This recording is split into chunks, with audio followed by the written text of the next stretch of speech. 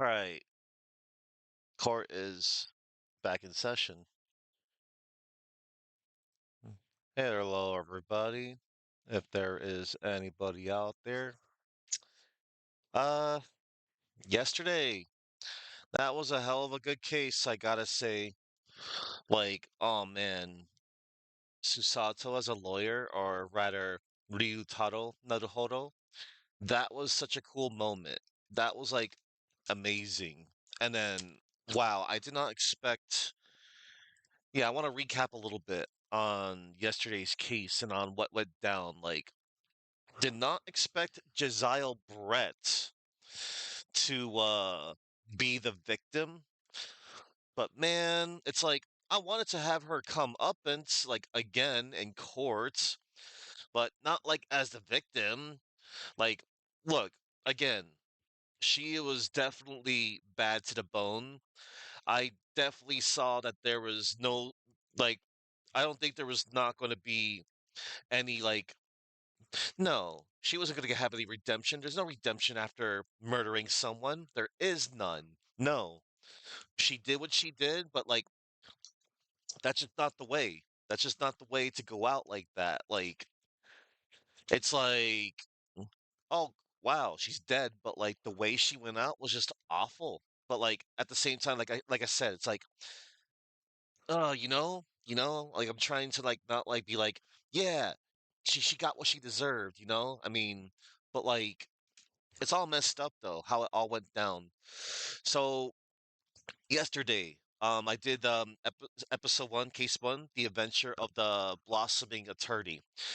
So it began with the trial of Josiah Brett 9 months prior. So despite being found guilty of killing visitor professor Dr. John Wilson, she was allowed to roam mostly free. with only some minor supervision to ensure she wouldn't attempt anything else. She was about to depart for Shanghai to be tried in a British court, where she would most likely not see any real jail time. See, nah, nah. I'm sorry, but if you killed someone, you murdered someone, nah, you're gonna either do one of two things: do the time, or well, you get the death penalty. But uh, I won't indulge into that. Before that, she asked if she would be allowed to visit a beach, which the government allowed with the condition that a detective accompany her.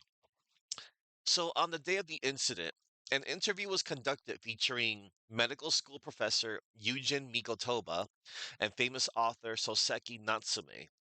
Also present was Shoyu News reporter Raiten Memo, who took a photograph of the event. During this interview, Josiah Brett put Eugen Mikotoba on the spot by mentioning a new secret poison that they were working on, which he was forced to mention as being highly deadly. Raiten Menimeno, infuriated that Miss Brett was still allowed to roam free and even be allowed to relax at the beach, saw an opportunity after its mentioning. Emptying his favorite fountain pen, he drew some of the poison into it. Not long after, Ray Membami, assistant to Eugen, realized that the poison was missing. She immediately suspected that Josiah Brett had taken it, and so took Eugen Mikotoba's place on the trip to the beach. Along with them was Soseki Natsume, Chief Inspector Satoru Hosonaga, and unknown to all, Raiten Memo. As they arrived, Raiten Memo went to go poison Josiah Brett, slipping it into her glass while she wasn't looking, under the guise of an interview. He left soon after, and Ray Membami entered not long after, accusing her of stealing the poison. During this yelling match, Raiten learned exactly what the poison would do to Miss Brett and realized that it would essentially make his guilt a near guarantee. Taking matters into his own hands, he plunged a knife through the back of the tent, which both women were in, stabbing Miss Brett in the back. Miss Brett stood and immediately collapsed, reached to clutch the pen of Raiten Memo, which he had dropped after using the poison. Ray screamed, but recognized that the poison was taking effect due to Miss Brett's symptoms, and pulled the knife out, believing it to be poisoned. She thought that the knife was laced with poison. Mr. Memo took a photograph of this scene and secretly sent it to the police later, not realizing his scratched camera lens would give him away. Mr. Hosonaga and Mr. Natsume came upon the scene and immediately believed that Ray to be guilty of the crime. As Mr. Hosonaga um, went to get help, Mr. Natsume asked who is the culprit, and Josiah used her last strength, pointed to a small open section of the reed, as Ray has been arrested. To complete the picture, Wright and Memo worked on his Shoyu newspaper with a picture of Eugen and Natsume with a scratch as well. And on the back of the story, about the stolen poison, which was later given to Natsume. And this explains why none of the other newspapers had that story. So we got Ray Membami off the hook. Hosonaga and Soseki realized that Susato was acting as a lawyer and was stunned by the revelation. But Memo wasn't done yet. He was about to reveal some new information about Kazuma when the judge, oh man, he came out of nowhere and then he just did his judge takedown and he ordered the guard to take him away. Of course, Eugen also revealed that he told the judge about Susato before everyone left. Lastly, Soseki brings up the case that followed the last one he'd been in, reminding Susato of something important. And then back outside of the tree, Susato wrote a letter to Naruhodo to read back in London, England. And we're going to go back to England now. Huh? What's this?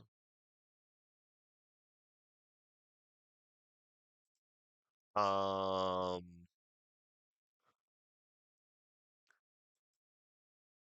Okay. I just got a weird whisper. I'm not going to answer that. Okay then. Gonna start up the game now.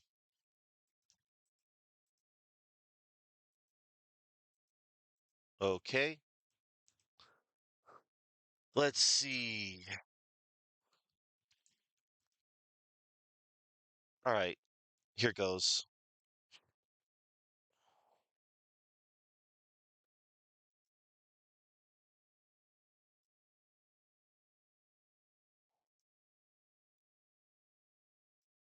All right.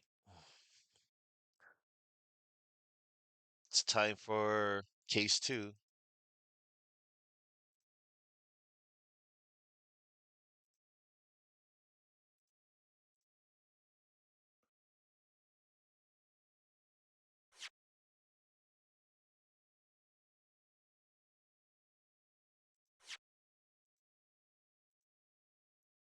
Oh, good. It saved my resolution.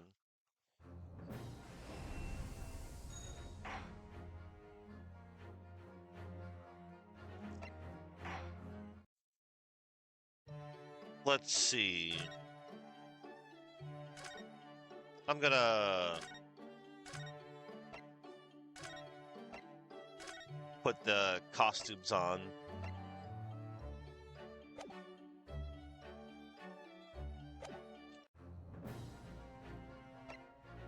Select adventure. No, load game. All right. Memoirs. The Memoirs of the Clouded Kokoro. Clouded Kokoro. That was case four from the last game, the previous game. Great Ace Attorney Adventures.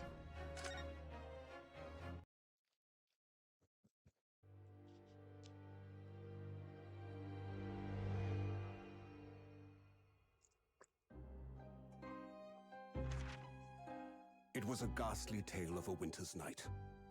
One of an invisible killer and a crime perpetrated on the pavement along Briar Road.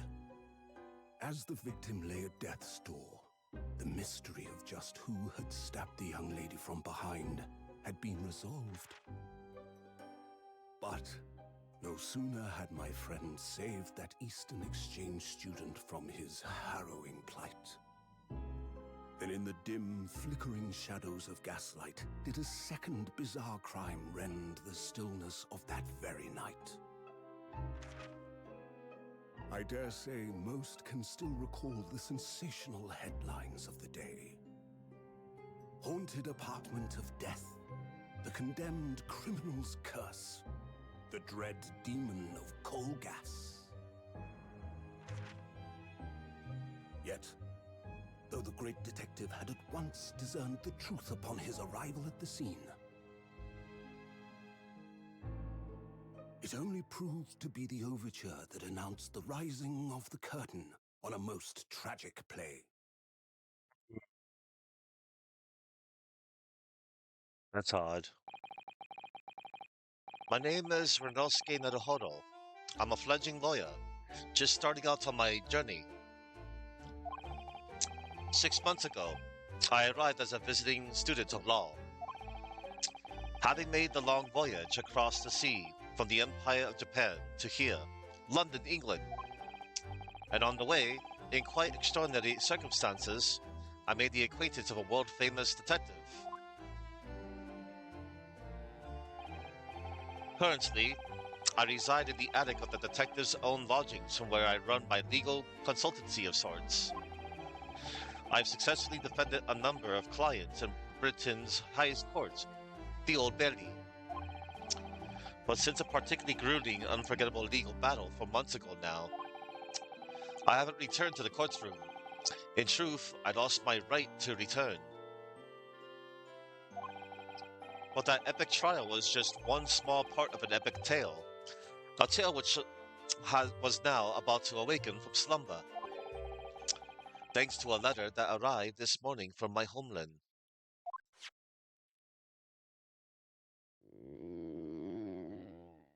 Oof. Mmm, what a delicious smell wafting up the stairs. It must be nearly time for breakfast. I better go down to Mr. Sholmes' suite and say good morning to the great detective and his flatmate. Okay.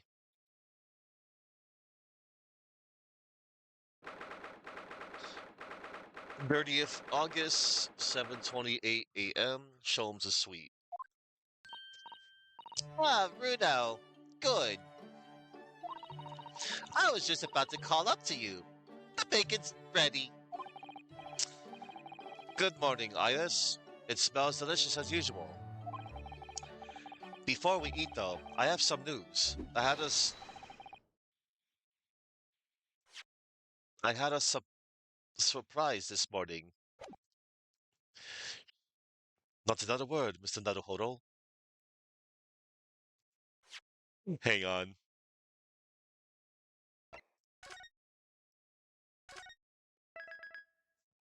I gotta see this real quick.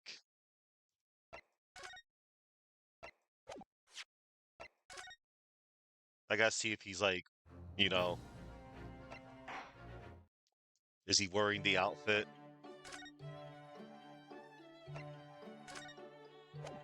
Like his old one?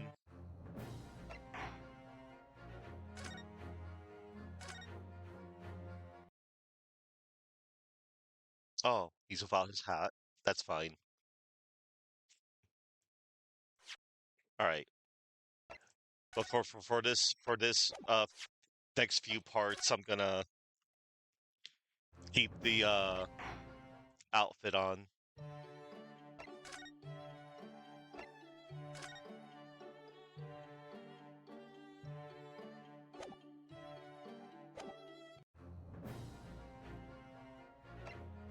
All right.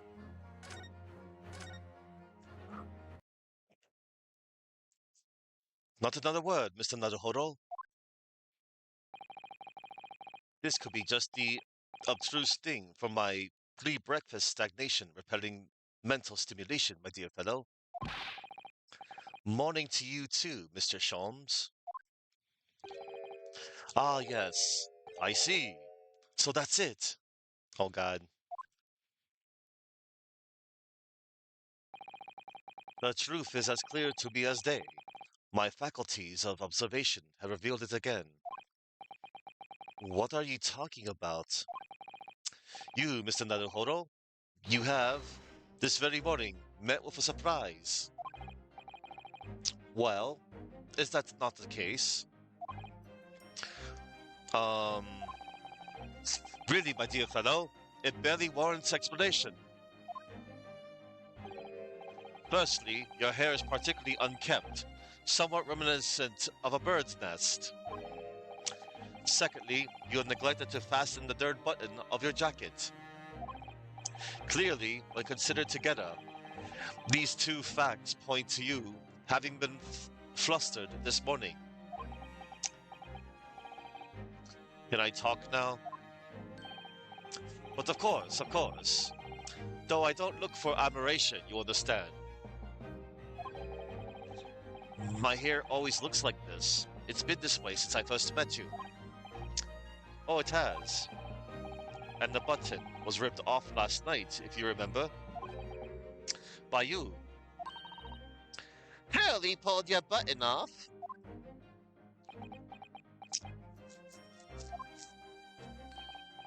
Ah, yes, I recall the incident now. It was after supper, was it not? As the evening advanced, I picked up my violin. I began to play the wailing notes of a haunting tune. But then, to my utter dismay, the third string snapped. Why did it have to happen? Why? Little wonder, then, that in my vexation, I grabbed the first button I saw and ripped it from its proper place. Well, I'd like it back now, please. It's troubling me that I can't fasten my jacket. And it's troubling me that you expect me to know where it is.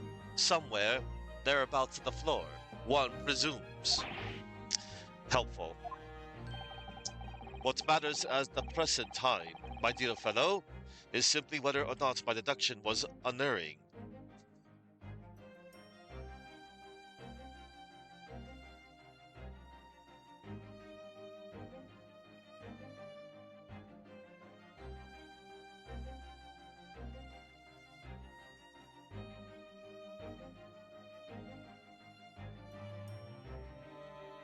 Something that is always accurate, precise, and entirely free from error. That's what unerring means. Unerring. Okay. Unerring. But Hurley, Bruno said Bruno said it when he came in, didn't he? I had a surprise this morning. Ah, ha, ha, ha, ha, ha. Well, that really is a surprise. Yes, this man is the pride of the Empire, the famous consulting detective, Mr. Herlock Sholmes. There can't be a single person in the world who doesn't know his name. All right then, enough of this silly conversation. Come and eat this bacon before it gets cold.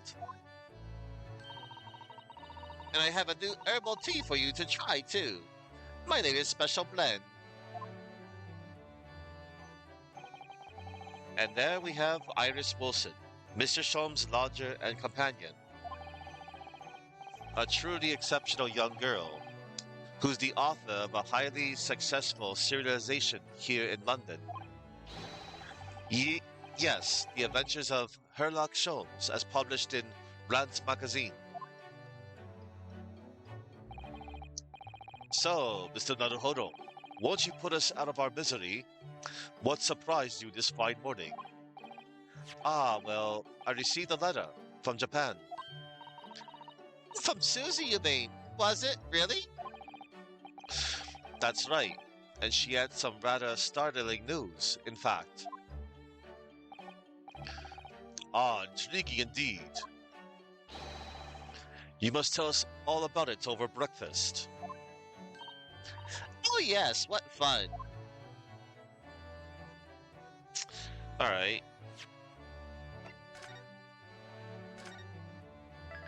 Well, before I do any of that, let's see.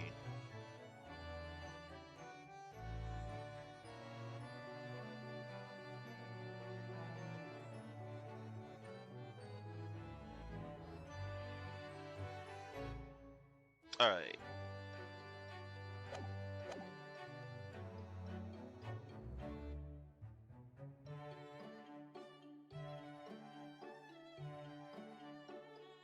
Let's go over to the blackboard.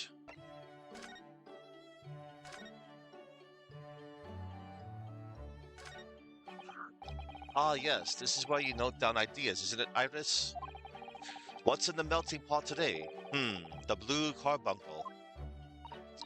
Yes, it's from a case of death that Hurley solved ages ago. The death of a precious stone. A carbuncle is another name for a garnet, you see, especially if it's cut with a rounded top. Oh, really? And this garnet was blue, was it? Well, that's the thing. They're usually red. No blue garnets have ever been discovered. Oh. So who knows what the stolen gemstone actually was? That's the real mystery of the case. A proper Herlock Sholmes conundrum, huh? All right.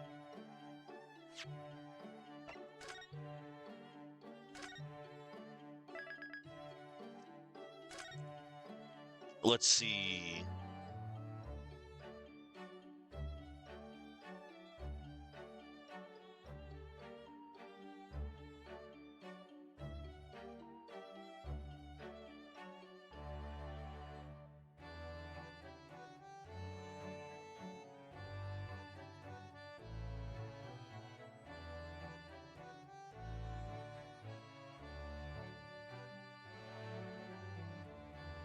Hang on, everybody.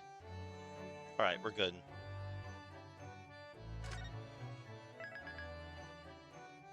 Right. Now let me go. Move real quick. Tell me everything, Bruno. Don't worry, there's plenty to eat for breakfast. The home and office of the world-famous great detective and his young companion, Iris. It seems people from all over the globe come to engage his consulting detective services. Naruhodo's legal consultancy. It's so quiet up in this attic without Susie around, isn't it? My lodging's an office located in the attic above the suite of rooms rented by Mr. Sholmes. I call it a consultancy, but clients aren't exactly beating down the door.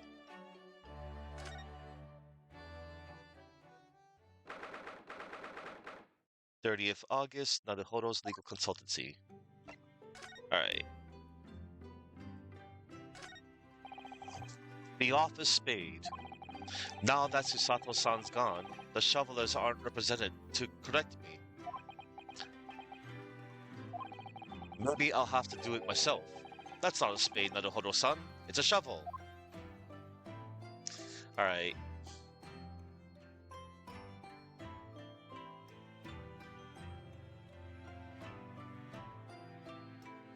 Alright.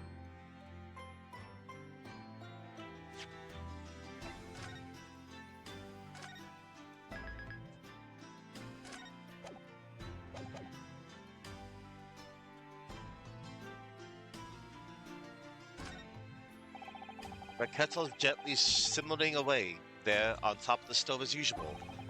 It was kind of Susato-san to send that Japanese tea. Iris really likes it.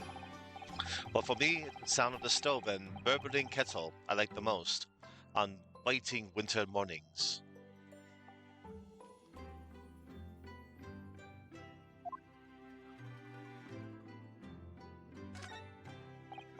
Now, at first glance, my desk here might look as though it's in a mess. However, it's not in a mess at all. Everything is exactly where I want it to be. But whenever Susato-san looked at it, she'd put her hands on her hips and say, "Oh dear." Her way of saying that I should make it a more orderly and neat mess. I missed that. Ah yes, the Daruma doll I brought with me from Japan. I always intended to color in the other eye once I become a fully fledged lawyer. But it's still winking at me, like it's trying to say, I can wait, take as long as you need. Or maybe not. I'll just have to keep on doing the best I can, I suppose.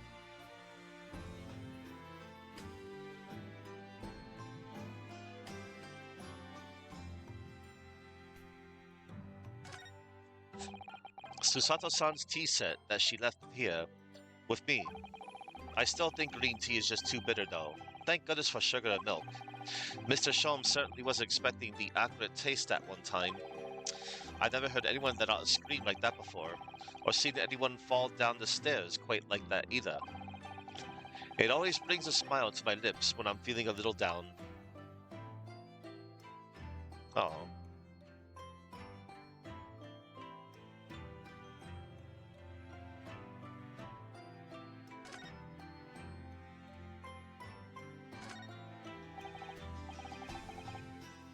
It's Susato-san's desk.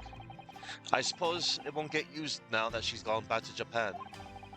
It'll just have to wait here patiently for its old friend to return. Nothing particular, though.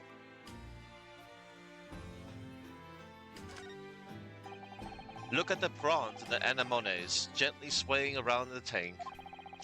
Regular cleaning, some food, and fresh seawater is all they need. And some conversation, of course. It seemed like a lot of effort at first, but it was worth it. I'm starting to be able to tell what they're thinking. Funny to think that so many people in London had aquariums like this once, when they were in vogue. You'd never expect to find sea anemones in the middle of the capital. I think I'll have to name them soon. I never did see what Susato-san's room looks like. I could go in now, of course, but I don't dare. They say a young maiden's private chamber is a place of bittersweet secrets. Although, from the laughter I used to hear when Iris would visit, I imagine it's mainly sweet. Alright, I have inspected everything for flavor text. Oh, not yet. The photograph of us all together that day. Oh, the ending screenshot. I love it. Oh, there's Kitty. I love the kitty.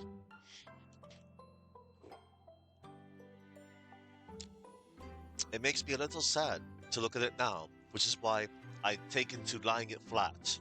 Oh, but Mr. Sholmes writes it every single time, and I've grown accustomed to it.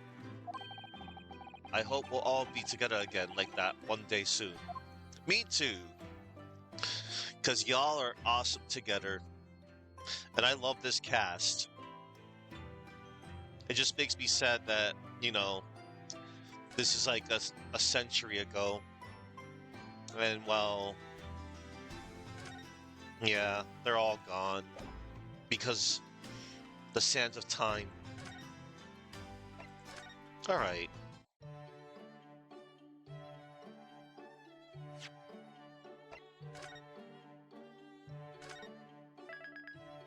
right.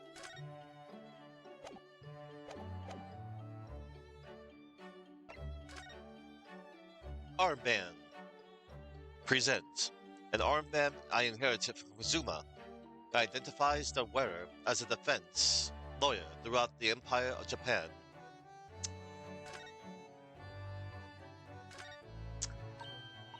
Oh, so you have scale balances in Japan too, do you? Well, yes, but nothing like the Old Bailey's huge example. The thing about those scales is they're only ever in balance right at the start of a trial, aren't they? Otherwise, they always seem to be hanging one way or another. I noticed that exact same thing.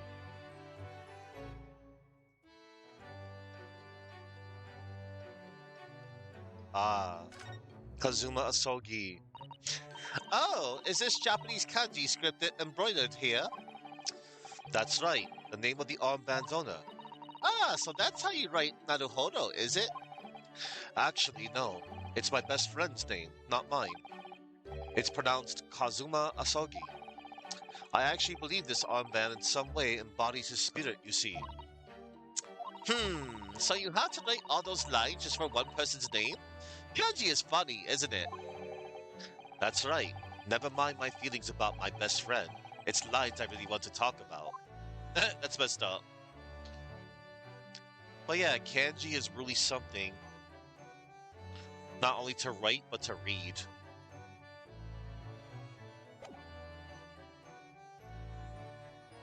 Alright, let's see. Right.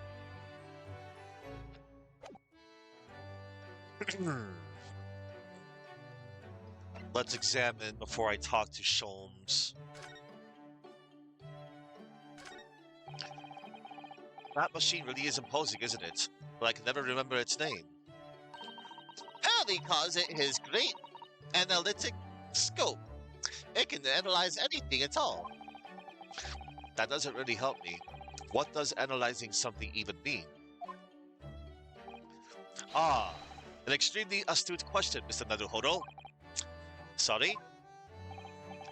Well, as Iris said, my machine here spits out analysis results of anything with which you care to present it. But how to interpret it, those results, that's the key. And I confess I have no idea.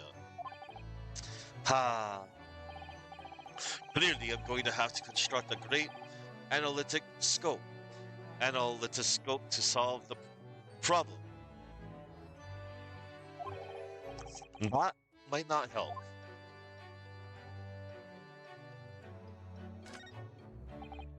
Ah, yes, Mr. Sholmes' faithful musical companion. Wasn't this violin made by somebody famous? Yes, it's a Stradivarius. No, I'm afraid you'd have to save up for 100 years before you could afford one, Bruno. But didn't you buy it for a song, Mr. Sholmes? I found it at a pawnbrokery among the forfeited articles. It clearly said Stradivarius on the label. What? The ignorant broker had no idea of its true value, you see, so I paid a mere 55 shillings for it. Yes, I have something of turn, a turn for shopping. Herlock Sholmes, bargain hunter.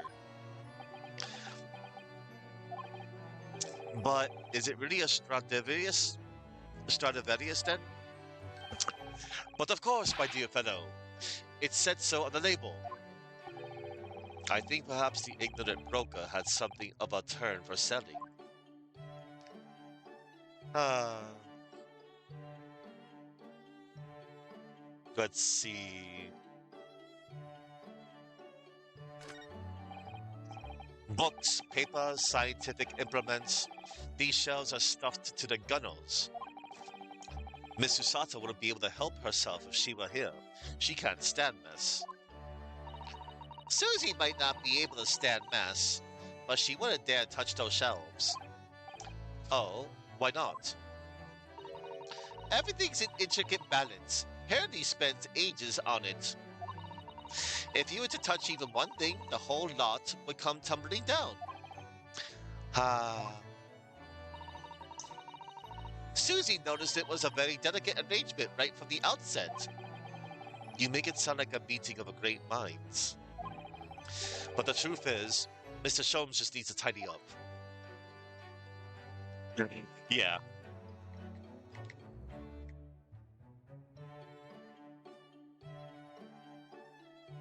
Upper edge of a boat or ship's side. Oh, that's what a gunnel is. The term can also refer to a family of small, elongated eel-like marine fish found in shallow coastal waters. Interesting.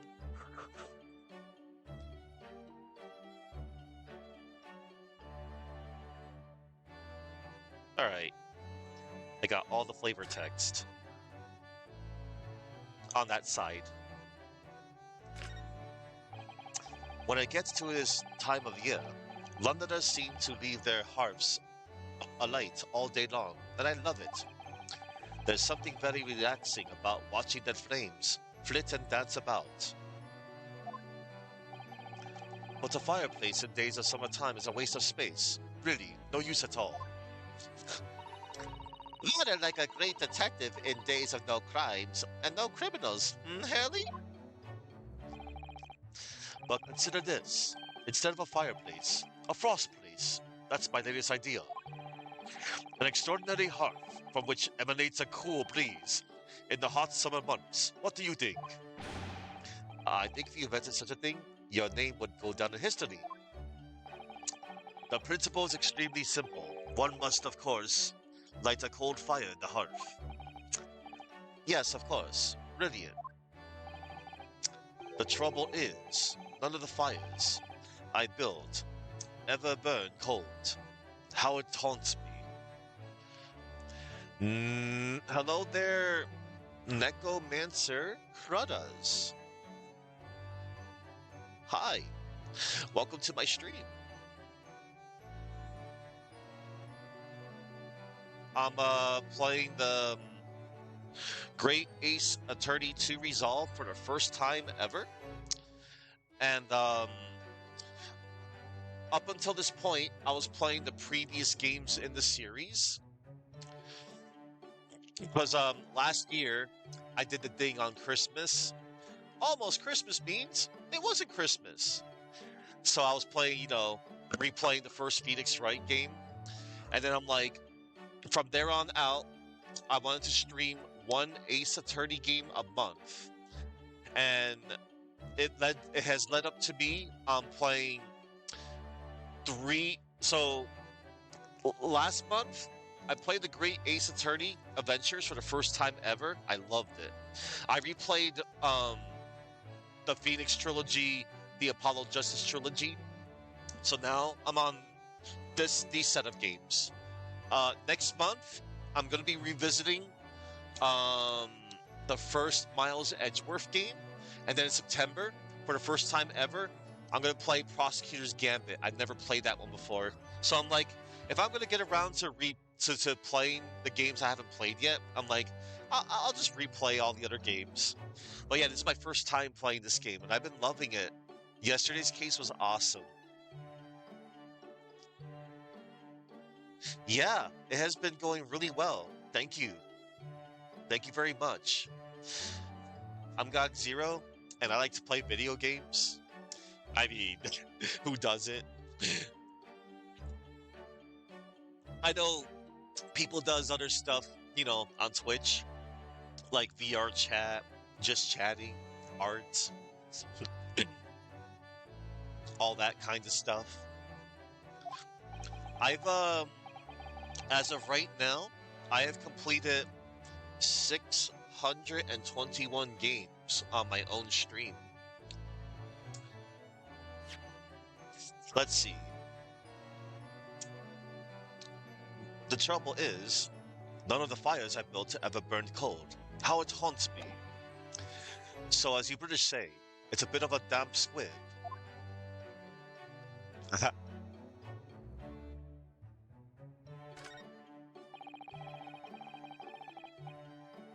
Yeah, and I've been having fun ever since. I've only been streaming for like 2 years, and I do it for fun.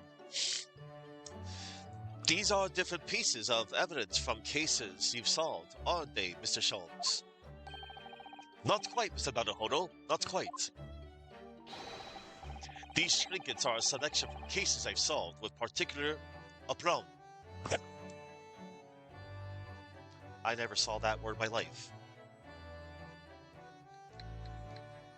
Aplomb.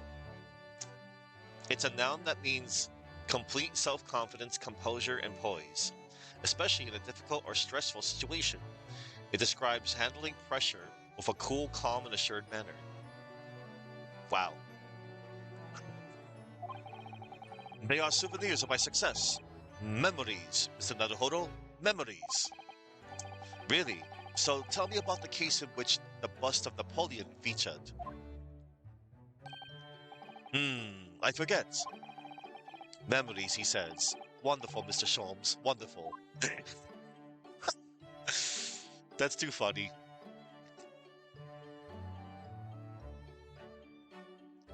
Have confidence. Hirone.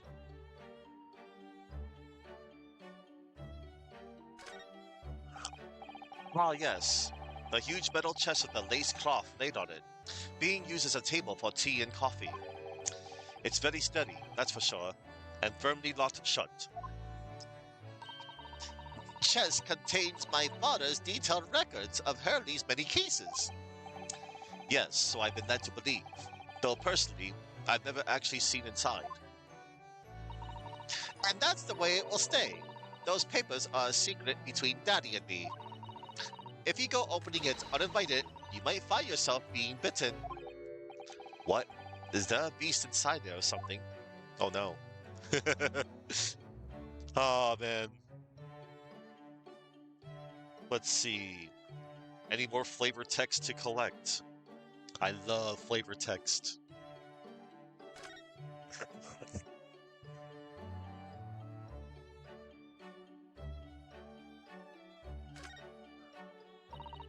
I can type with my eyes shut, you know. I can believe it. When a deadline's approaching, you sound like a Gatling gun. This reminds me of a dream I had the other day. It was such a funny one. It woke me, actually. I was typing for a whole hour in the pitch black, but I didn't make a single mistake. That's incredible. But then, when it got late, I found that there wasn't any paper in the machine. Oh. Now I wonder if I'd actually been typing at all. I think you might just have fallen asleep on the job. That's sad.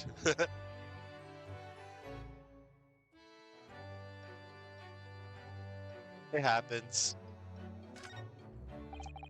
There are so many different bottles up there on that charming little set of white shelves. Oh, do be careful, Bruno. You mustn't try the contents of any of those bottles, even if you're hungry. I wouldn't do something stupid like that. I'm not a child, you know.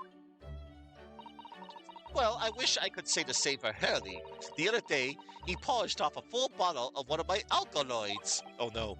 He what? He said he was hungry. I'll be extra careful. Oh my god, Herlock is... He's a cool one. He's such a character. I look forward to finding out what aroma your tea will have, Iris, every single day. Ah, well, I infuse a different concoction of herbs from the garden every time, so it's never the same twice. When you call it a concoction, it sounds more like a science experiment than something for tea time or someone's drink. Well, yes, that's because different blends can have very different properties. Some calm you down, some make you feel jolly, some give you energy. Today's particular blend is something quite special, so you're really in for a treat. That sounds ominous. Uh-oh. All right. Okay. All the flavor text has been collected, I believe. Now we can finally proceed with the game.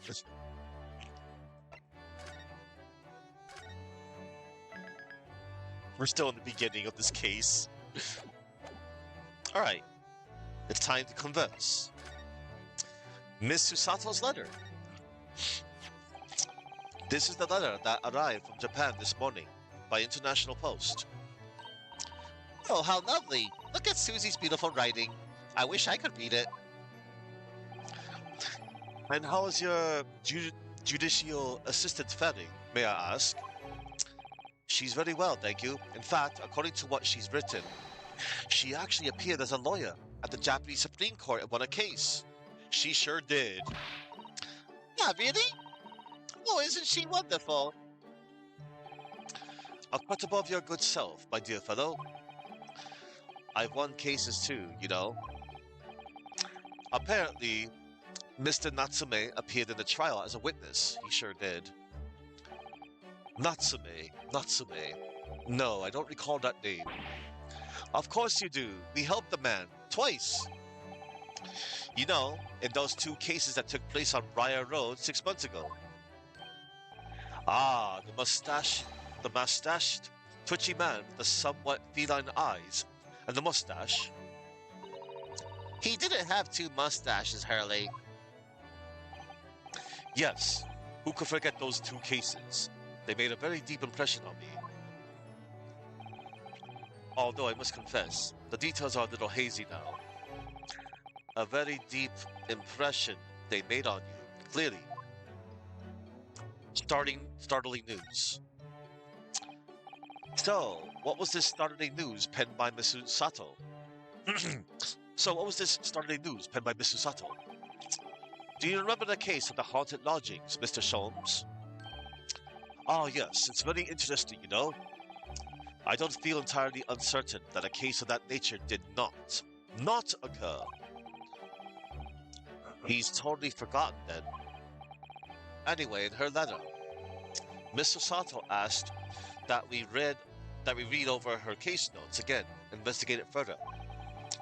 Though it took place half a year ago, for what purpose? Because of something that Mr. Natsume said to her, apparently.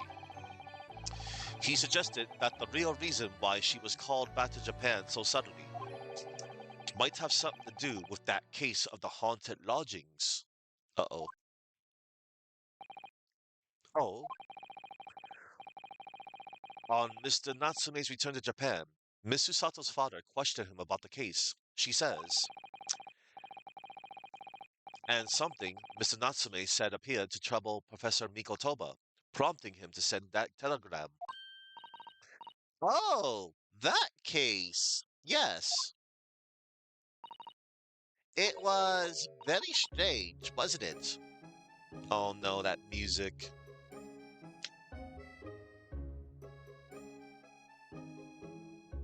First time I ever heard this track was from, well, McGilded. The less said about that band, the better. Yes.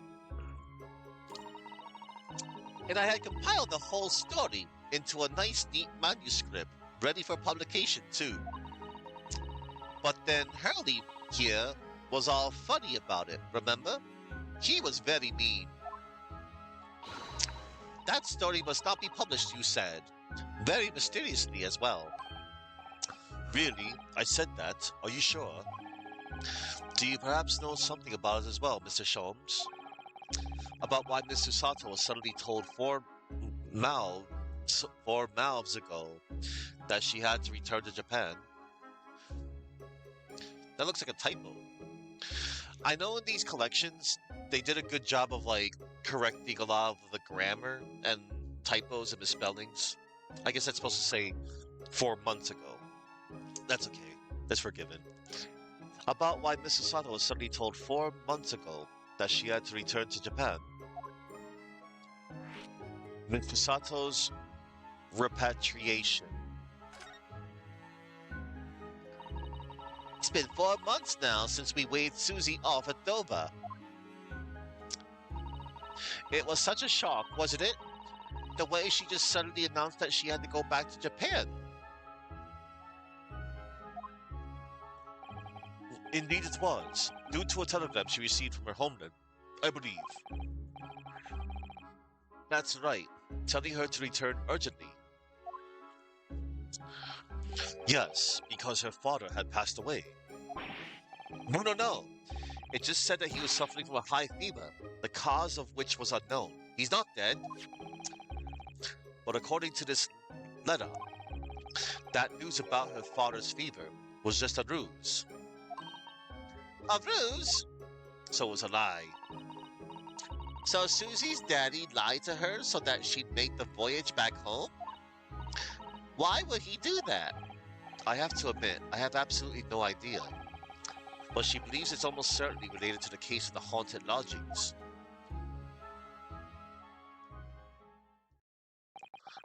Summoning her back to Japan so suddenly like that, I wonder what Mr. Sato's father is hiding. Hmm. Hurley, do you know what it's all about?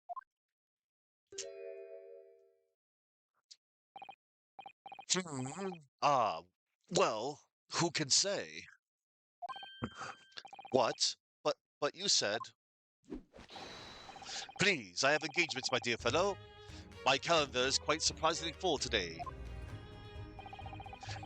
And a stringent analysis of the matter would be excessive, I feel, even if I were quite at leisure.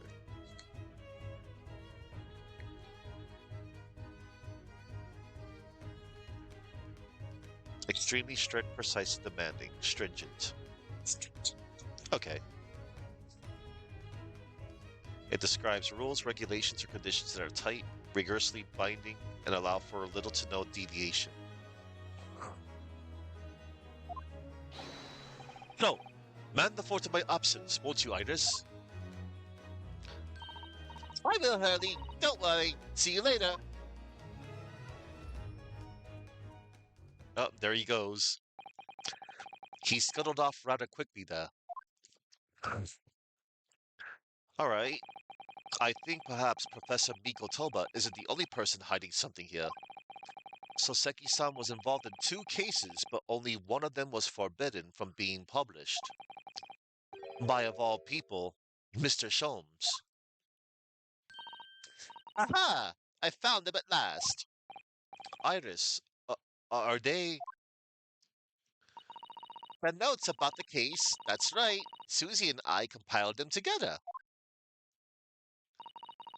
The case of the haunted lodgings. Do you want to read them, Bruno? Absolutely.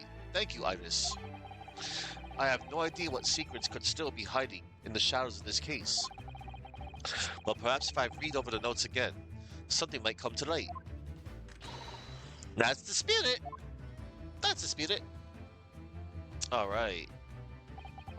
And so, Iris and I decided to read over the case notes again together. Everything from what's happened to our investigation and that fierce battle in court that followed. Reliving every detail. I just need to find a clue, and I have all the time in the world. Because, of course, I'm no longer allowed to practice law in the courts of Great Britain. Oh. Oh, snap.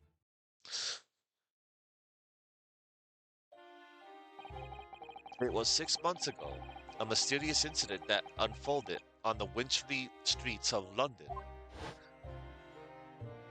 Oh, yeah. A young woman was found lying on the snowy pavement of Briar Road with a knife in her back. In the most ridiculous fashion, too, by the way. Fortunately, her life was spared, but she was unconscious for several days following the incident. The fog was thick, and nobody saw her attacker, but by a cruel twist of fate, a visiting Japanese student was walking behind her at the time and was duly arrested. Yeah, that man was Soseki-san, and the man who effected his arrest was Mr. Sholmes. Hello there, Knuckles. Thank you for the hug. Hope you've been doing well.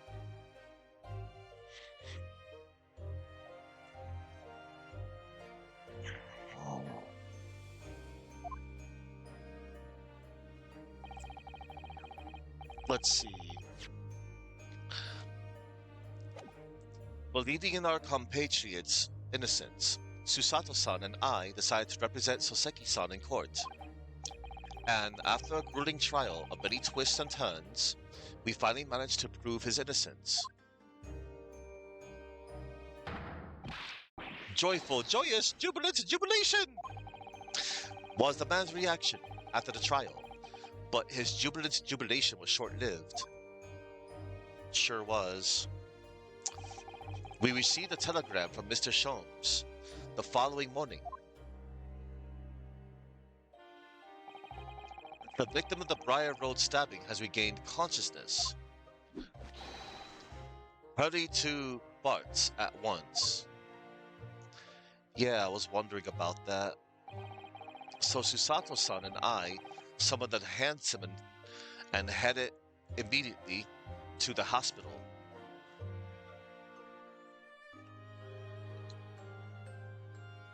Hold on.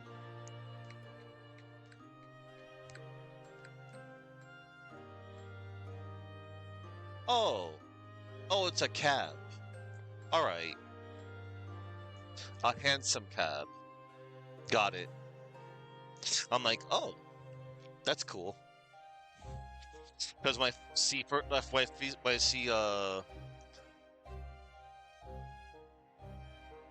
oh yeah, that's right. Hold on.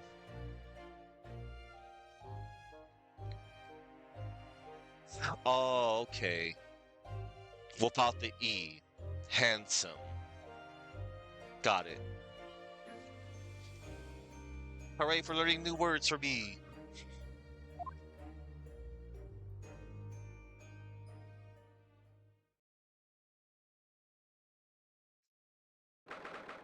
February 21st, 5:30 a.m. St. Bartholomew's Hospital. Recovery ward. Oh, look, it's a little rat over there to the right. That's cute. There you are, at last. Good morning, Mr. Sholmes. I think not. Oh, you're late. What on earth took you so long? Your telegram only arrived at 5 o'clock, Mr. Sholmes, and it's a 20-minute ride to the hospital. That's right, and it's 5:30 now. I think we made very good time. The time is utterly irrelevant. The fact is, I have been waiting for what has felt like an eternity. Ah.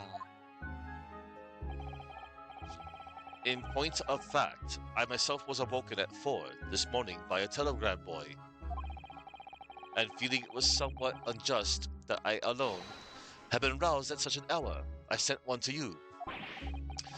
Well, thanks for that.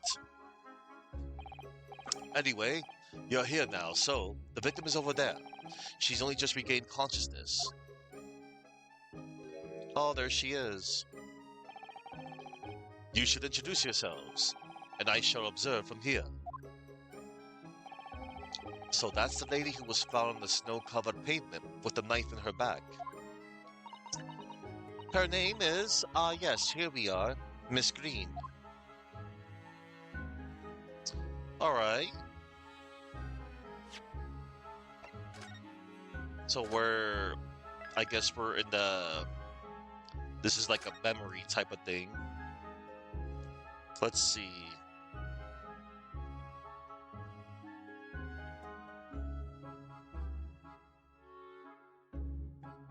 All right.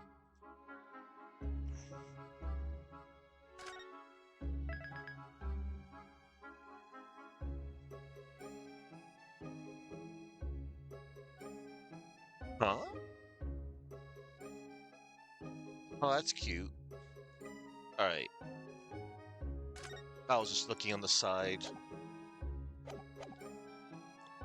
Let's see. Examine, move. Are you sure we've passed everything we need to, Mr. Naruhodo? The hospital bed in Barnes that's accompanied by Miss Olive Green, who sustained a serious injury during the incident on Briar Road. Hmm. Our new office. I wonder what exciting adventures await us.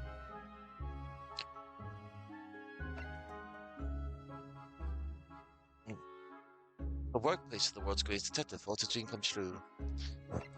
Okay. Before we talk to you, I want to examine everything. Eek! A mouse, Mr. Naruhodo. An enormous mouse. Vermin in a hospital. That doesn't seem the best. But it looks like a very healthy specimen, doesn't it? It's very plump.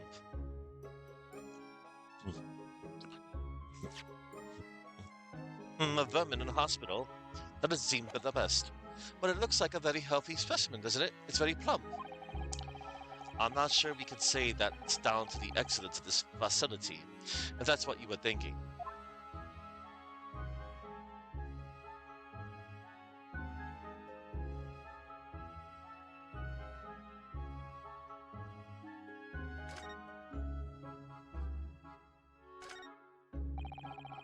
There are all sorts of medicines in this cabinet.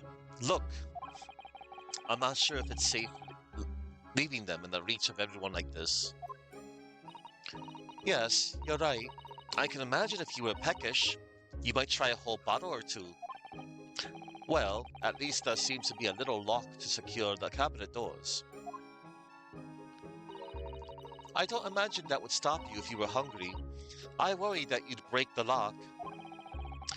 Hunger doesn't turn me into a criminal, you know, Mr. Sato. Ah, this looks like the treatment notes for whoever's occupying this bed. Let's see. Do not permit to run around the hospital. The patient doesn't seem to be here at the moment, so he or she is probably running around the hospital then. Oh dear, how worrying. What's worrying is why they haven't discharged the patient yet. Good question.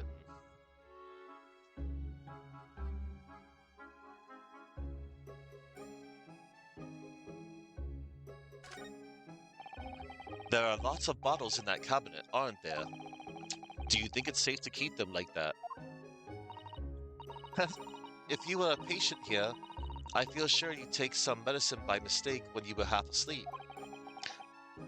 That is a worry, but at least the cabinet has a lock, even if it's only a flimsy-looking one. Oh, I have no doubt you'd managed to unlock that somehow, while you were half asleep as well. There are limits even to what I can do when I'm half asleep, you know, Mr. Sato.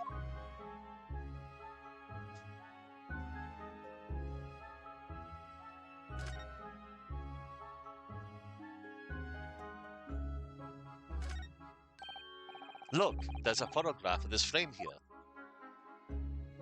Huh? Oh yes, it's a picture of a young gentleman. He looks to be about the same age as Miss Green, I would say. Perhaps the young woman's special someone, do you think? My, Mr. Naruhodo, I didn't know you had a sense for matters of the heart. Not in the least, I sincerely said the first thing I thought of.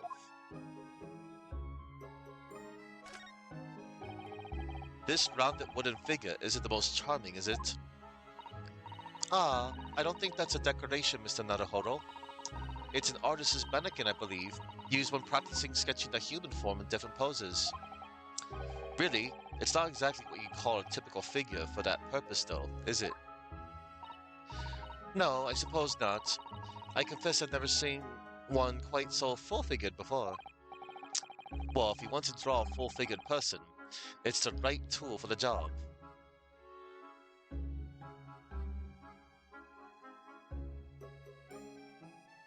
Alright. Ah, this looks like the patient's treatment notes. Let's see. Do not feed. What is this place? A zoo? You know, I seem to remember seeing an almost identical sign in our local park. For the pigeons, yes, this is a person. Poor woman, I hope she hasn't read this. Oh, that must be a bag of Miss Green's personal belongings. She would have been brought directly here after she was found stabbed on the pavement, though. I expect a friend or family member probably brought some things for her. Alright then, let's see what's inside. A change of clothes, no doubt, and... No, Mr. Naruhodo, you must never scrutinize a young maiden's personal belongings. But the young maiden might have chocolates or biscuits or caramel. Caramel. Alright, I guess we could finally talk to her. Good morning.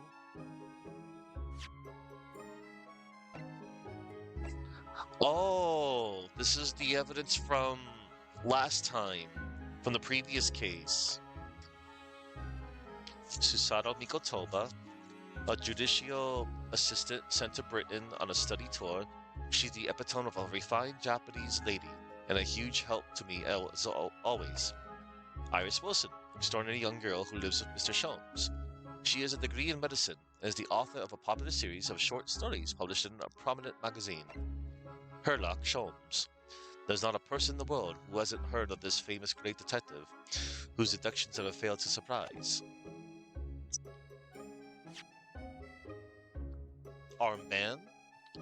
An armband I inherited from Kazuma identifies the wearer as a defense lawyer throughout the Empire of Japan. Second-hand book receipt. A receipt for some books that Mr. Natsume purchased at a second-hand bookshop. It was submitted as evidence in the trial the other day. Yep, I remember this. Mr. Natsume, your books, the picture of Monsieur Lecoq, a meal for Gaboryu, Canterbury Yearnings. Nearby street map. Yes, I remember this from the last game. Mr. Natsume's lodgings, the Briar Road, Bourbon Books, Mearsham Street, your books, Calabash Road.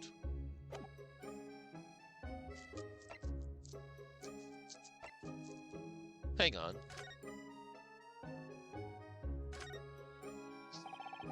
I'm right in thinking that these scales are a symbol of the defense in law, aren't they?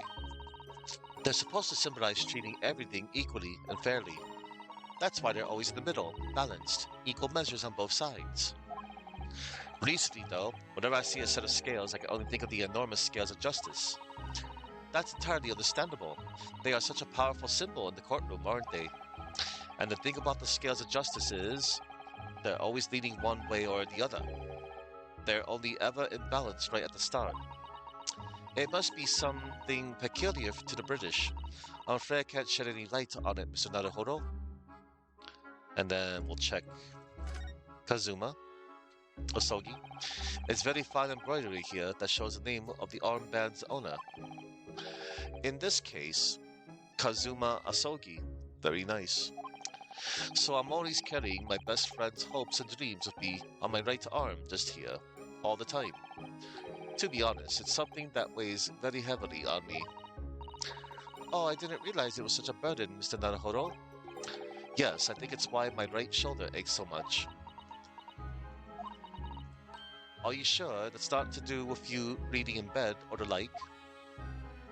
Okay. Hold on, everybody.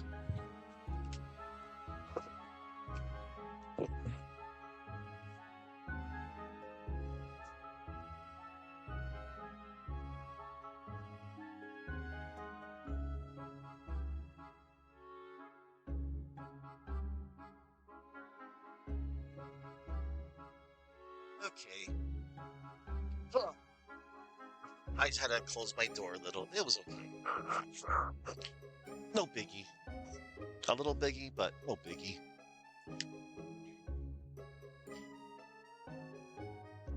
Da, da, da, da, da, da.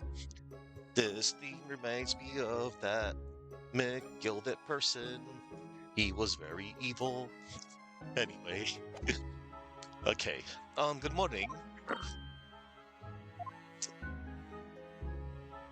Oh no.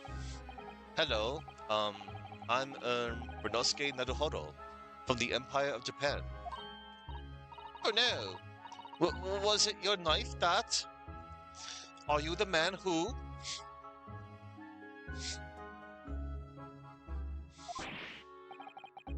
Thank you for the pet, Chuck. Hello, Chuckman. Enjoy the work and learn. So right now, I'm in the past. Yeah, like right now, um, Renosuke is looking through a book with Iris about the case from the previous game. This was the poor lady that got stabbed in the back with a knife after that whole scuffle with the couple tossed the knife through the window and the knife landed on this poor lady's back.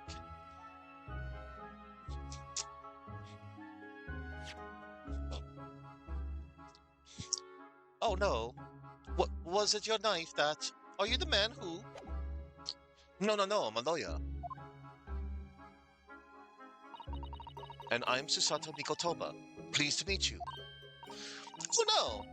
What was it your knife then? Are you the one? Oh no, she's still in shock.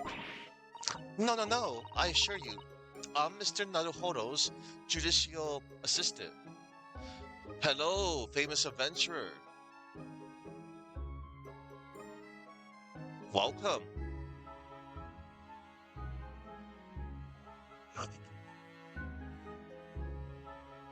Yes, object away. Surely there is a reason to object, but sometimes there is no reason because shouting out objection is just fun and pointing your finger.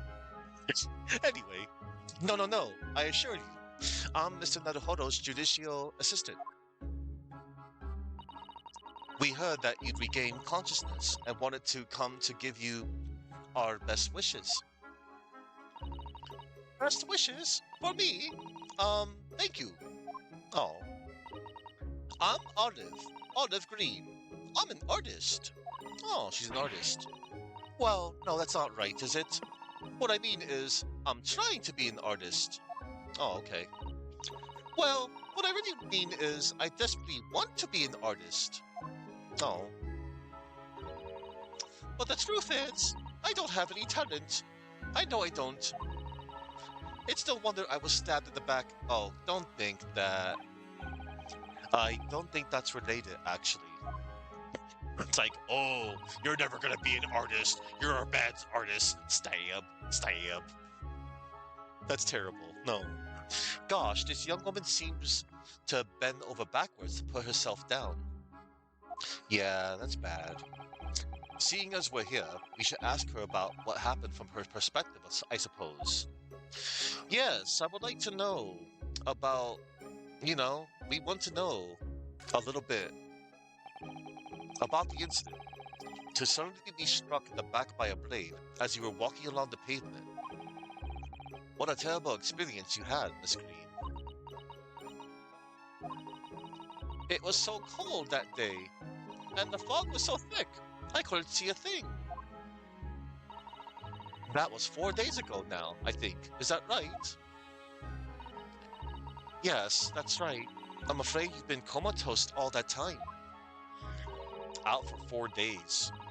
But the case has been solved, hasn't it? While I've been here in the hospital, I mean. Indeed it has, my dear madam. Spectacularly, by none other than I, Herlock Sholmes. Where did you come from? Mr. Sholmes. As you well know, it was Mr. Naruhodo's hard work in court that solved the case. I mean, yeah. Are you yet to hear what happened, Miss Green?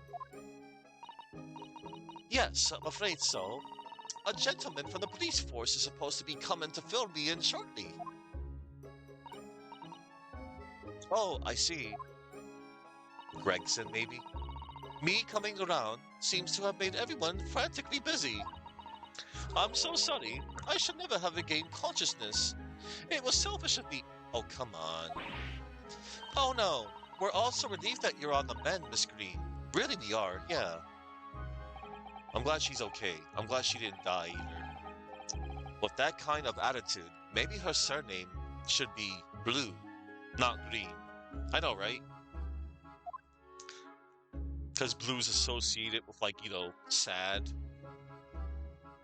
And I guess green with envy, but I think it could also represent something else too. But it's just a name. Just green. Like, hey, um, green for colors, and you want to be an artist about yourself. And then I'm reminded of Mr. Green from Clue, but that's a different story. He may or may not be innocent, like all the other characters in that board game and movie. It's so cool how, for the record, I think it's cool how there's so many different variations of the ending for Clue. That's really awesome. So, you're an artist, are you, Miss Green? Oh, no. Oh, I couldn't possibly claim that. I'm a fledgling artist at best. I mean, I'm a student of art, really, at the Dorndike Academy of Fine Arts. Oh my, an Academy of Fine Arts. Great Britain is such a wonderful country. Tell me, Miss Green, do you live hereabouts? Oh no, actually. I don't deserve it, but I have a little flat on Brixton Road. I see. How very interesting. Oh no, is it? Brixton is some 10 stops away on the underground from here. And Dorndike Academy is a mere 3-minute walk from Brixton Town Centre. Oh, we got her profile. She's only 20 years old. An art school student whose ambition is to become an artist. She's just regained consciousness, having been comatose for days, after suffering a stab wound to the back. Does that matter, Mr. Sholmes? Perhaps not, but Briar Road is a far less salubrious part of town by comparison, dwelt in by those inferior means.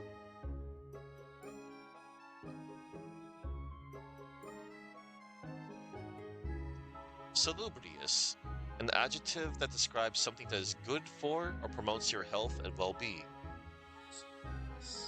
It typically refers to something that is wholesome, health-giving, or beneficial, such as a crisp mountain breeze or a balanced diet.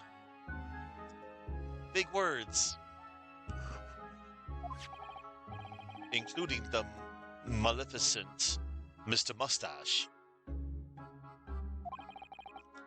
Inferior means, I suppose Saseki-san does fit the bill. It struck me as somewhat out of the ordinary for a young fine arts student to be walking in such a district. That's all.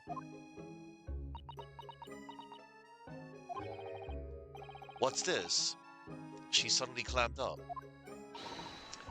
Mr. Sholmes, you should be ashamed of yourself, prying into a young maiden's private affairs. Ah, ha, ha, ha, ha, ha. Oh dear me. Do forgive me. If you don't mind. I'm being discharged shortly, so I need to pack up my things. Oh, yes, of course. We won't keep you. Thank you so much, Miss Green. Oh. Is there a Mr. Narofada here? Mr. Narofadia? Naruhodo? Narofada now. Well, if you're looking for Naruhodo, the lawyer, that's me, but... Ah, Mr. Narofada, good. This is for you. It's a message from a Mr. Saucy Nutmeg. Mr. Natsume sent a message to me, but why would a policeman be delivering a message from Mr. Natsume? Exactly. What's going on? What's a Scotland Yard constable doing playing delivery boy at this time in the morning? What are you waiting for? Let me see that. Oh, well, this is most unexpected. Is something wrong, Mr. Sholmes? Is something wrong, Mr. Sholmes? He says. Have you not seen this note? No, how could I have? It would seem that London's criminals have no intention of letting the great detective rest. A new case calls. A case of murder, no less. We must depart at once. Murder? Holocab. Time is of the essence. But the trouble is, we've yet to read Mr. Natsume's note. I was thinking we ought to pay him a visit in his lodgings once we did. That would be entirely convenient. Convenient? What do you mean? It's all here, the note, my dear fellows. The murder we must investigate took place at Mr. Mustache's lodgings. Wait, what? I'll hail of... What is that word? Fiacre?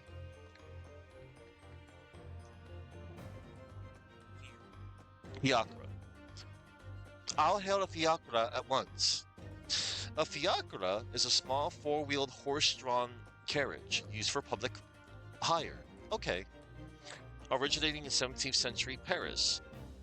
The name comes from the Hotel de Saint Fiacre, the location where these vehicles were first made available for rent. That's awesome. Cool, so it's a carriage. I'll hail a fiacre at once. Wow. Hooray for learning more words. It was only yesterday that Soseki-san was in court, and we were dispelling doubts about his innocence.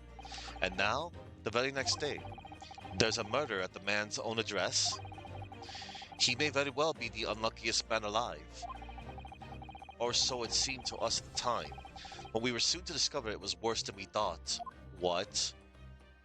Worse? Oh no. 21st February, 7:18 a.m., Mr. Natsume's lodgings. Ground floor. Wait a minute! I remember him! That weird-looking NPC that we never got to talk to. What on earth? Oh my, the gentleman is deceased. Without question, he's dead. Locum student, Mr. Naruhodo Esquire! Mr. Natsume. Oh, why? Why is this happening? Why to me? I've only just got out of court yesterday. I was finally home after 2 days of misery. And then I wake up to the next day to this. No early bird should catch a worm like this. Woeful worm without wiggle. I see you're in high spirits again this morning, Mr. Mustache. Ah! Not the horrible hairlock Sholmes. Airlock Sholmes. Shoo! Shove off! Show yourself the door. I never invited you.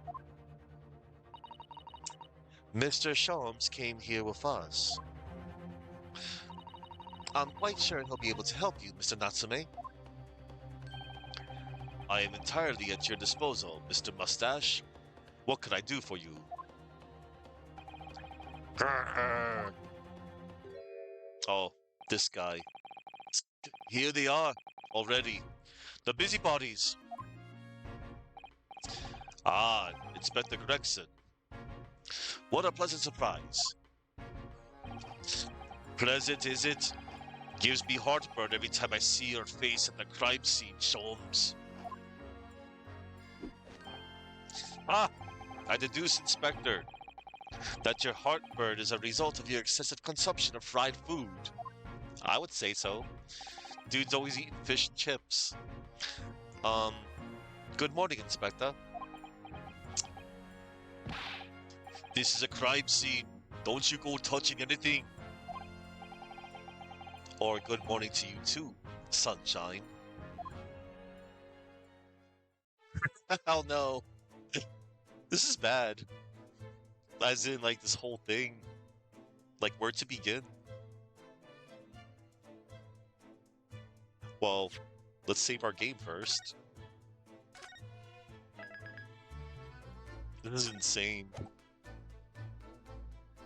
Let's see.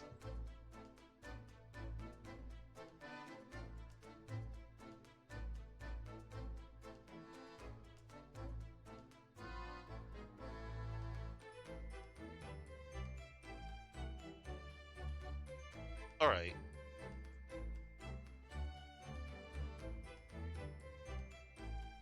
Let's see. All right. Let me save again. Okay, so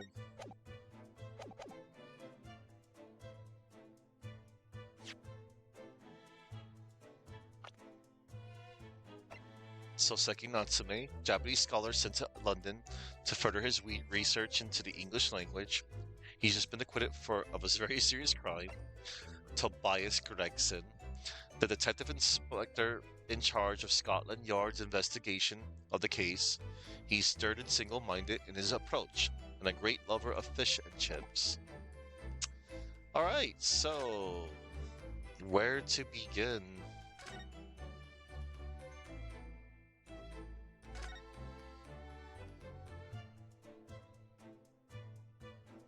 Oh, hold on. A new location has been added. Are you sure we've asked everything we need to, Mr. Naruhodo? The scene of the crime on the ground floor, just beneath Mr. Natsume's room, the brightly colored outfits and makeshift stage look very incongruous. Mr. Shamspeare's room. Oh no. The scene of the stabbing of Miss Olive Green. It's a fairly wide street that easily accommodates carriages, lined on both sides by tall brick townhouses. This is where poor Miss Green was struck down. What a relief that she's going to be alright. Okay. I guess we'll talk to you, maybe, or just check him. Yeah. Oi! I said hands off. You're gonna mess up my crime scene. Fair. Oh, no. I just wanted to look, that's all. No chance. I know you're kind. You'll mess it up just by looking at it. I mean, we're just looking at it. The only thing that we're doing is witnessing it. Ugh, someone's in a bad mood. There's certainly some bad air in here, isn't there? Ah ha ha ha ha ha. Alright, it sounds like I'd better talk to Inspector first. And try to curry some favor.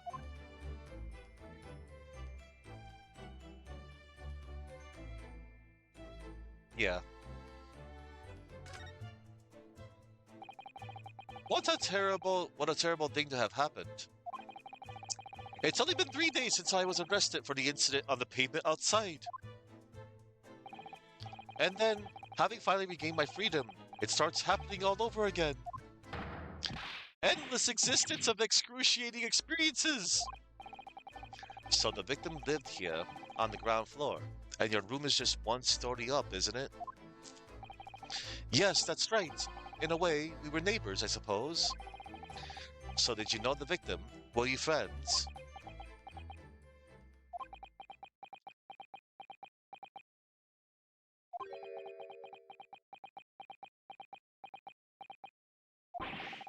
What's the matter with Soseki-san now? It was an innocent end of question, wasn't it? Why does he seem to be so shaken by it? Well, I suppose he wasn't a complete stranger. But did he ever invite me to his room? No, no, no, never! On my honor, I swear it. What an extreme reaction. I agree. You're probably wishing you'd never asked now, aren't you, Mr. Naruhodo? When we found him here, I felt wretched, which is why I sent word asking you to come. Through that inspector over there! Okay. We'll talk to Gregson in a moment. Or we'll do it now.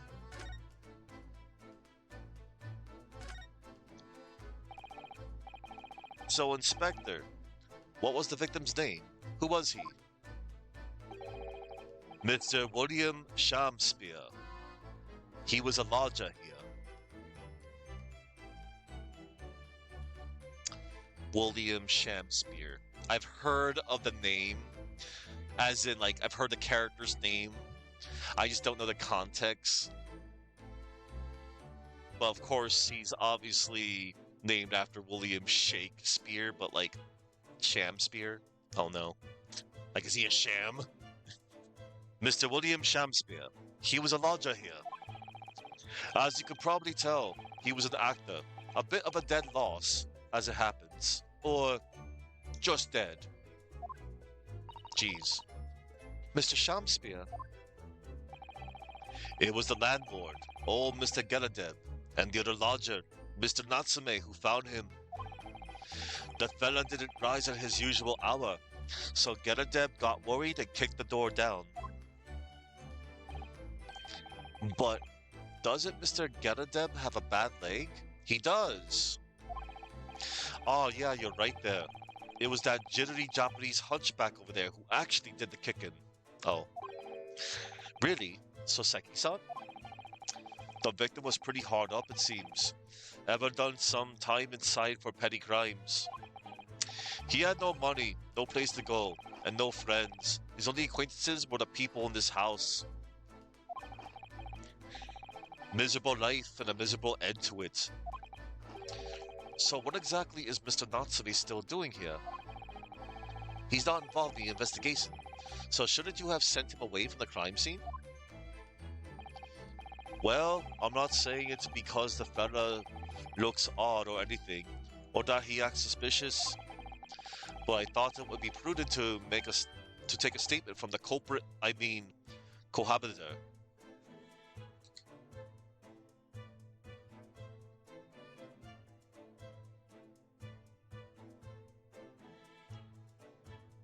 A cohabiter is a person who lives with an intimate partner in a shared residence without being legally married. This arrangement typically involves an emotional, sexual relationship, distinguishing cohabitors from casual roommates. Okay. You nearly said culprit there, didn't you? Yeah. Oh dear. Mr. Natsume appears to be under suspicion again. Oh no. It certainly seems that way. He does just come across as such an odd fellow, doesn't he? Poor man. How unfortunate. Anyway, I can't say much until the coroner gets here. But I don't think the fella's been a goner that long. The body's still warm. Even if the inspector will allow it, I don't think I could bring myself to touch a dead body. Me either. Oh, I see Sholmes.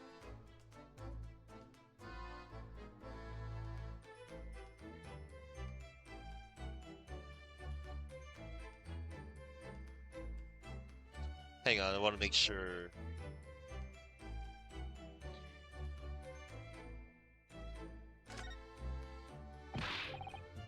Okay.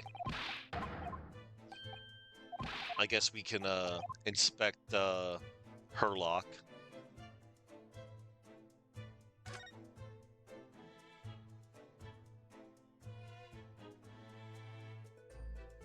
Alright. Mr. Sholmes, what are you doing? Ah, you need only observe to know it, my dear fellow. Investigating, naturally. There's nothing natural about that pose. No, there isn't. Mr. Sholmes, have you made some miraculous discovery? Patience, my dear madam, patience. We've not been here in this room 5 minutes. So far, all I've managed to deduce is what actually happened. Oh, my goodness. But isn't that everything we need to know, Mr. Sholmes? Now that you propose the idea, I believe one could, indeed, see it that way. At the present time, I have managed to draw two incontrovertible conclusions. The first, that there was a physical struggle here last night, in which the victim fought for his life. Ah! Ah, Mr. Natsume, what's wrong? Is something that Mr. Sholmes said significant somehow? No, no, don't mind me. Forget I was here. And my second conclusion is that there was a poison lingering in the air here last night that passed the victim's lips. More poison? No, no, no, nonsense! Ah, all right, Mr. Natsume, why are you reacting so extremely to Mr. Sholmes' deductions? No, no, no, no, please. Pretend I'm not here. Invisible, inevitable, inscrutable, insignificant. Now you're just being suspicious. Impossible to ignore. You must tell us everything, Mr. Sholmes. Spare no detail.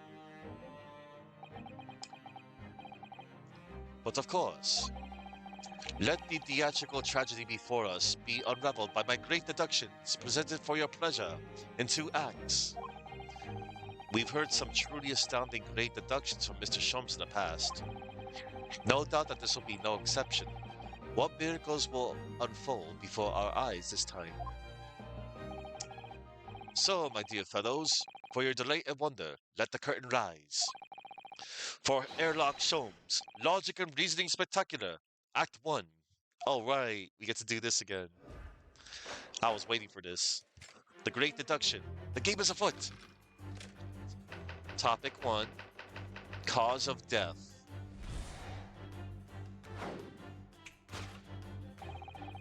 Careful observation of the victim reveals to us the events that transpired in this disconsolate room last night.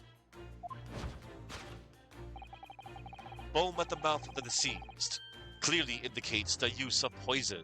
Oh no.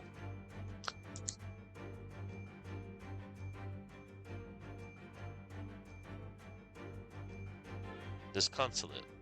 Extremely sad, dejected, hopelessly unhappy to the point when nothing can offer comfort. Disconsolate.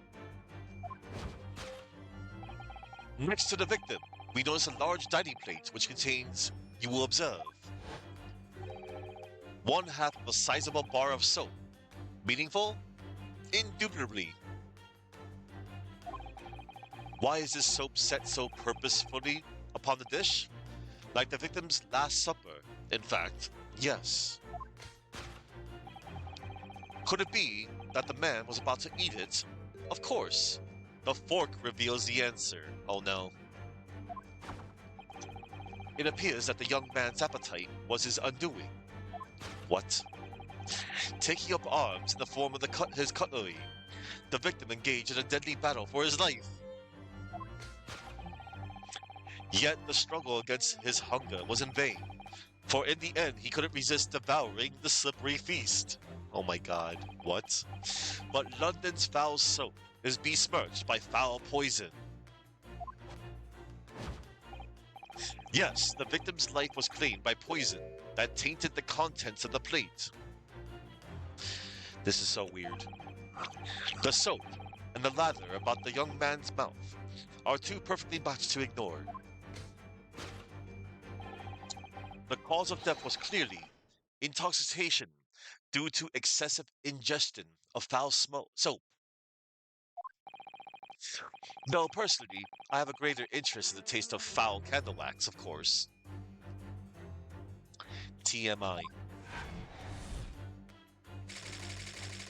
Conclusion: poisoning from soap ingestion? Topic 2: suicide or murder? The cause of death identified. We proceed to Act 2, where we ponder the next question. Was this suicide or murder? The audience will recall that death occurred during the victim's Last Supper.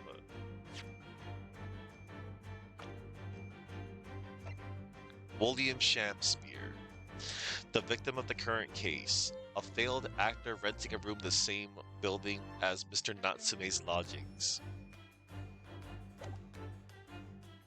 The audience recall that death occurred during the victim's Last Supper. Did the man dine and die alone? This single teacup suggests the answer. To draw a conclusion on such meager evidence would be foolish, however, certainly. The careful criminal could have absconded with his own cup to cover his tracks. Well, allow me to lift the veil of doubt, my dear fellow. Indeed, what reveals the answer, of course, is the broken lock. Oh. Though forced to open now, at the time of the incident, this door was locked. And the sole key was in the victim's pocket. Oh. In other words, when the victim consumed the poison, he must have been alone. Alone with his inferior soap, from whence wafted an inferior scent. And with that acrid aroma lingering in the air, the victim met his end in tragic solitude. We can take comfort only in the fact that his soul was well cleansed on its way to the hereafter. I mean, no possible perpetrator present. Okay. Thus concludes the final act of Erlach Sholm's great deduction.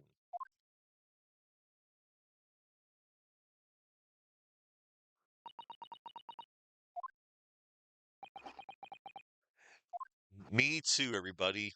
Me too. There's just one thing, Mr. Sholmes. You are disposed to identifying just one thing, aren't you, Mr. Naruhodo? Pray, what concerns you? Well, no matter how hungry he was, do you really think the man would have eaten soap? It is quite apparent that this man had barely a penny to his name. It is a curious thing, but to one so destitute, soap can suddenly appear, quite irresistibly appetizing.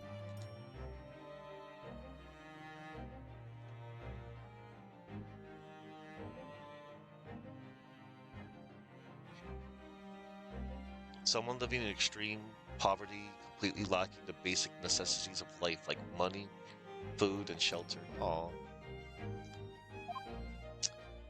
Destitute. How extraordinary. In truth, I have tried a little soap myself in the past. You've eaten it, you mean? My dear fellow, it was some time ago now. My postulation was that it would cleanse my gut. Oh my god.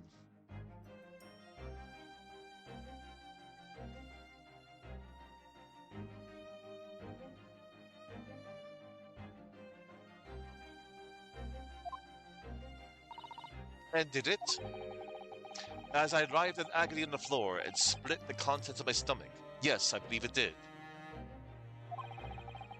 The experience taught me a valuable lesson. Soap is quite poisonous. It has an unpleasant taste and leads to great discomfort. In summary, I cannot recommend it. I mean, believe me, I wouldn't eat it even if you did.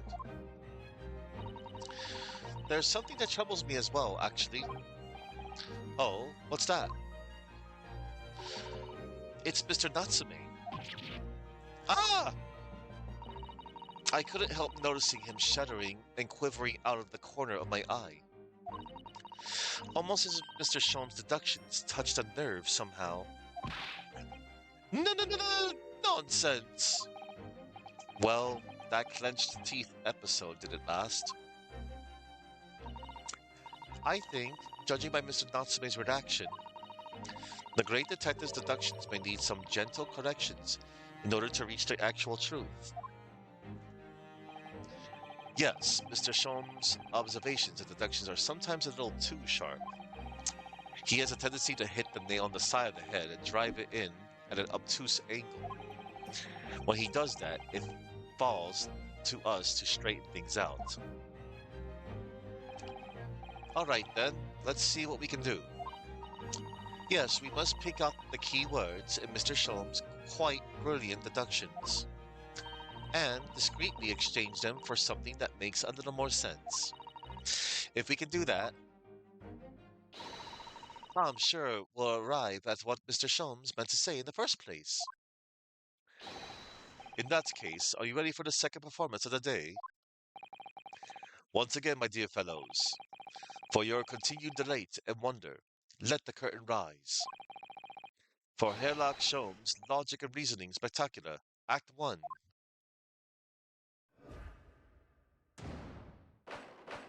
Course correction.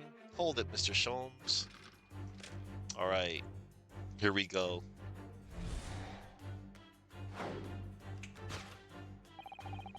Careful observation of the victim reveals to us the events that transpired in this disconsolate room last night. Foam at the mouth of the deceased clearly indicates the use of poison.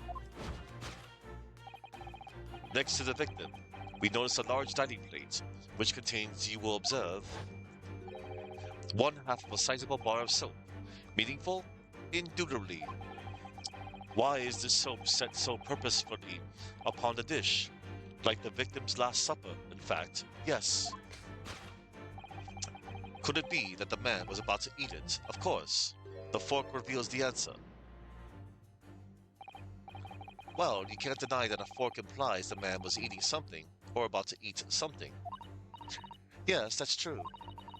If I were to decide to eat some soap, I should prefer to use a fork than to attempt it with chopsticks. And of course, only half of the bar of soap is left on the plate. But might there not be some other explanation? Something material that proves whether or not the man really ate some soap? Yeah, let's see. Could it be that the man was about to eat, of course? The fork reveals the answer. Alright, we get to do the fun part. I love doing this.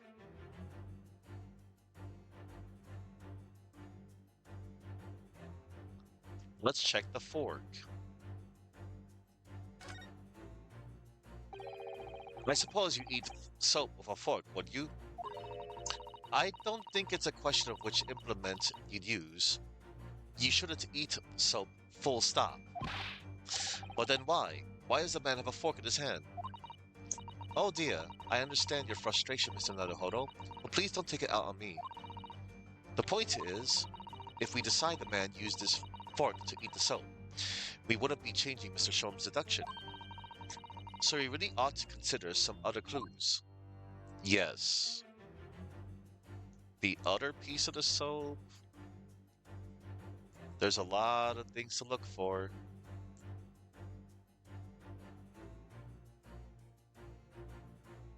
Let's see. Teacup. Do you think he was drinking tea with his soap? The cup's empty, so there's no way of knowing. Ah, how about this for an idea? Perhaps the cup was full of water, and he was dissolving soap in it so he could gulp as much down as possible. Please remember that he may not actually have been the soap lover that he's been made out to be. Okay, we can't check the stain.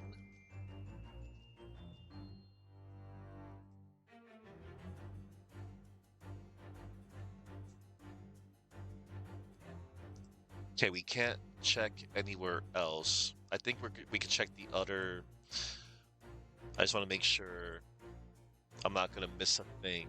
or anything. Hmm.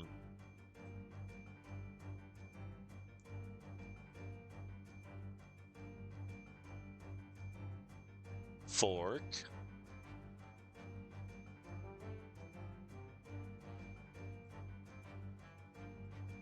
All right. Could it be that the man was about to eat it? Of course, the fork reveals the answer. Um, Other piece of soap. Look, there's more soap on the floor here. Mr. Shamspeare must really have loved this stuff.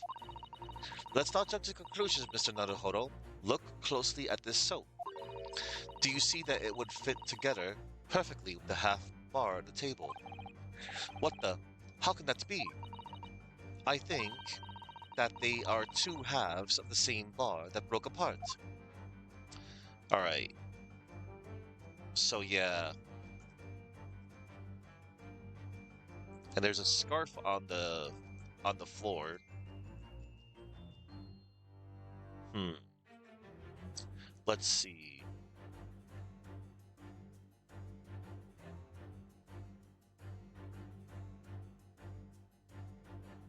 So there's the teacup, the fork. Was there nothing else to find and inspect, I think?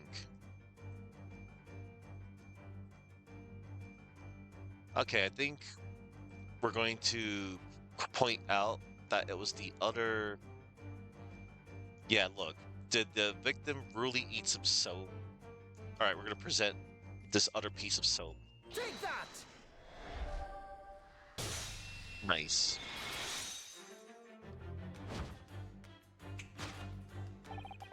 Could it be that the man was about to eat it? Of course. The other piece of soap reveals the answer. It being the other half of the soap on the table. In short, the victim was not. It being the other half of the soap on the table. In short, the victim was not eating soap at all. But it's obvious, really. For no depths of hunger could drive any man to attempt to eat soap. Even I, with my unquenchable thirst for practical knowledge, took only a single bite. But that begs the question of how the man was poisoned, because there's no sign of any food at the table. An excellent observation, Mr. Naruhodo, and one that furnishes us with the answer we seek. For London's foul soup is besmirched by foul poison. Yes, the victim's life was claimed by poison that tainted the contents of the plate. Oh, Mr. Sholmes is still pushing the soap argument then. Perhaps he's suggesting the man licked the soap rather than ate it. If soap in London is that poisonous, I don't think I want to be washing my hands of it. But there are no signs of any food in this room at all. Of course, food isn't the only thing that passes people's lips, is it? So,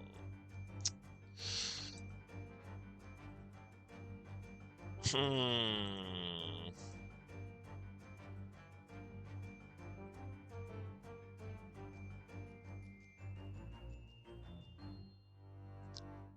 So let's check the contents of the plate for funsies.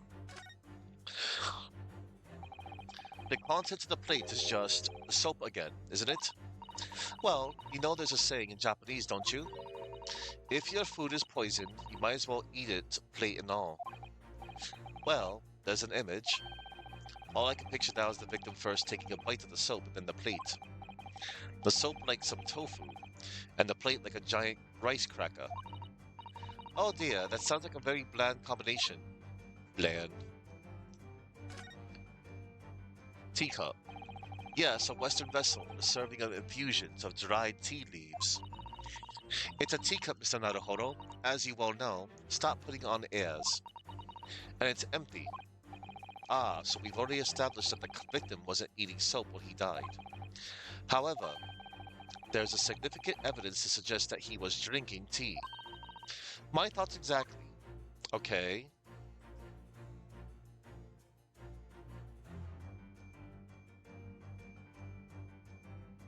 The fork.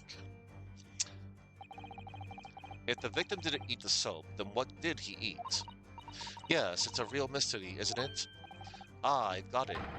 He wasn't interested in eating the soap at all. It was this fork he wanted to satisfy his hunger with. No. Mr. Naruhodo, I really don't think it's helpful to continue with this line of reasoning that the gentleman had peculiar tastes. Susato-san has such a gentle way of words, but I know when I've been told off. He's not going to eat the fork. That'd be a really painful, bloody choking hazard. I'm sorry for even describing that, everybody. Anyway.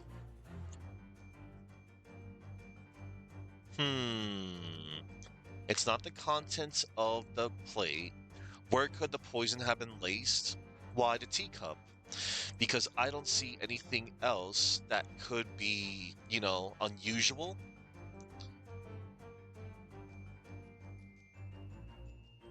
So obviously, which we have also seen in like previous cases, the teacup. Take that! Boom. Yes, the victim's life was claimed by poison that tainted the teacup. Indeed, cups have been the vessel of choice for practicing poisoners over the centuries. And it would appear that this victim drank every last drop. There's no sign of food anywhere in the room. Which leads us to the immutable conclusion. The cause of death was clearly intoxication due to the ingestion of poison contained in this teacup. Nice. Conclusion, poison in the tea. And now we need to figure out topic 2. The cause of death identified, we proceed to Act 2, where we ponder the next question. Was this suicide or murder? The audience will recall that death occurred during the victim's last supper. Did the man dine and die alone? This single teacup suggests the answer. Ah, the Western vessel for infused hot drinks again. It's already featured heavily in our deduction so far. Yes, we can imagine that shortly before his death, Mr. Shamspeare was having a drink of tea. There would be nothing remarkable about that. But what troubles me is Mr. Natsume's reaction when he heard Mr. Sholmes suggested. There's more to this deduction than it seems. We must closely examine the scene of the crime again for some more clues, and we will. So let's check the single teacup. It's empty, and it's the only cup at the table. It would appear so, yes. And when you consider those facts, Mr. Sholmes' reasoning seems highly logical. But it's always the same with these deductions. The real truth is always buried a little deeper than the great detective suggests. Mr. Naruhodo, you seem very dubious of Mr. Sholmes all of a sudden. Alright. Let's check the fork again. The fork again. The victim just seems to be holding it so pointedly. It makes it impossible to let go of the idea that it must be involved somehow. Well, let's hope it turns out to be a useful clue in the end. Yes. What shows that somebody else was present?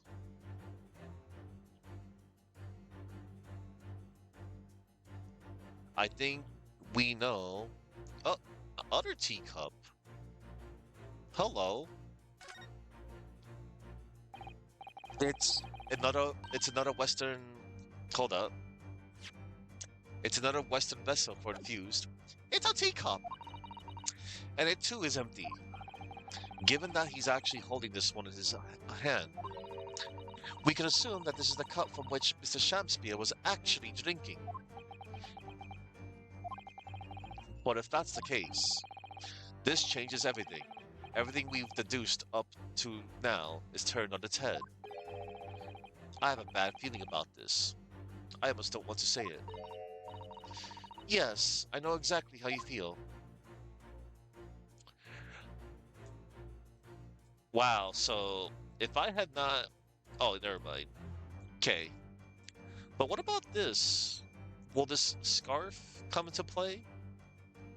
No, it won't. Alright, so obviously there was another teacup. So we're going to check the teacup. The other teacup. Take that!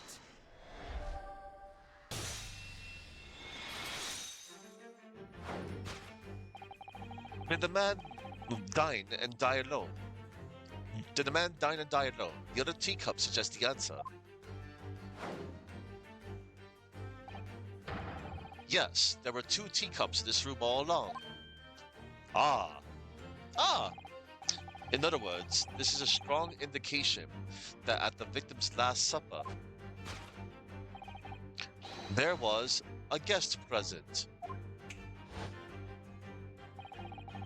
At the very least, we can say now with certainty that somebody else was here in this room last night, taking tea with the victim. What are you talking about? Utterly unbelievable, unjustly unreasonable. To draw conclusions on such meager evidence would be foolish, however, certainly. In which case, what more can we deduce about this possible guest at the table?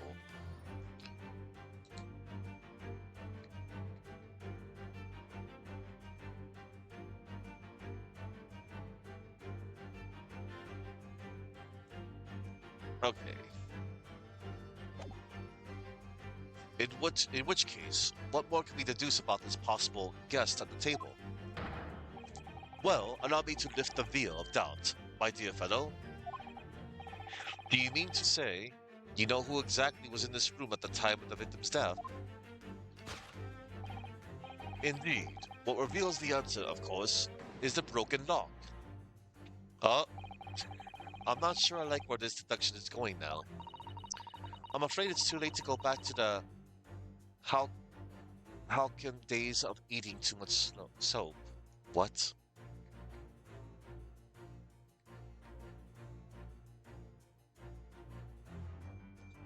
Halcyon. Okay. I'm afraid it's too late to go back to the halcyon days of eating too much soap. Halcyon means calm, peaceful, happy, carefree. Mostly frequently used as an adjective to describe a golden, idyllic time in the past, such as the halcyon days of my childhood. Cute. But the identity of the guest who was in here last night when the victim passed away is something I have a very bad feeling about. Well, you can try to ignore your feelings, but we cannot ignore the truth, Mr. Naruhodo. No, I suppose not. Time to look around again. Alright, indeed, what reveals the answer, of course, is the broken lock. What gives away the identity of last night's visitor to the room? We're gonna check that out soon. Take that! No, wait. I accidentally got it wrong. Whoops. I'll get flavor text, it's fine. The room was locked from the inside at the time, and clearly nobody could have entered a locked room. Therefore, I'm absolutely certain that nobody else was in this room last night when the victim died. Mr. Naruhodo, with that answer, you haven't righted my reasoning in any way. Oh, yes, that's true. As a logician, you will never surpass me. The science of deduction and analysis requires long and patient study. I'm several steps ahead of you, and your attempts to correct me serve only to highlight your deficiencies. My bad. Ugh, this is what you get for agreeing with someone. I need to reconsider my answer then. So wow, it is possible to fail these. I didn't know. Because I got most of them right in the last game. Was there somebody else in here last night or not? Clearly, that's a fundamental question that will reveal the truth about this man's passing. Exactly, so we must make sure we have solid grounds for our conclusion. I must have another look around and make sure there's not more here than meets the eye. See, I meant to examine it. I didn't want to present it. My bad. I know it's not the broken lock. Oh dear, the latch is most definitely broken, isn't it? The door was kicked in by Mr. Natsume, according to what Mr. Geradeb told the inspector. Who knows his short... Who knew his short, thin little legs had so much strength in them? I'm not sure the length of his legs is in any way significant here. Perhaps this says more about the poor state of the door than about Mr. Natsume's strength, actually. Careful. If he overheard that remark, he'd almost certainly have a lively response. I don't know. Can this broken lock really tell us anything about who was here? Alright. Empty bottle. There's a pile of books. Empty bottle. There's a candle.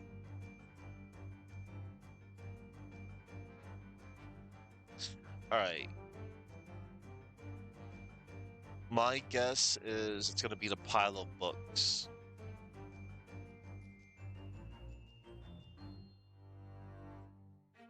Empty bottle.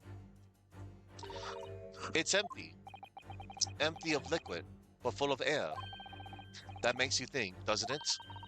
It makes me think that you're full of hot air. We should be thinking about who else was in the room at the time. Bother. Susato-san's quip in response was cleverer than my original riddle. This has got to be it. The pile of books. I want to make sure... At first glance, it seems that the only things in this room are the makeshift stage and the costumes. I overlooked these 3 books initially. I wonder what they are. Let's see, the titles read... The Picture of Monsieur Lecoq, Canterbury Earrings, and A Meal for Gaboriau.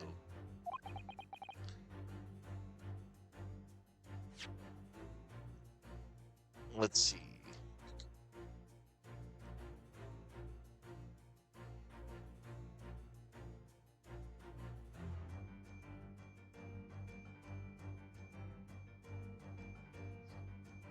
Gaboriau. A Meal for Gaboriau. Okay. Wait, I'm sure I've heard those titles before. It could just be an incredible coincidence, but they're the exact same 3 books that Mr. Natsume purchased the other day. What? Yes, on the day of the unfortunate incident when Miss Green was stabbed. So Seki-san had just been to a bookshop, and brought them, that's right.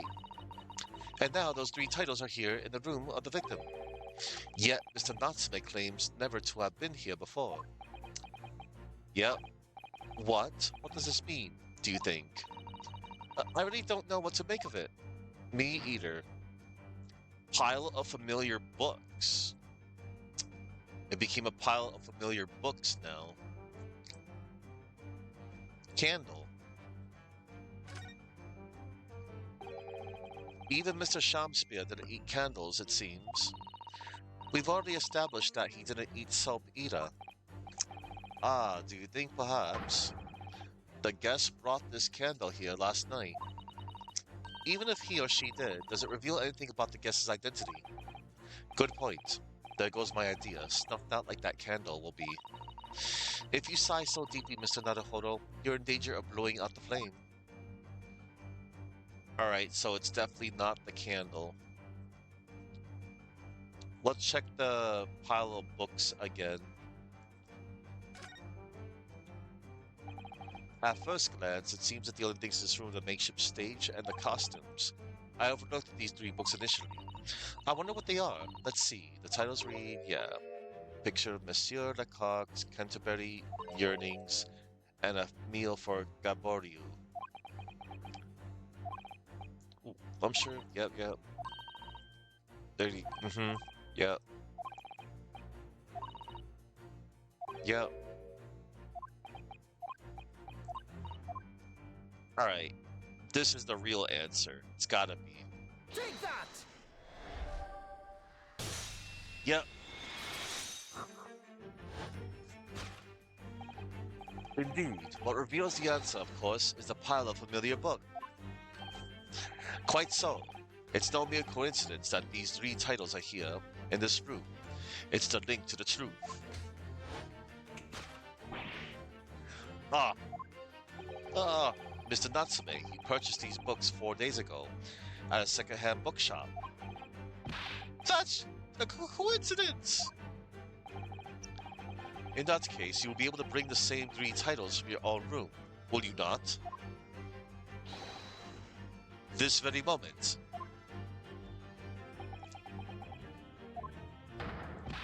No, never! Non-negotiable!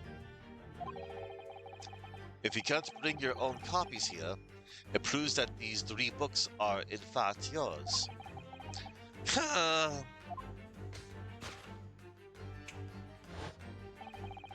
Having purchased the books 4 days ago and returned to your lodgings, you were arrested the very next day. So you could conceivably have brought the books here on that evening, but you never mentioned that. In other words, you could only have brought these 3 books here to the victim's room.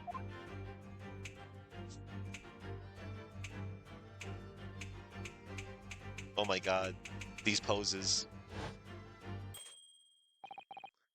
Last night, having returned to your lodgings after the trial concluded at the Old Bailey. Uh, uh, ah, ah! In short, there is only one possible conclusion. The victim died here in his room last night as a result of poisoning. And that same night, the victim had a visitor. And that visitor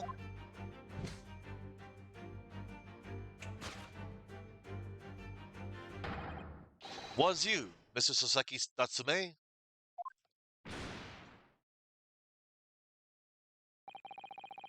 Thus concludes the final act of Herlock Sholmes' great deduction.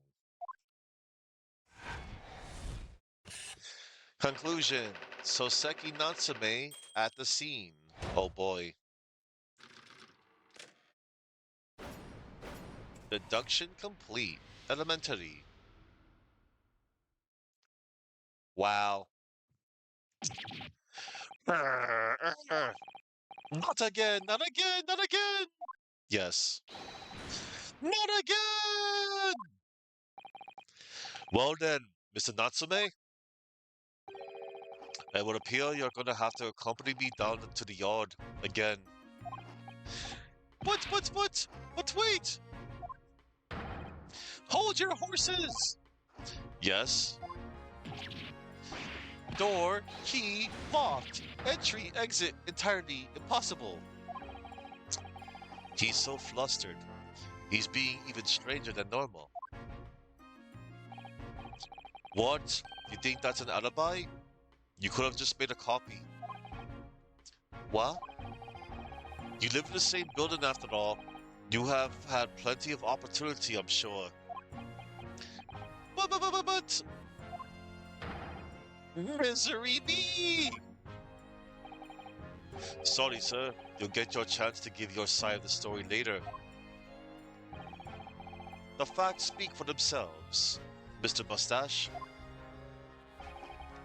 Ah! You horrible hairlock Sholmes! He really has found himself an arch rival now, hasn't he? Come on now, no dilly-dally.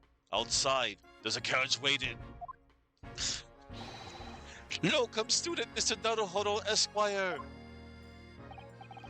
I never imagined I'd be in this position again, but you have to help me, please, please. I'm innocent. All right, I understand. We'll come to your cell later and talk about it. And one more thing. One more thing. Oh, yes. My poor little kitty cat. Please give him his breakfast for me. Oh. We gotta take care of a kitty. And so, his evil curse still apparently unbroken. Yep. Cursed by Danhausen. You are cursed. Soseki-san found himself once again the prime suspect in a case of murder. Thanks to the incriminating deduction of the great detective. My dear fellow, that honor belongs to you.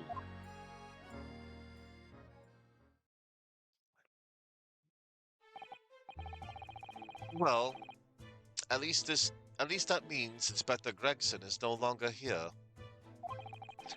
We could examine the crime scene in more detail now. Yes, that's right. Ah, and of course. What? Have you forgotten what the inspector mentioned before?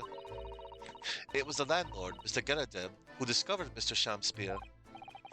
Ah, Mr. John Geradev. Yes. I expect we could find him in his sitting room on the top floor as usual. Right, we must remember to go and talk to him later then. Oh boy, we will.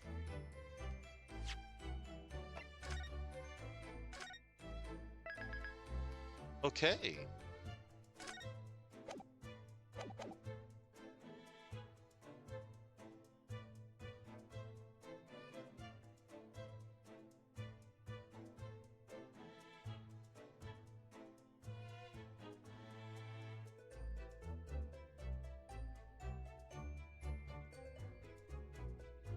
Let's see. Before I do anything,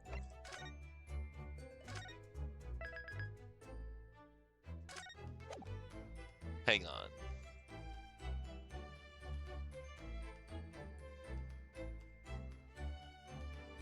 Oh, hold on. Can I still do this? New location has been added.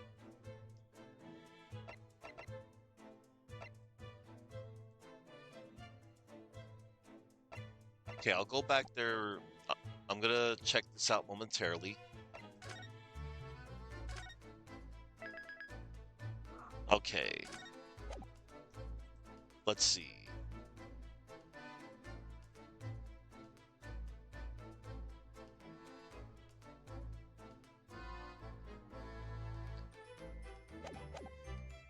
This apparently gives me an achievement if I go to Sholmes' suite. 21st February, Sholmes' suite.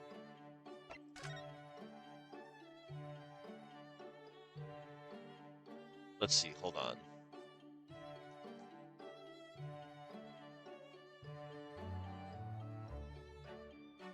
Ah, the blackboard.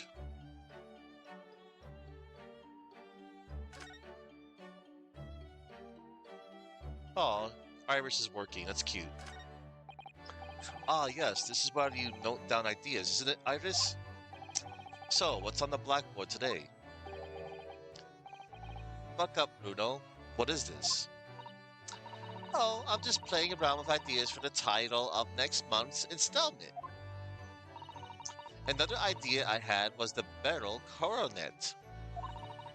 I'm really torn about which one to use. What do you think, Bruno?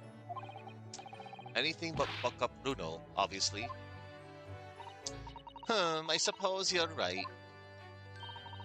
I tell you what, I'll surprise you with it. You'll have to wait until next month and see. Ugh, so many sleepless nights. Alright, that's cute. Let's see.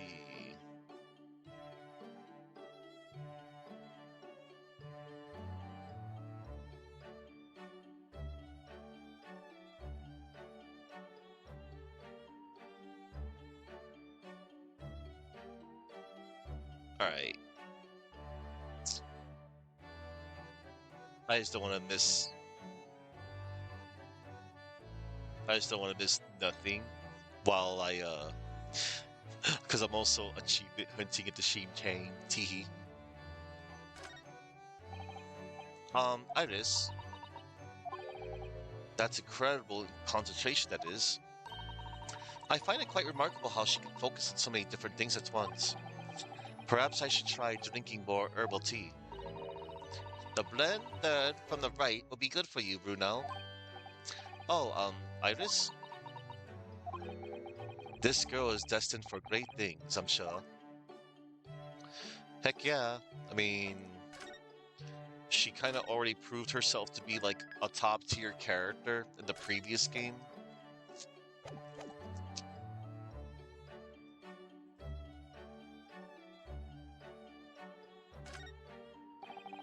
That's a charming little white shelf and full of charming little bottles too. Oh yes, but don't touch any of those. They might explode.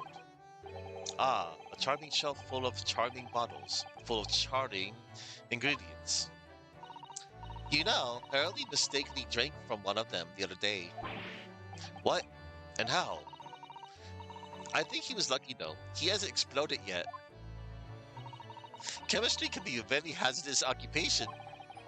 It's living with Mr. Sholmes that's a hazardous occupation, if you ask me. If I remember correctly, this large and imposing lump of iron is called a typewriter. To think that every single one of the inventions of Herlock Sholmes blossomed from this very machine. Ah, it's such a dreamy thought. I actually had a go on it the other day. The metal bars that move when you hit the keys got all tangled up somehow, and that made Iris angry.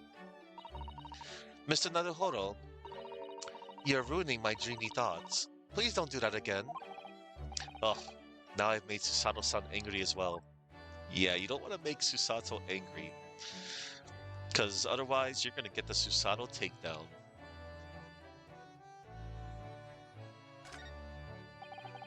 It always strikes me how pretty and neatly arranged this tea set is. It's my favorite one. In fact, I think it's high time for afternoon tea. Wait there. I'll fetch the special blend that I prepared for today. Oh, Iris, you do love your tea, don't you? She looks so happy at the prospect. And after you've drunk it, I'll collect some experimental data. That's all right. Just what is she about to make me drink? No. Okay. All right, cool. Look at all these mementos of Mr. Sholmes' past cases. You know, Miss Susato's eyes still sparkle every time she lays eyes on them. But yours don't, do they, Runo? Well, I have read The Adventures of Herlock Sholmes now, by order of Miss Susato.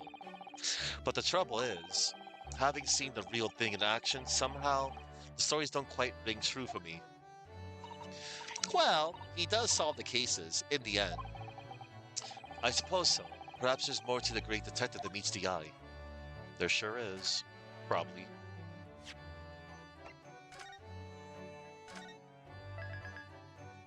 And then we're going to go back to examine stuff. I do like this fireplace. It's one of the best things I've seen since we arrived at the country, in fact. Although, I do yearn for a Japanese kotatsu. Putting your legs under a warm blanketed table is so comforting. Do be careful, Mr. Naruhodo. Don't mistakenly put your feet into the fire, will you? You'd suffer terrible burns, you know. I worry sometimes about how Susato-san sees me. It's curious how this enormous metal chest is being used as a coffee table. And even more curious to think that Iris's father's notes about Mr. Sholmes' cases are inside it. You mustn't look in there, Bruno. Those notes are a secret between Daddy and me. And Mr. Sholmes isn't somehow in on the secret. Apparently tends to forget, you see, as soon as he solved the case, in fact. Once when he read one of my manuscripts, we had a terrible argument about it. Never have I solved such a case, he said. He was absolutely adamant. Sometimes I wonder if he's from another planet, don't you? Probably.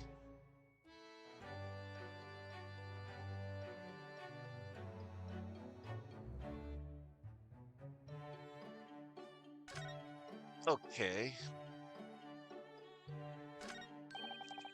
This is Mr. Sholmes' famous violin. The one he found being sold for a song at a pawnbrokery. What's it called again? A shoddy something? Oh yes, this wonderful instrument features in the adventures of Herlock Sholmes. It's a world-famous Stradivarius. What? Stradivarius, Mr. Naruhodo. Stradivor. Are you even trying now?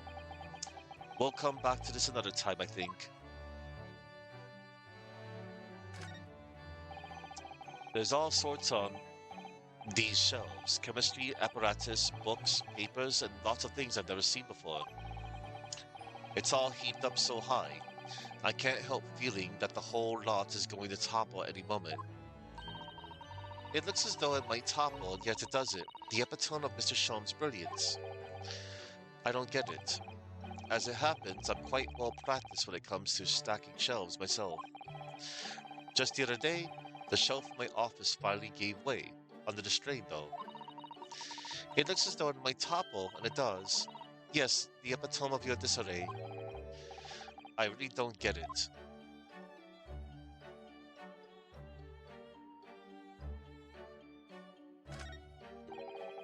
This enormous machine takes up the entire desk, doesn't it? It's really very imposing. Ah, Hurley's great analytical scope. Yes, it can analyze anything at all, you know, but I've never seen anyone actually using it. Well, it's his invention, so I don't know how to operate it. Why don't you get it to analyze its own operation then? Oh, Bruno, you're laser sharp today, aren't you? Yep. All right. I got all the flavor text.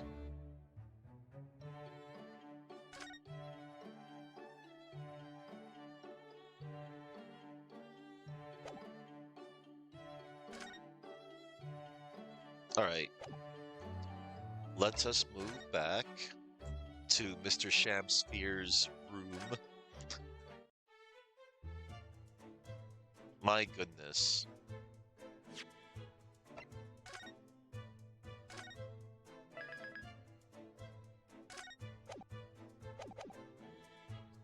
All right, let us examine. What's this? It looks like part of an envelope, I think. Yes, I think you might be right. Perhaps it was torn off when the letter was opened. Is that significant? Well, it's a little out of place, perhaps. When you look around the room, there's no sign of a letter, or the rest of the envelope, in fact, is there? Ah, she's right. And yet, here we have the horn, and yet here we have the torn off end of an envelope. It just strikes me as unusual. I agree, we better take this just in case. The torn off end of envelope has been entered into the court record. Okay. A torn off end of envelope. A ripped piece of an envelope that was found in Mr. Shamsphere's room. The rest of the envelope cannot be located. Alright. Let's take a look at the examine.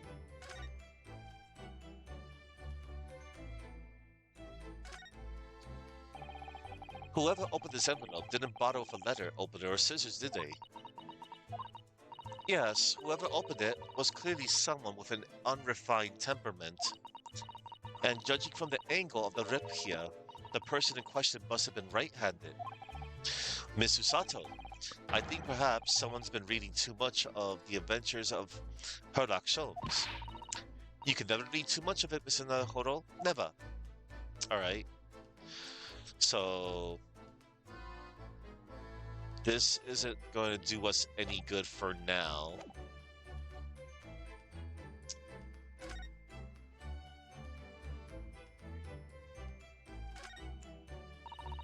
There's not much on these shelves, is there? Just this wine glass and bottle. And both of them are cracked. Yes, not much use, are they? What's the matter? Oh, I was just reminded of the Reaper, that's all.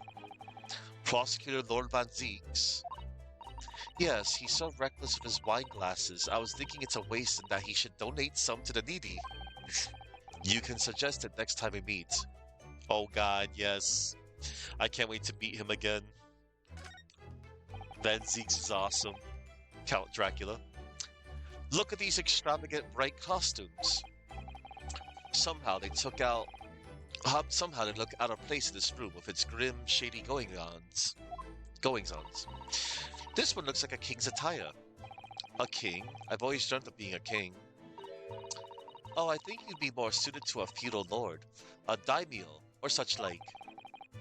With a chonmage top knot, every Japanese man wishes he had a chonmage. Chonmage.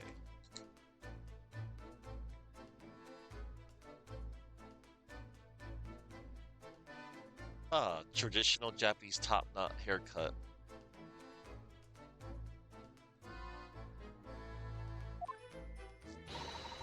Oh, you look wonderful with one, and you already have the sword. Can you imagine what would happen if I walked around the streets of London with a chonmage and a sword? Yes, you look out of place. As we see from the outside, the window is completely bricked up because of the weird window tax. A vestige of the former window tax that Britons had to pay.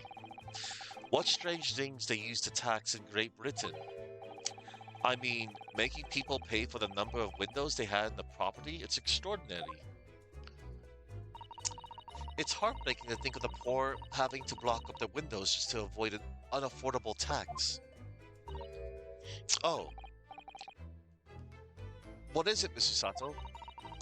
If you look closely, a number of the bricks are loose.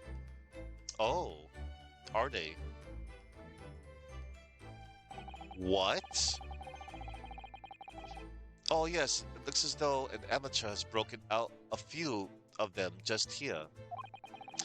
Was it Mr. Shamspeare who did it, I wonder? Being the lodger, renting this room, and I see 2 bars of soap there for some weird reason. Ah, look at this, Mr. Naruhodo. On the outside, there's a little ledge, and there's something on it. What outside? Yeah, I'll check that after. This is some sort of makeshift stage, I think, isn't it? Where does the audience sit, though, for the nightly Shakespeare performances? Actors aspiring to the great stage must practice their art, Mr. Naruhodo, with or without an audience.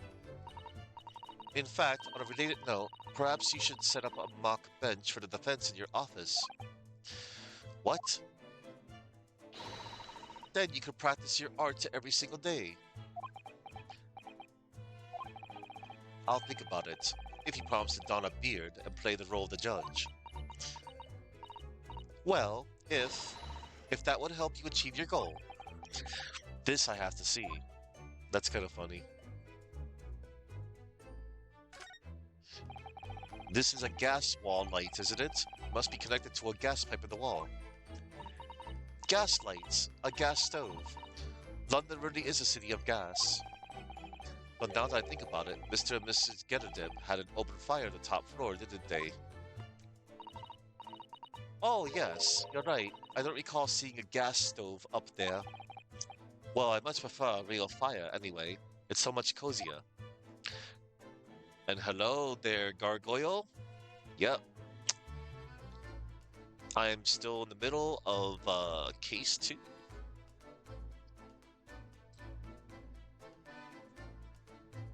All right, here we go.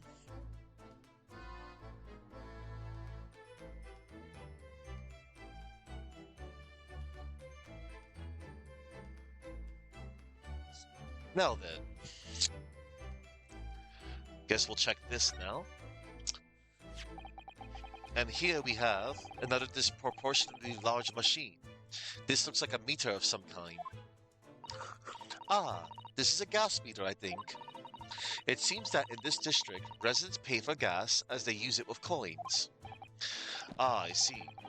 Yes, now you've pointed it out.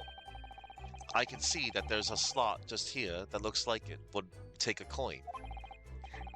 So you mean if you put a coin in here? That's right. That would buy you about 2 hours of gas for lights and heating. So if you were a poor person with no money, you'd have to sleep in the freezing cold. Yes, or if you were a scatterbrain with no change because you forgot to exchange your money at the bank. Thank goodness there's no meter in our office. That will be... Wow. Okay.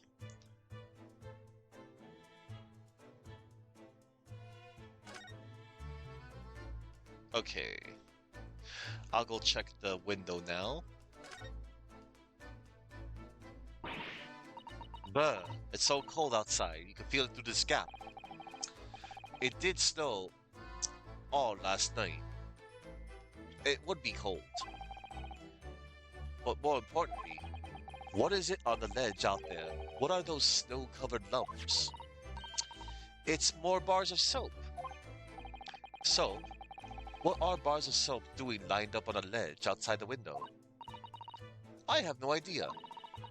But the pair of them look rather charming like that. Still, that's very strange, isn't it? Bars of soap lined up outside the window. I think perhaps we should take one. There are two after all. Oh dear. I suppose we could. Oh, what's this? Look here at the soap. Ah, do you see? In the middle there? Yes, we do see.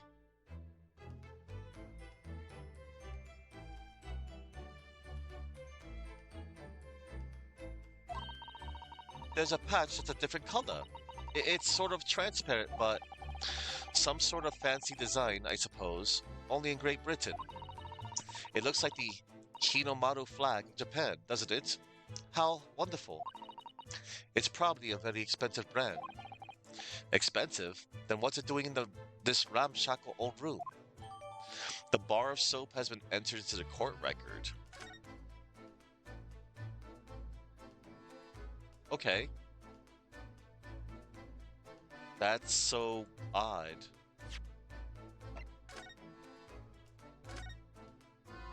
We shall now take a look at this new evidence we got. That is so odd. A bar of soap, a cheap bar of soap that was discovered just outside Mr. Shamsphere's window. It's one of two that were found there.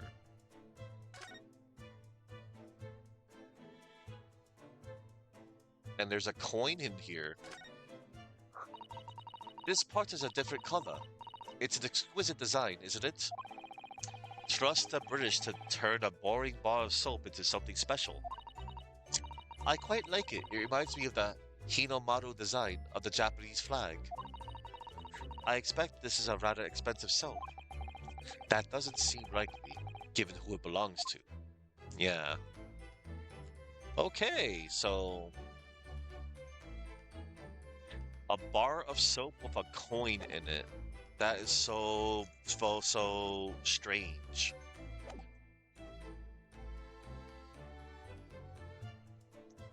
I guess we'll check the body or the cup. I mean, we're gonna check both.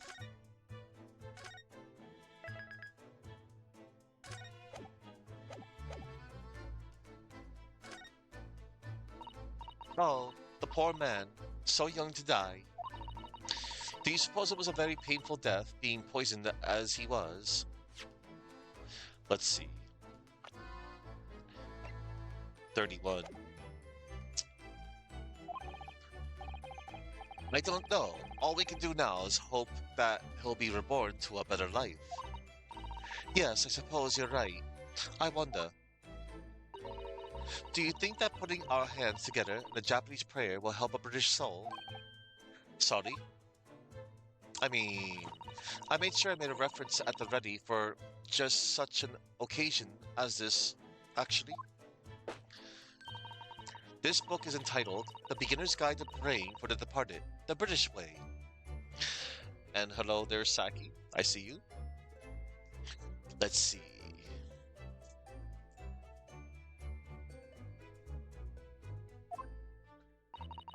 I'll just reread it now. One moment. There's quite a spine on that book, isn't there? Taking your work break? Awesome. There's quite a spine on that book, isn't there? Alright, let's check the teacup.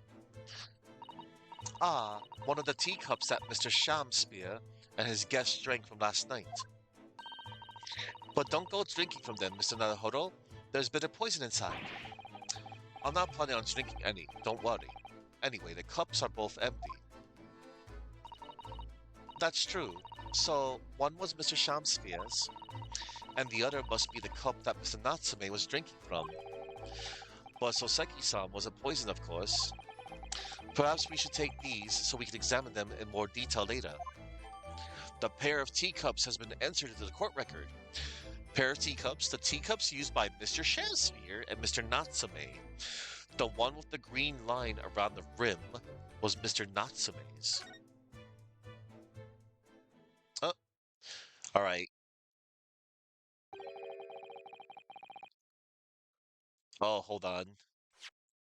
I'll check that after. Let me check examine. I want to examine these. This is the teacup from which Mr. Natsume was drinking. Yes, unlike the other one, the inside of the cup is completely clean.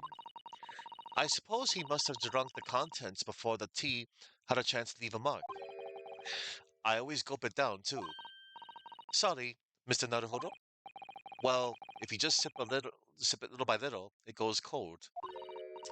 Clearly, I shall have to instruct you in the proper way to take tea. Pair of teacups has been updated. Cool. The details of the pair of teacups has been updated in the court record. The teacups used by Mr. Shamspierre and Mr. Natsume. There is no tea ring on the inside of Mr. Natsume's cup. Ah, there is not.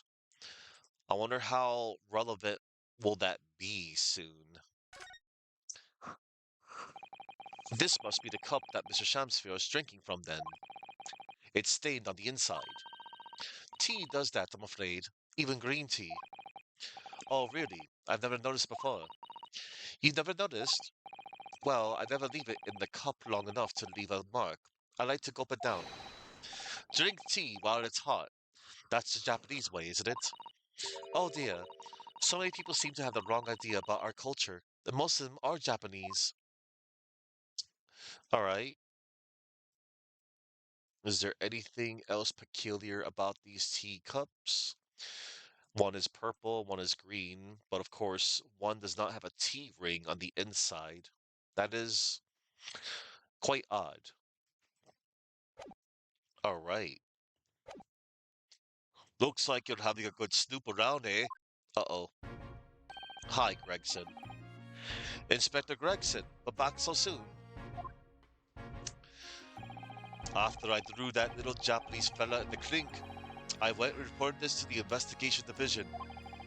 In 5 minutes' time, this place will be cordoned off by the yard. Oh, I see. Well, we better be leaving then. Poor Mr. Natsume must be feeling very low, being back in the cell again so soon. I'm sure we should probably go and... What's wrong, Mr. Naruhodo? Yeah! Looks like he's not dead. Out, brief candle! Life's but a walking shadow. A poor player.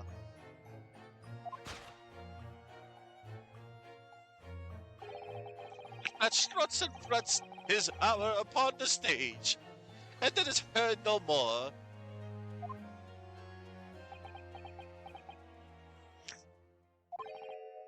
Now, how soundeth the next part?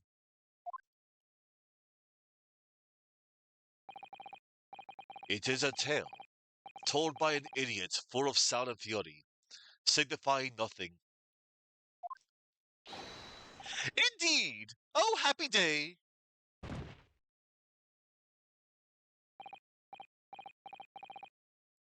Wah, wah, wah, wah, wah.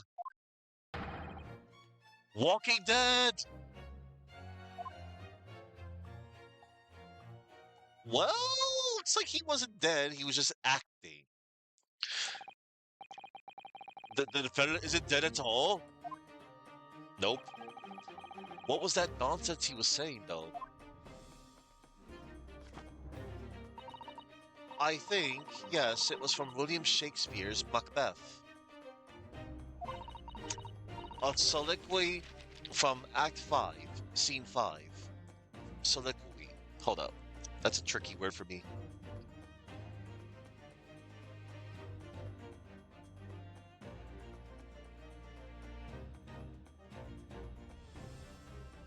Soliloquy.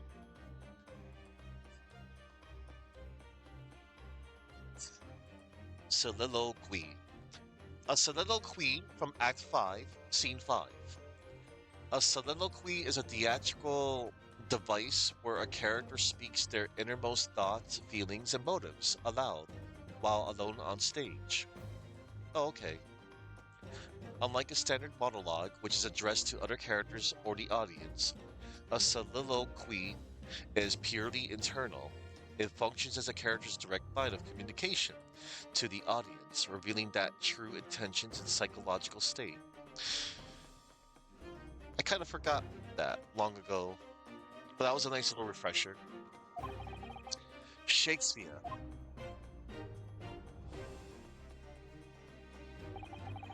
So it was that the victim, Mr. William Shakespeare, came back to life. If the man had indeed been poisoned, it transpired that it hadn't killed him.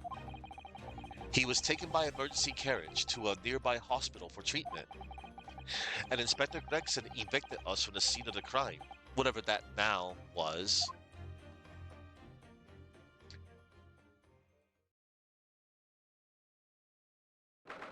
And now we're on 21st February, Briar Road. Whatever do you think will happen now? Good question. What a strange situation for Mr. Natsume. Arrested for murder, but then the victim comes back to life. Yeah, I think perhaps the victim was never dead in the first place. Nope. It seems very likely that Mr. Shamsphere did consume poison, as we deduced, but was it an accident, attempted suicide, or attempted murder? Until the truth can be established, I imagine the police will keep Mr. Natsume in custody. I suppose so. Let's hope it doesn't come to anything more than a night in the cells. Oh, what's this? Hey, wait a minute. This is the other dude I remember from the last game. He appeared along with Sham Sphere, but we never got to know his name or what these two are. Like what their role was. It's like, oh, we showed up because I'm like, I guess they were just there, because like I said, like, because there's more to this story from Case 4 from the previous game, and right now we're in a flashback, and it looks like we're exploring more of what's transpired of these events. Because I'm like, wow, they really thought ahead to like they knew that there was going to be a sequel coming out when they had worked on the first game. Interesting, most interesting. What's that man doing over there? He looks like he's trying to see into Soseki-san's lodgings. Is something wrong, Mr. Naruhodo? Excuse me. Could we have a word? Ah, he dipped. He just ran off. I feel sure that I've seen that man somewhere before. Where was it? I do too, but I don't remember. I do. I remember. You guys don't. Because, yeah, it's like they showed up and they were never brought up again. Alright, so now we're on Briar Road. Let's see.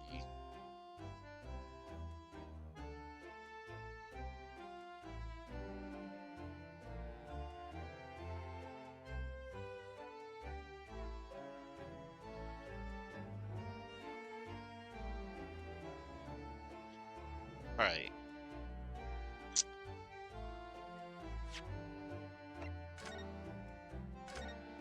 Alright, before we go anywhere, let's examine. Nice music here. There always seems to be a bicycle outside the Getterdeb residence.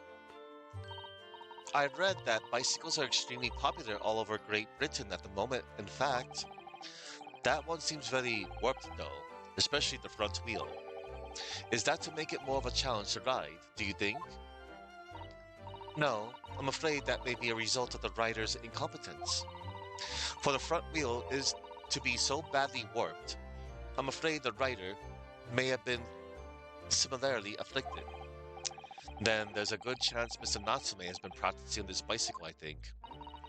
Oh dear, I fear you may be right. Yep, that checks out. With the exception of the top floor, where Mr. and Mrs. Getterdem live, all the windows are bricked up. Yes, that's because of an old window tax that was charged on the number of windows a property had. In order to pay less tax, the poorer members of society filled in many other windows. But the tax has since been abolished, hasn't it? So the windows could all be opened up again, surely. Unfortunately, it would appear that the residents of this district can't afford to pay to have the work done. Yes, that is a sad state of affairs. Especially for people like poor Mr. Natsume, who have to live all cooped up in the windowless room. I suppose that's the price you pay for living in very cheap accommodation. It all seems rather pointless when you put it like that. Oof. The Garadeb household and Mr. Natsume's lodgings are in a prominent position there in the corner. Sometimes when I look at the building, I can't help feeling that it's a bit of a slant. It does rather look as though it would collapse in even the smallest earthquake, doesn't it? And isn't it supposed to be haunted as well? I think I might have a hunch as to why Soseki-san has such a hunched back. I mean, it's called not standing up straight, probably.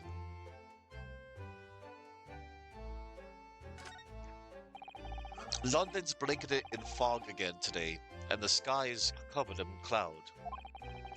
But if you look carefully in the distance, you can just make out the Crystal Tower being built. Ah, the Crystal Tower, yes. The centerpiece of the Great Exhibition that's to open in 6 months' time. Everyone's talking about the Great Exhibition of London at the moment, it seems. Well, it's to be the largest event of its kind anywhere in the world, with technology and scientists from all over. I can't wait for it myself. Do you think visiting students from the Far East like us will be granted entry? The last great exhibition that was held in London had more than 6 million visitors, it seems. And this time the British are determined to make it an even bigger success to outdo the Paris Exposition. I see, that's an incredible number of people. And with so many people expected to attend, we should easily be able to slip in unnoticed. There's always the honest approach of buying tickets at the main entrance, Mr. Naruhodo. Ah, that's hilarious. Okay.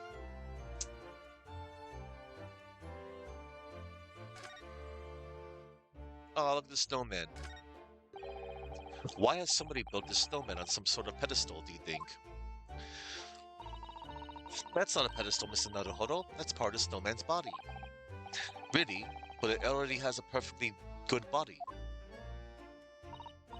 Well, it's true that British snowmen are usually made of 2 balls of snow. Perhaps this is a foreigner. And now we're looking at him as if he's strange. Poor man, I know how he feels. If anything, it's Japanese and British 2-ball snowmen that are the strange ones, isn't it? After all, real people do have 3 sections: head, torso, and legs. Do you ever think that perhaps you think about things too much? That's too funny. Alright. And now, before I do anything real quick, let us go back and fetch ourselves an achievement. 21st February, Naruhodo's Legal Consultancy.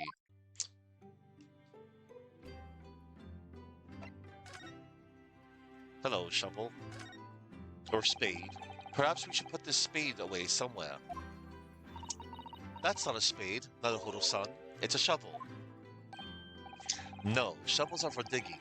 That's for scooping up loose material. It's a spade. No, spades are for digging. That's for scooping up loose material. It's a shovel. Well, it doesn't really matter, does it? You're so right, Naruhodo-san. We mustn't quarrel over such trifles. On reflection, then, I think I'll leave this spade where it is. Yes, I think that's for the best. We may need a shovel when we're working in the garden. Uh, it's like the whole step ladder conversation. Adorable. Right, they haven't moved into their office yet. This is still a flashback. I heard that there's another room behind that door. Yes, it's my bedroom, Naruhodo-san, as you well know. Shall I help you unpack your things? That's very kind, but no thank you. Your luggage looked very heavy. Are you sure I can't help you move it? That's very kind, but really, no thank you. A young maiden's private chamber is a place of bittersweet secrets, you know. The only secret I have is this 5 yen banknote hidden on the backside of my Daruma doll.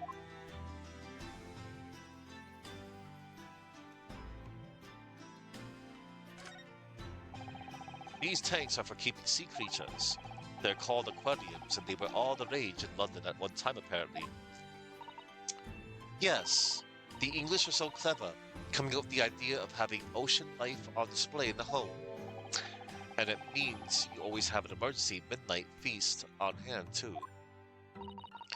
I'm not sure that's really the idea.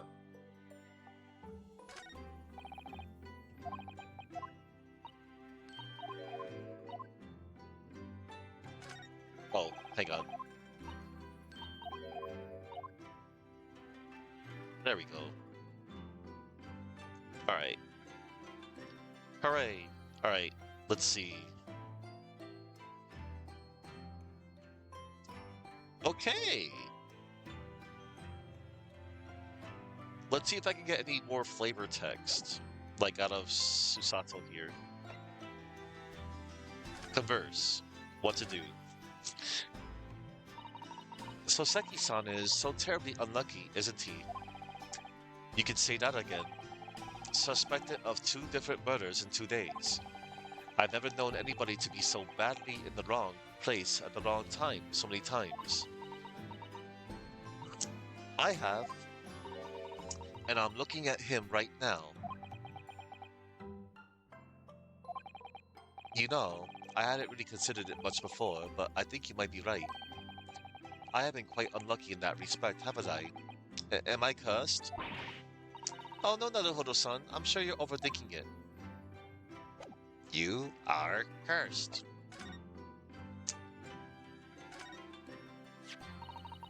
You've been worrying that ever since we arrived in Great Britain, haven't you? Well, it's what shows that I'm a lawyer, so it seems appropriate. I'm not sure what it really means much in this country, though, I'm afraid. I wouldn't say that. It might not be official, but it looks official. Often when the police stop me, I just show them this and they leave me alone. You're stopped by the police? Often? Well, you know, I'm a suspicious foreigner, dressed all in black with a sword at my side. I do think it's probably the sword that's the main reason. I agree. Still, it makes me happy to see you wearing it, and that armband. Yes, I made up my mind that I'll carry them always. This symbol of who I am, and the sword Karuma. Yeah. Susato-san, what do you make of this? Oh dear, what indeed, let me see. If you don't know, really, it's fine to say so. I won't hold it against you. Uh,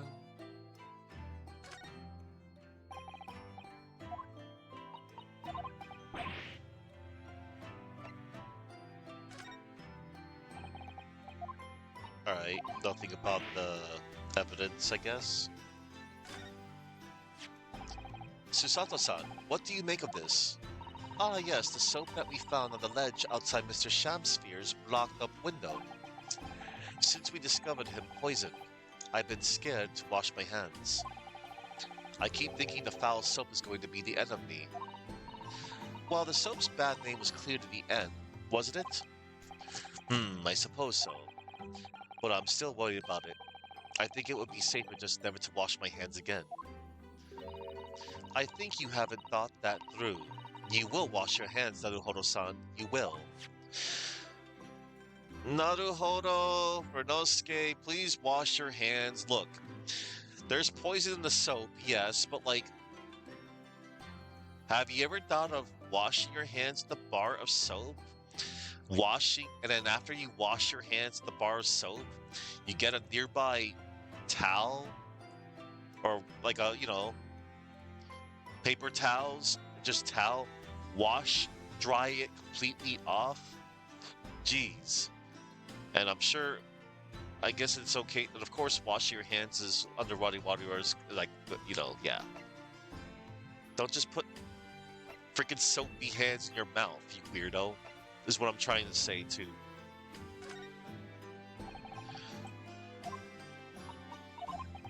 Renosuke, washing your hands is important since day one. And it's more important than ever too, you know? Anywho, we're gonna go to, alright. We should now go to Mr. Getadev.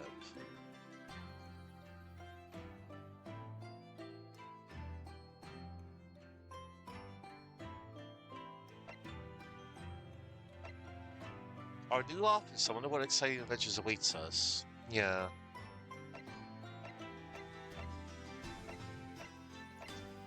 We shall go to Mr. Geradeb's room.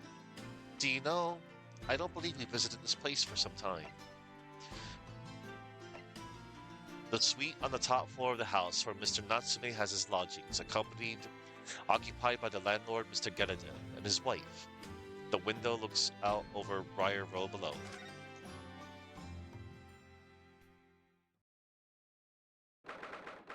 21st of February, the Getadeb's room. Here we are again, the eccentric landlord's eccentric top-floor abode. We're here because Mr. Getadeb's the one who discovered the incident this morning, don't forget. Well, here he is. Ah, you chaps, eh? Yes, good morning, sir. Thank you for your cooperation in court yesterday. It was quite a trial. As much for Mr. Getadeb as anyone, really. Came straight back here after all that business at the Bailey yesterday. Didn't expect to wake up to more bally nonsense this morning. I wonder if you wouldn't mind telling us exactly what happened, Mr. Getadeb? Yes, I suppose you'd like to know all about that dead loss of an actor chap in the ground floor room.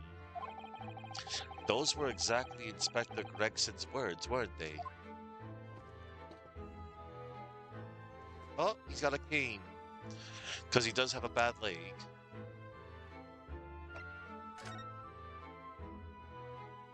Alright. Well, before I talk to him, I'm going to examine the room. There's a single apron drying on that enormous cannon-shaped clothes horse. Look. No, Mr. Naruhodo, that's a real cannon. I knew that. I was just testing you.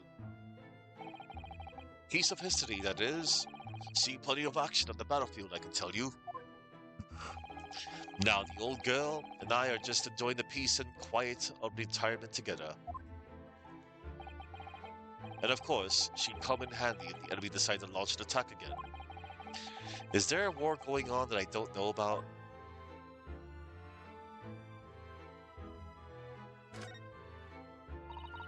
That's your military uniform, isn't it, Mr. Getadeb? Well, ceremonial garb, yes. Been hanging on the wall ever since my retirement bash. Not in active service now, you know. Doesn't mean much to me anymore. You could have the old thing if you wanted it.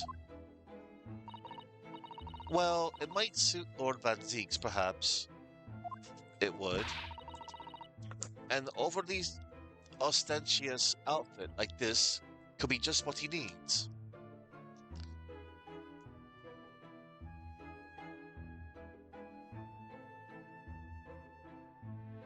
Ostentatious.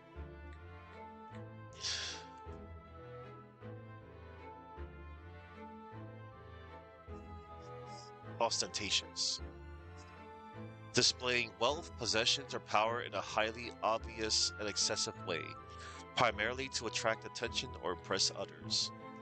It often carries a disapproving tone, suggesting the display is gaudy, flashy, or in poor tastes. Alright. Very tactful, Miss Susato. Very tactful indeed.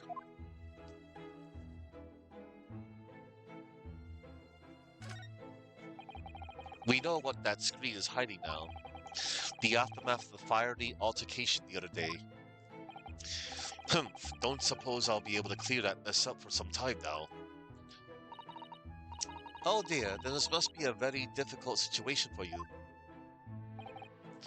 I'll say, people talk about twists of fate and whatnot. But this is a twist and a half, a rotten show all round. He's clearly struggling with everything that's happened. Yep. There's a good view over the wintry east end from up here. It's an oppressively grey scene. There's really nothing comparable in Japan.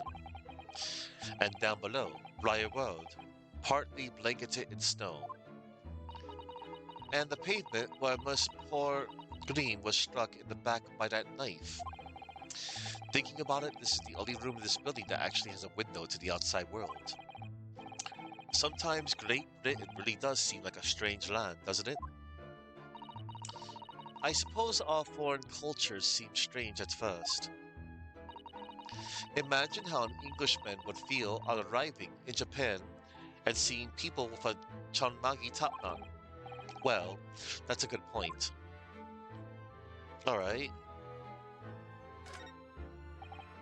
Ah, yes, those enormous mortar shells. It's quite something seeing them up close, isn't it? Didn't you say something about firing them into the barracks, Mr. Garadem? Ah, you remember, do you? Just a little mishap that occurred during training one day. What are you doing firing on your own men? The captain bellowed at me. I'm not surprised. A little mishap doesn't really do it justice, does it? Well, one has these little incidents when one's a hot-headed young private. Perhaps I should put some evidence that resulted from one of my little mishaps on display. Oh, does the great lawyer, like the great detective, want to exhibit some trophies of his finest moments?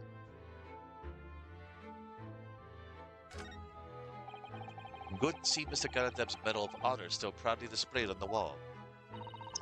The inscription reads for distinguished participation, if you remember. Yes, I remember, because I remember thinking even I might stand a chance of picking up honors like that. Wouldn't know it to look at me now, perhaps, but I had my devil-may-care days, you know. Devil-may-care? What did you get up to?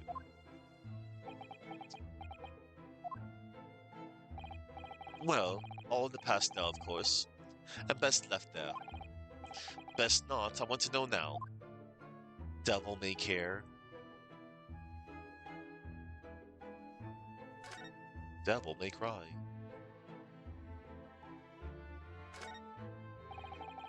These shells look like they've been completely torn apart by a wild beast.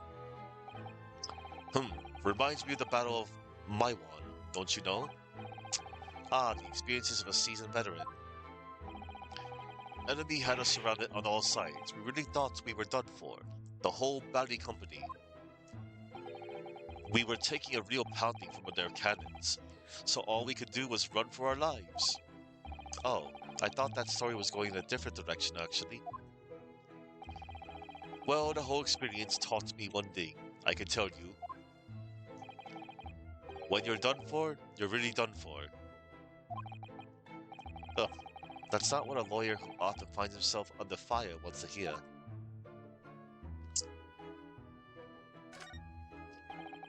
That's an impressive collection of cakes on that fancy silver cake stand there.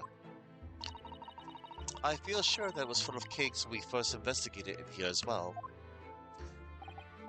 Yes, quite right. Haven't touched it since. Haven't done much at all, really, since it all happened.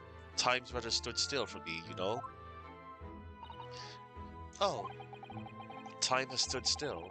Now that's an interesting phrase. I might be able to use that excuse when I'm next supposed. I might be able to use that excuse when I'm next supposed to be tidying the office. You could just tidy up, Mr. Naruhodo. Alright, let's see. Alright, we got all the flavor text, I think. Oh, not yet. Oh, a copy of Rand's magazine. The Adventures of Sherlock Holmes is being read all over London. Isn't it wonderful? Naturally, one asks oneself if such a singular detective could really exist. But having met the chap, it's undeniable. He is most certainly singular. Singularly dangerous. That's genuine public opinion for you, Mr. Sato. Perhaps it should be reflected in the stories? Make no mistake, Mr. Naruhodo, I intend to snuff out the sort of public opinion we just heard personally. I'm starting to see where Mr. Sholmes' untainted reputation comes from now. So silly.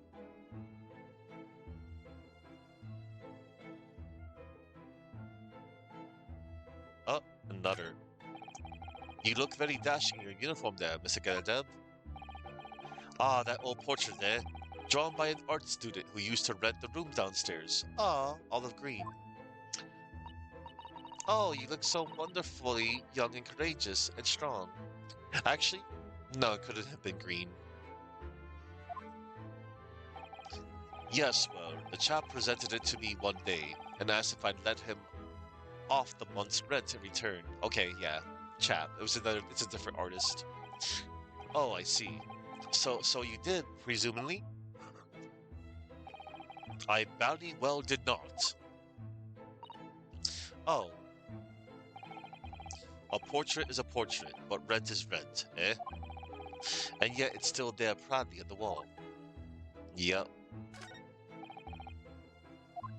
Okay.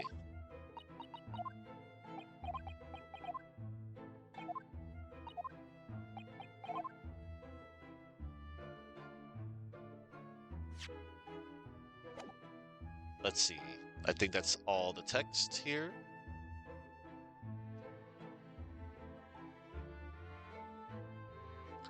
Alright.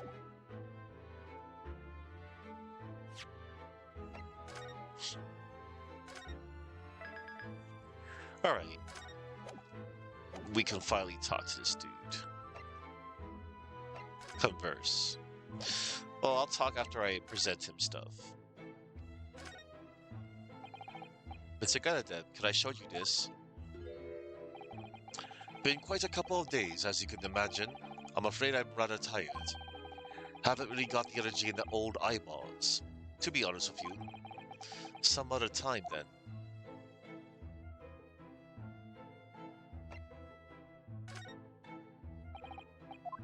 Yeah, he wouldn't know about any of this, I think.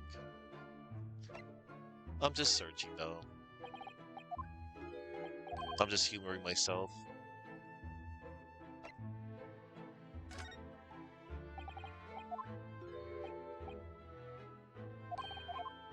Okay, he wouldn't know that. What about the soap?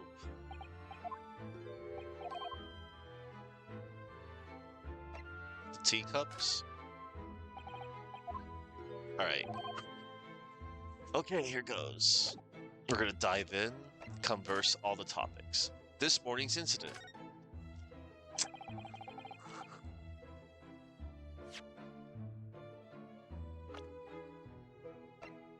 John Gedadeb, a retired army man who's the landlord of the lodgings rented by Mr. Natsume. An old knee injury means he's confined to a chair most of the time. Yep. It must have been a real shock for you this morning. I hear that you discovered what had happened. Ah, well, that hopeless actor chap rises at 5 o'clock sharp every morning without fail. Well, at 5:30 this morning, he still hadn't lit the gas. So I went down and knocked on his door, but no body answer. And that's when you broke into his room by kicking down the door? Well, I called on that rum-looking Japanese chap to do the grunt work, of course. Wasn't it a little premature to kick the door down? The man could have just overslept by half an hour. That's very true, Mr. Naruhodo. If 30 minutes oversleeping warranted such behavior, I'd have to kick your door down every morning. Well, better to be safe than sorry and all that. Is it just me, or is he avoiding our gaze now all of a sudden? Except that it was a sorry situation indeed that you found on the far side of the door. Mr. Shamsphere. Mr. Shamsphere. The victim's name is Mr. Shamsphere, I believe. Is that right? Yes, William Shamsphere. Took the ground floor room 3 months ago now. And how would you describe him? In a word, destitute. Destitute? Well, let's face it, the only redeeming feature of that room is the cheap rent. Destitute. Destitute. Anyone wanting to live in a place like that is either broke or has a bally screw loose. So hard to choose which category Soseki-san would fall into. Mr. Naruhodo, that's a little rude. He was doing research as well. Research? Into what? Shakespeare, of course. Shakespeare. Read a few plays of the old bard myself, Romeo and Hamlet and all that. Don't you mean Romeo and Juliet? And it's just straight up Hamlet. Not Romeo and Hamlet. Jesus. Romeo and Juliet.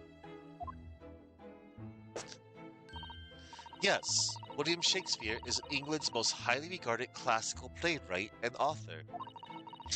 He's known as Sao in Japanese, as you know, and many of his works have already been translated. It seems incredible that Shakespeare was shortened to Sao, though. Someone was too heavy-handed there. Yeah. There were a lot of costumes in the victim's room, actually, weren't there? Of course, Mr. Natsume is a scholar of English literature as well. I imagine he and Mr. Shamsphere would have had much in common. Shakespeare interpretation disagreement leads to shocking murder. Let's hope it's not that. Mr. Naruhodo, really? How rude. Yesterday's events. After Mr. Natsume's trial yesterday, you came straight back here, I believe, didn't you? Did you notice anything strange between then and this morning? Well now, must have been about 6 in the evening by the time I got home. Snow was coming down rather heavily as I remember, and it was completely dark already. That failed actor chap was out at the time. Mr. Garadeb noticed there was no light from his room, or something, I suppose. Couldn't summon the energy for anything much, so I just sat in front of the fire up here. It was after 8 before Shamsphere got back. And the chap was up until past 1 in the morning.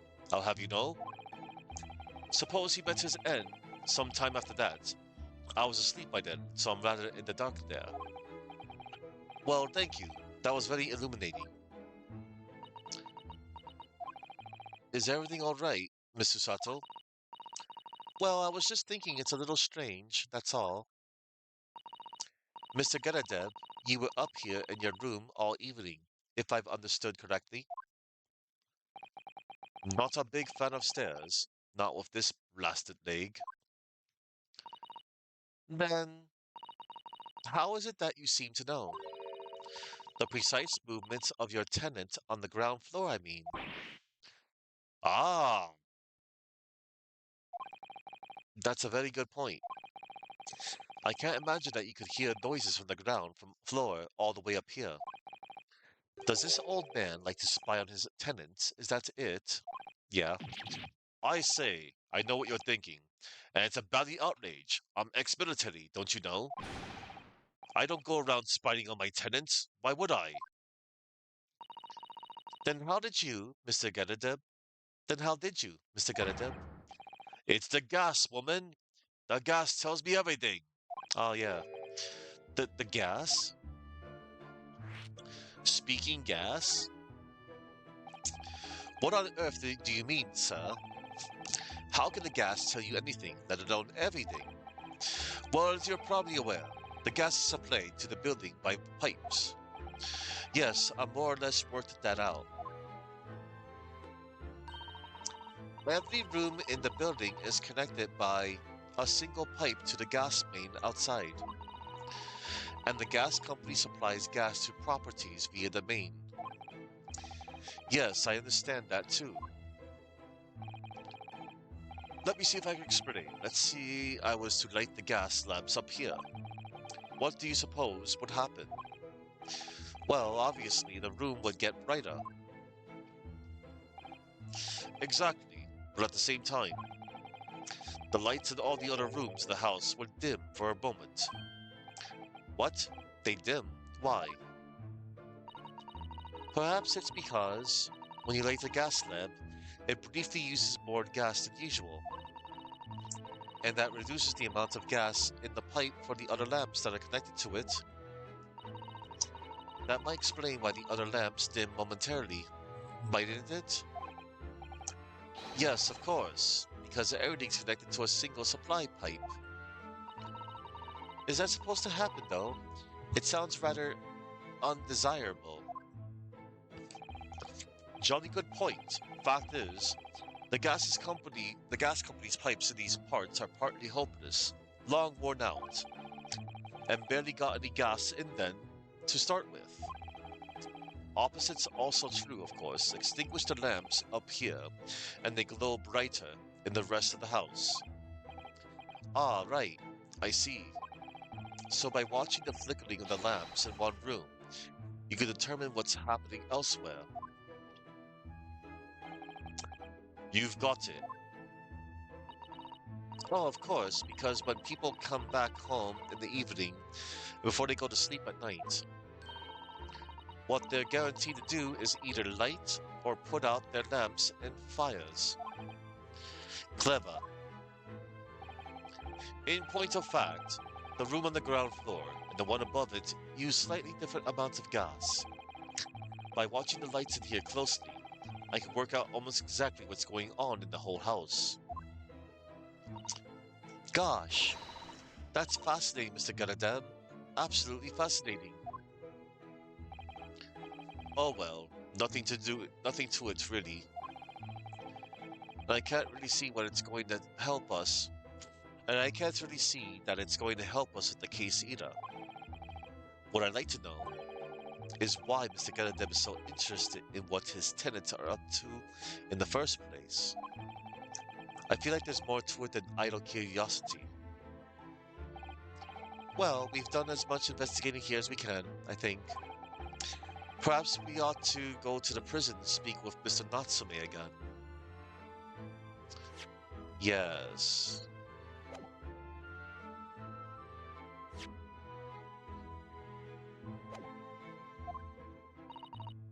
A good idea. All right, it's time to get out of here, and we shall go to prison.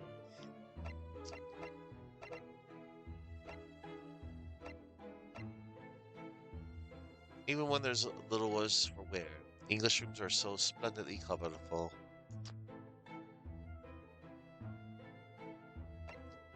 Do you know, I don't believe you've visited this place for some time.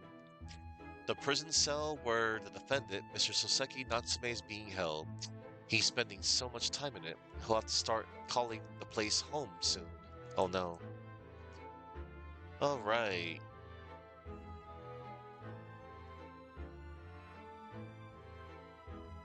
Man. Alright. Okay. I'm just,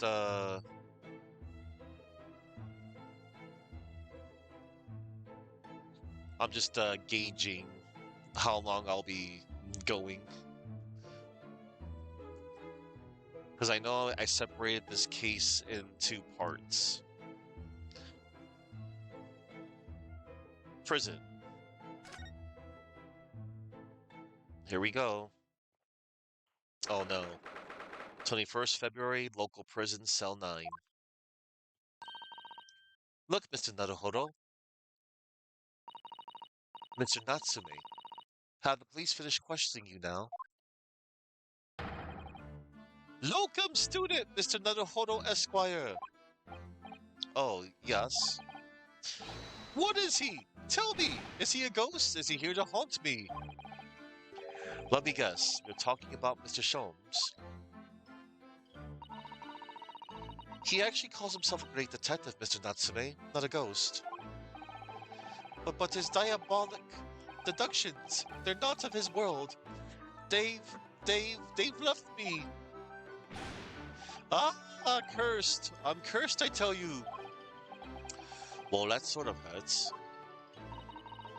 Credit where credit is due, Mr. Naruhodo. You were heavily involved in the deduction too. True. Yes, moving on. We have some wonderful news. Oh? The victim that we all thought was dead has come back to life again.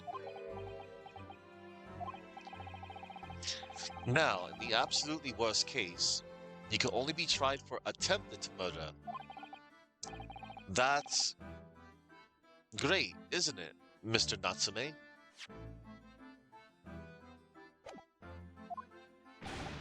It's terrible! Oh. I'm stuck in this cell suffering for some silly, wrong end of the stick. You did it, didn't you? Confess you're a killer. Why the mustache? Constant questions! I'm sorry to hear that. That selfish shyster. Make up your mind. Are you dead or alive? If you were going to come back to life, why bother dying? Wickedly wishy-washy William. Well, it seems likely that Mr. Shansphere was never actually dead in the first place. Ah, yes, that might make sense. And I'm pleased that he's alive, of course. Our lively debate last night was much fun. I'd be sad to think it was our last. Oh, oop. Mr. Natsume, does this mean that you did see the victim last night? You met with Mr. Shamsphere, didn't you? I'm not saying another word! I demand to have a lawyer present! Who do you think I am? Please, Mr. Natsume, we need to hear your side of the story. Oh, why am I cursed like this? Okay.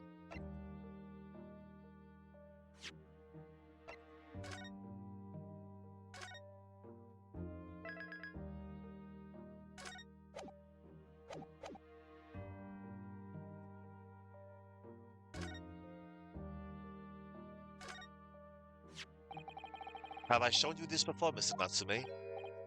Oh yes, the sweet, sweet aroma of our beloved homeland. It shows that the wear is a defense lawyer. It means nothing in Great Britain, of course, but I still wear it. Oh, I know exactly how you feel, locum student Mr. Naruhodo Esquire. My Haramaki belly band. I don't feel right without it. Your Haramaki belly band? It's perfect for the cold English winters. Just the thing to keep my tummy warm.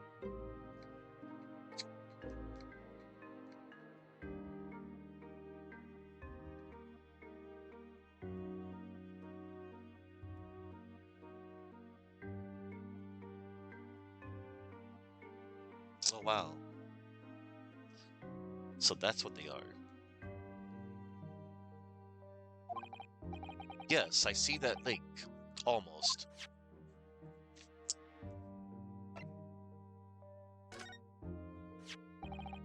Mr. Natsume, about this receipt.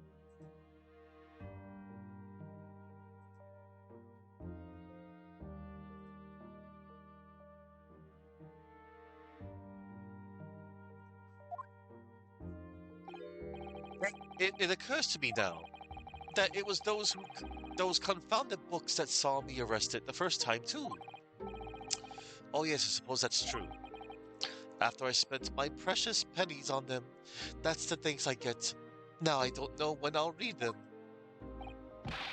No, not when. If.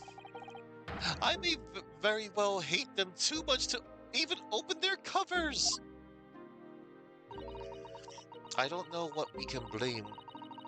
I don't know that we can blame the books for everything that's happened, Mr. Natsume.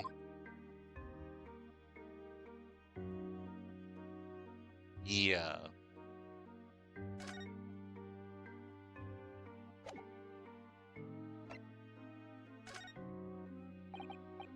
It's Natsume, it's nothing much but. Ah, it's been too long since I've been offered a present with that delightfully humble etiquette of our homeland. What? You're too kind. I accept it gladly. Sorry, but I wasn't trying to give it to you, actually.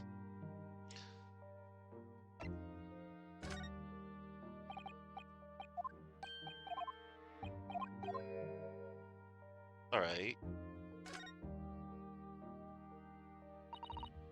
Mr. Natsume, what do you know about this? Ah, there it is! That lathery lowlife that took my neighbor's life and sent me sliding to the depths of despair. Slippery, sickly, psychotic saboteur. You've really gone off soap, haven't you? Absolutely! But I made up my mind. The next time someone gives me soap as a present, it's friendship finished firmly forever! Oh no. I don't know that we can blame soap for everything that's happened, Mr. Natsume.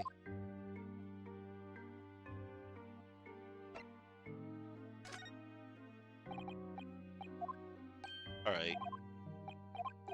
I got some good flavor text out of all that. Let us converse. What happened? Can you tell us exactly what happened last night then, Mr. Natsume? There's nothing to tell! But, Mr. Naruhodo Esquire, I'm eternally grateful to you for helping me with that accursed case yesterday. The case that saw poor Miss Green hospitalized after she ended up with a knife in her back. It's hard to believe that was only yesterday.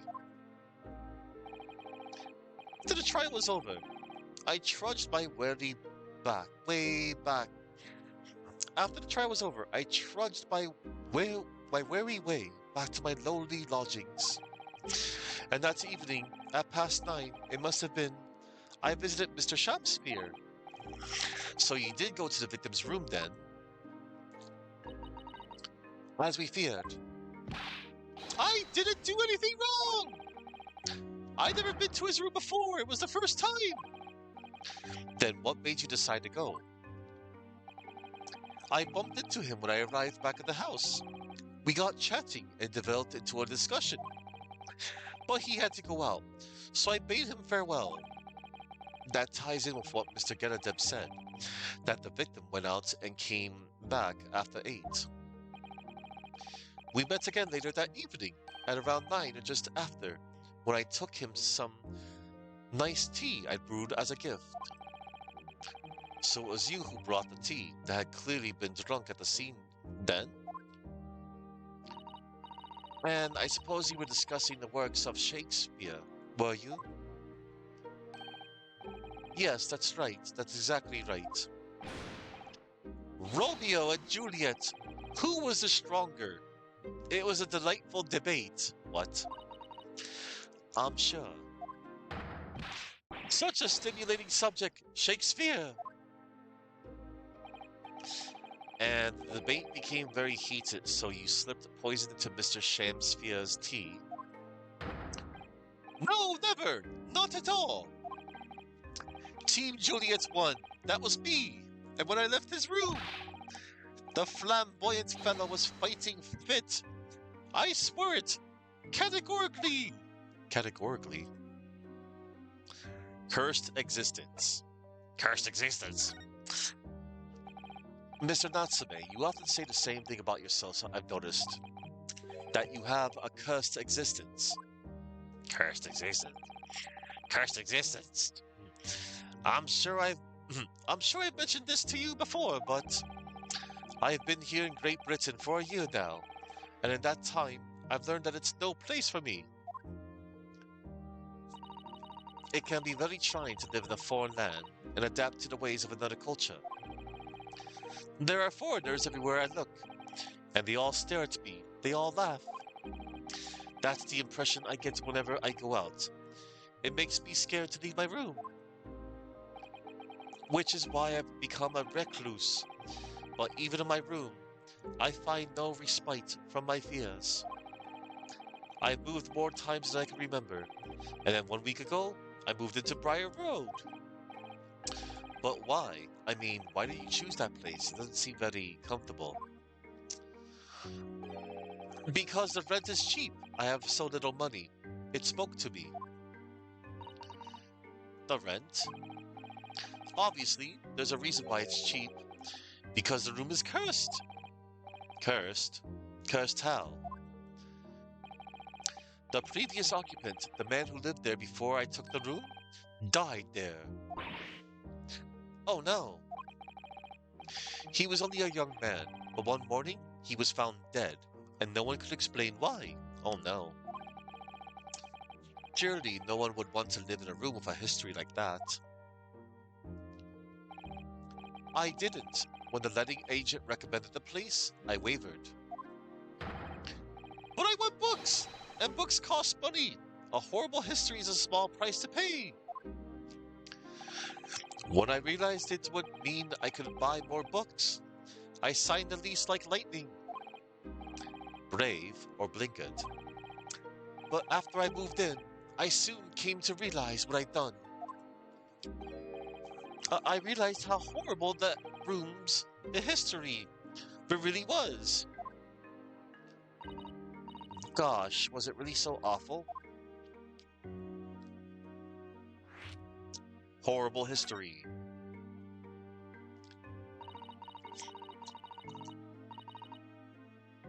How did the room's horrible history affect you, Mr. Natsume? What happened? At first, it was just a feeling. The feeling of beady eyes boring into my back, watching me. Do you think that might just have been your mind playing tricks on you? No, my mind doesn't know any tricks. It was someone else. It's been one long nightmare, ever since I was given the keys to the place. A nightmare? You've been having bad dreams, you mean? All the souls who've died in that room. I leaned over me. All the souls who died in that room leaned over me in my sleep and tried to strangle me. That really is horrible. And now we come to think of it, it happened again last night too. The very same night that Mr. Shamsphere was writhing in agony from the poison in his body. I was on the verge of being suffocated silently by those miserable spirits in my room. You simply must move out of that room as soon as possible. Yes, you're right. I know it. And that's why I'm already searching for the next room of history to call home. I think perhaps you should try to avoid accommodation with any kind of history at all. Otherwise, I'm scared what that you yourself may become history. Woo! Susato-san knows how to make the man listen.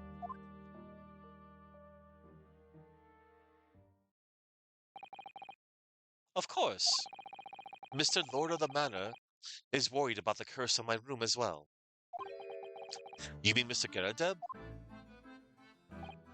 Yes, he knows that if people keep dying there, he'll never be able to rent it out again. Well, that's true. I, for one, wouldn't go near the place. Ah, perhaps that may explain why the landlord pays so much attention to the gas lamps and his tenants' movements. You mean because he's worried about their well-being? He does seem to have an unusually keen interest in the amount of gas in the pipes. There must be a reason why he keeps such close tabs on the occupants of his let rooms. What do you mean he pays so much attention to the gas lamps? Oh dear, no, it's nothing to do with you, Mr. Natsume. Please forget I said anything.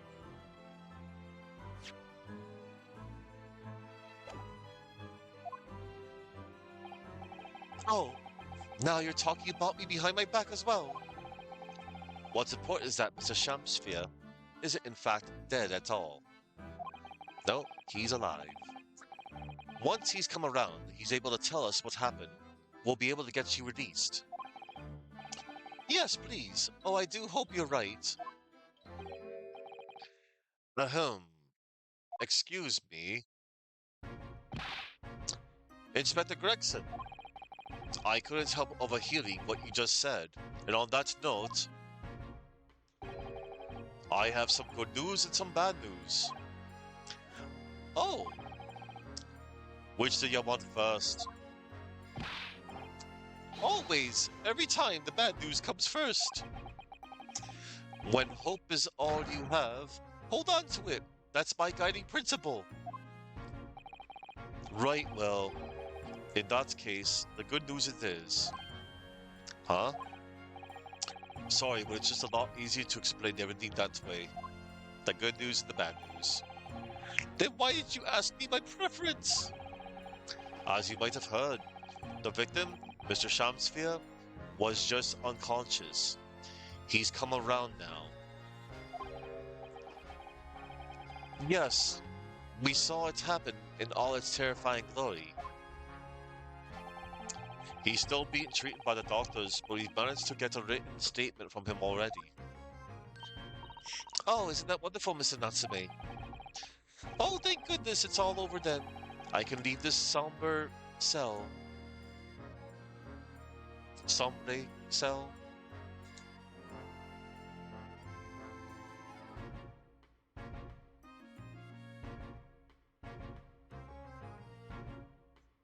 Oh, somber. Okay.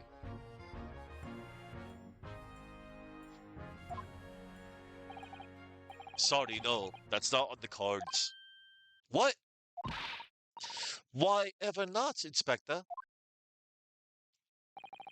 Mr. Shamsphere has implicated someone as being responsible to what happened last night. Uh-oh. Implicated someone? Oh dear. You don't mean? I'm sorry to say I do, yes. He's pointed the finger at you, Mr. Natsume. By sweet poison did he seeketh to end my life. That wicked is caitiff, Soseki Natsume. Caitiff.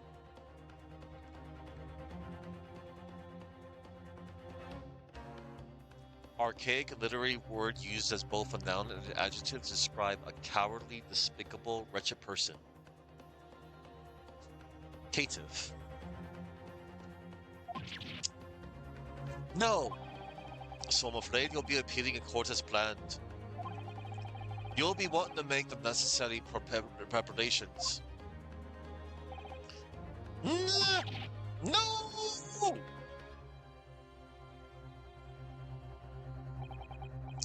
And so, once again, Soseki-san found himself having to take the dock in the Old Bailey.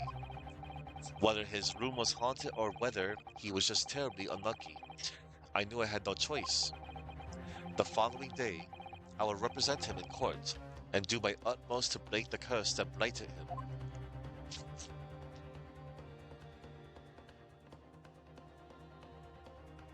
Boy, to be continued. My goodness. We're almost close to 4 hours of approaching court. I was wondering when we were going to, when that was going to be finished. All right.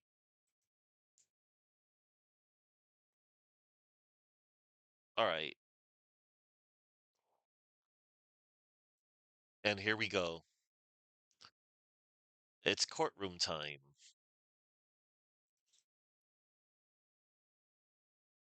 Hold on. Let me refresh this.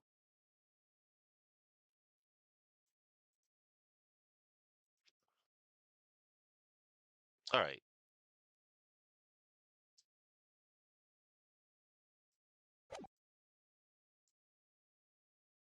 Oh man. 22nd February, 9:23 a.m. The Old Bailey, defendant's antechamber.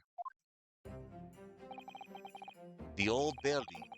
This place always makes me feel strange. I seem to get chills down my spine and break out in a nervous sweat all at the same time. Well, I didn't think I'd be back here so soon. That's my line! Good morning! Oh my god.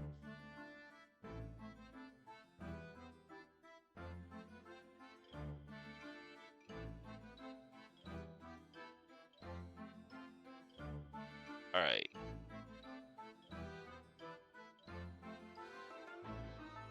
Oh man.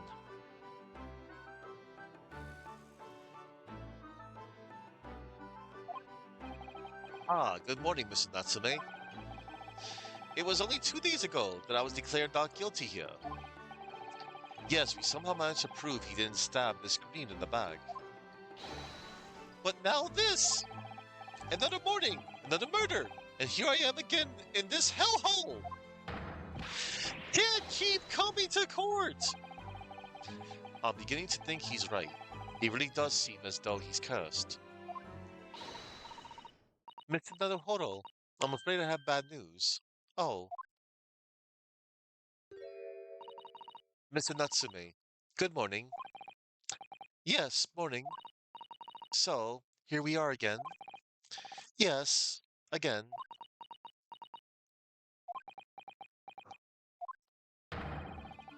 Judicial Assistant Miss Mikotoba Esquires, what's the bad news? Oh dear, you heard, did you? If you come in shouting at the top of your voice, people can't help hearing what you say. Oh, I am sorry. You've done nothing wrong, Miss Susato. Now, what is it? Well, it seems that the prosecution in today's trial will be led by Lord Barak Van Zeeks. Oh yeah, Van Zeeks. Gar! Oh no! Oh no no no! Yes, Count Dracula. The so-called Reaper of the Bailey, the most legendary prosecutor, the most legendary prosecutor in the in the trial 2 days ago. He pursued Soseki-san and I relentlessly. Of course, by the skin of our teeth, we managed to pull through, but still. Perhaps Mr. Natsume's acquittal in the last trial wasn't the end of the matter, after all. Yes, I know what you're thinking. The legend of the Reaper that says, nothing can save a person in the dock when Lord Von Deeks is a prosecutor. Oh no! That even if that person is found not guilty, the accused will meet a mysterious end, one way or another. And we've experienced it firsthand.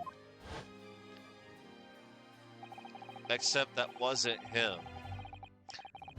A man we successfully defended met the most terrifying end after his acquittal, right here in the Old Bailey.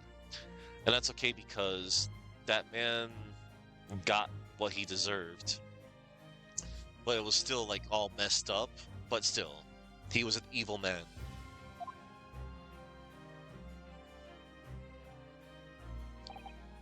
Ah! Do I have to put up with those ice cold eyes boring into my soul again? Cursed by evil spirits and now by the Reaper! Pair of petrifying perils, potentially. Well, if it's potentially, at least you appear to have hope, Mr. Natsume. Locum student, Mr. Naruhodo Esquire. Yes. I'm innocent! You have to believe me! You, more than anyone now! Don't worry. I'll be your steadfast ally every step of the way in this battle. I promise.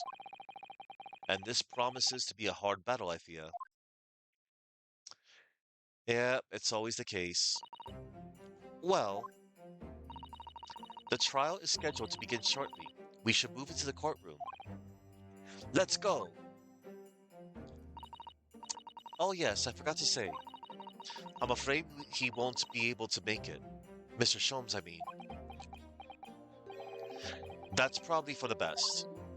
Oh, if he were here, I might be tempted to rely on his help. And that could be seen as a weakness. If Lord Von Deeks were to notice, he'd prey on it mercilessly. At least that's my gut feeling. Mr. Naruhodo. You're right! Yes, you're so right! Oh, well said, locum student Mr. Naruhodo Esquire. Well said! I swear on this sword at my side, and on the spirit of Kazuma that it harbors, I'll show him what a Japanese lawyer can do. I'll set you free, with honor. Oh, yes.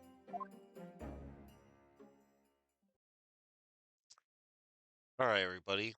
Give me like one moment before I proceed. I just want to refill my beverage and have a little snack. I'm going to have a little Oreo snack, just one Oreo.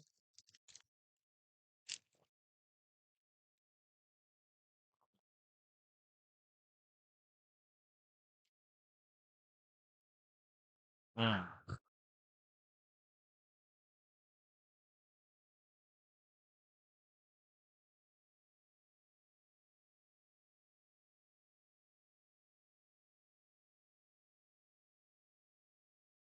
That was one good Oreo.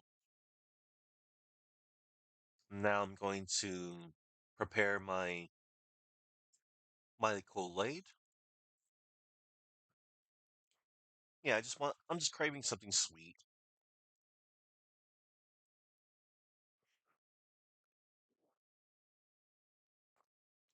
Cherry Kool-Aid.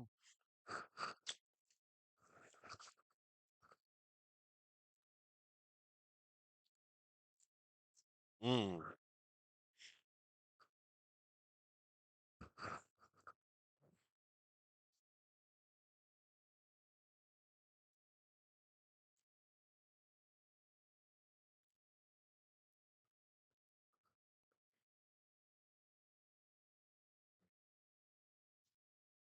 All right.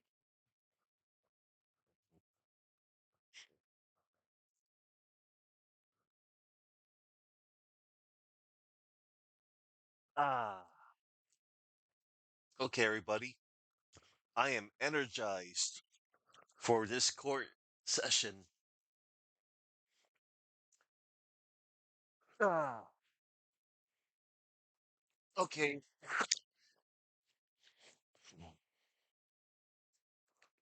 22nd February, 9:40 a.m., the Old Bailey courtroom.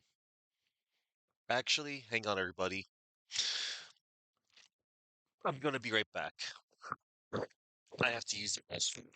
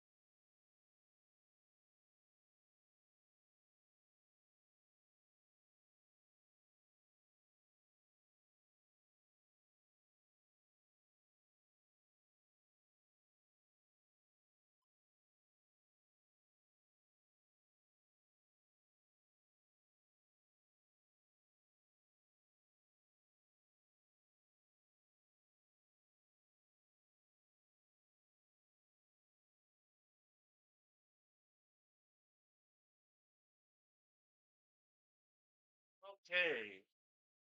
I'm back, everybody. I really had to use the bathroom. Okay. It was an impromptu trip to the restroom, but I'm okay.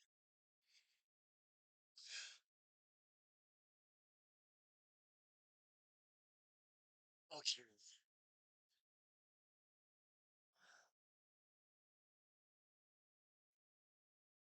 Right, man.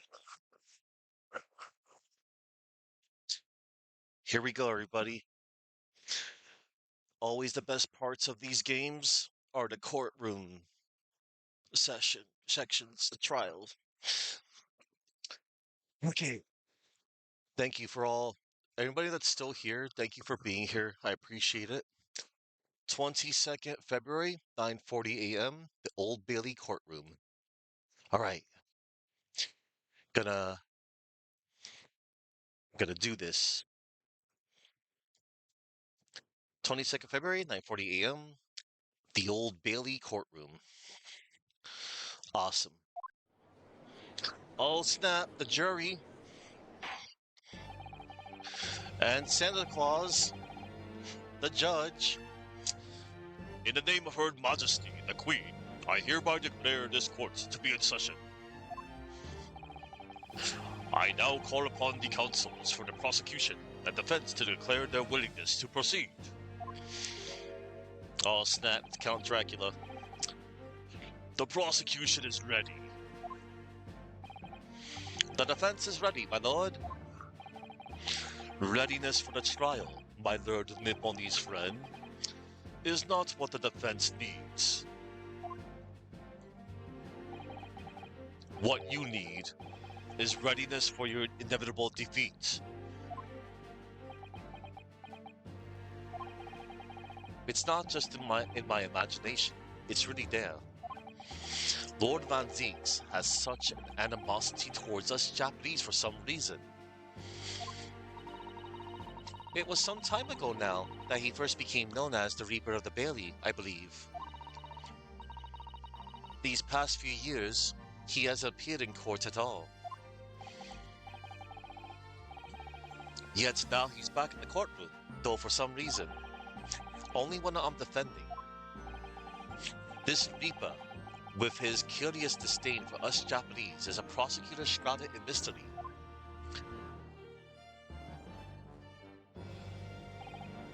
Still, this isn't the time to be pondering that. I have to concentrate on Soseki-san's trial. Furthermore, I now call upon the 6 ladies and gentlemen of the journey. You have been chosen at random to represent the will of the people in this trial. Are you ready to fulfill your duty? Absolutely. I had a feeling this Dedekin wasn't innocent before. Oh, it's Bruce Fairplay on her. I must say that I feel especially ruthless on days when my hat refuses to sit right. Oh, well, I rather like how you're wearing your hat. I think the ruthless look is very fetching. But actually, fetching. Oh, we got a new juror. Juror number 4. I need to be somewhere at 10 o'clock. I have a very important meeting. Let's make this quick. Oh, the worker dude. I couldn't agree more. I need to take home 5 bob tonight, or the business will go through the roof. Oh, and the doctor. Oh, may the Lord show us all the light here, and lead his rock to a righteous verdict. The British jury system is so very different to our own, isn't it? It's quite extraordinary to think that the power of judgment is in the hands of 6 members of the public, and that the judge can only pass sentence when all jurors are in agreement about the defendant's guilt. 6 citizens of London chosen at random, or at least that's the idea. The prosecution would draw attention to the fact that the accused was on trial here, but 2 days ago. Accordingly, where possible, the same jurors have been asked to return for duty today. Very well, let us commence the trial. Lord Van Zinks, your opening statement, please. Ladies and gentlemen of the jury, it is not the intent of the prosecution to cast doubt over your past decision. However, the innocent verdict afforded to this eccentric Nipponese affair has had dire consequences. Did the accused repent for his wrongdoing in that affair? Far from it. Instead, he used his freedom to perpetrate a most blood-curdling crime, namely that of the attempted murder of his neighboring lodger, an innocent Englishman. To explain the circumstances of the crime, the prosecution calls its first witnesses to the stand. Oh wow, cape's already off.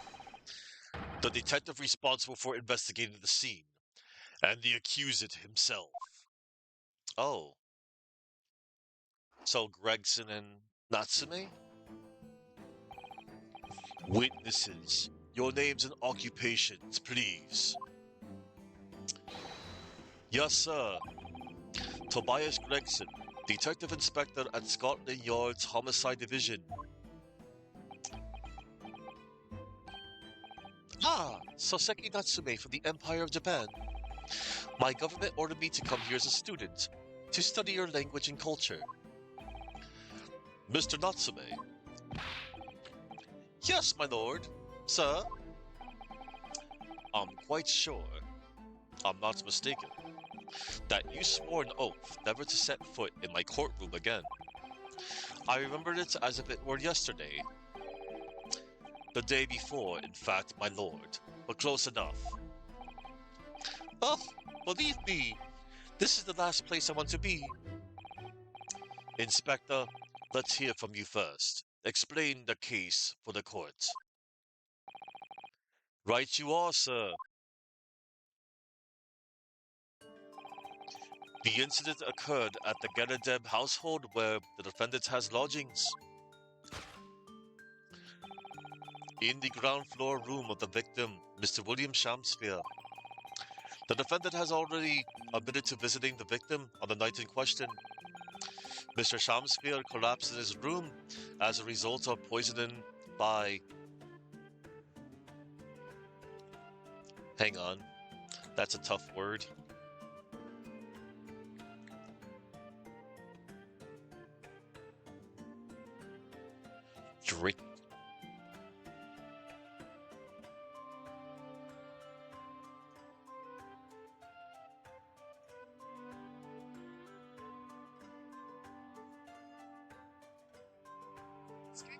Strychnine. Okay. Mr. Shamshir collapsed in his room as a result of poisoning by strychnine. Strychnine. Okay. He was found the following morning when the landlord suspected something was wrong, broke down the door.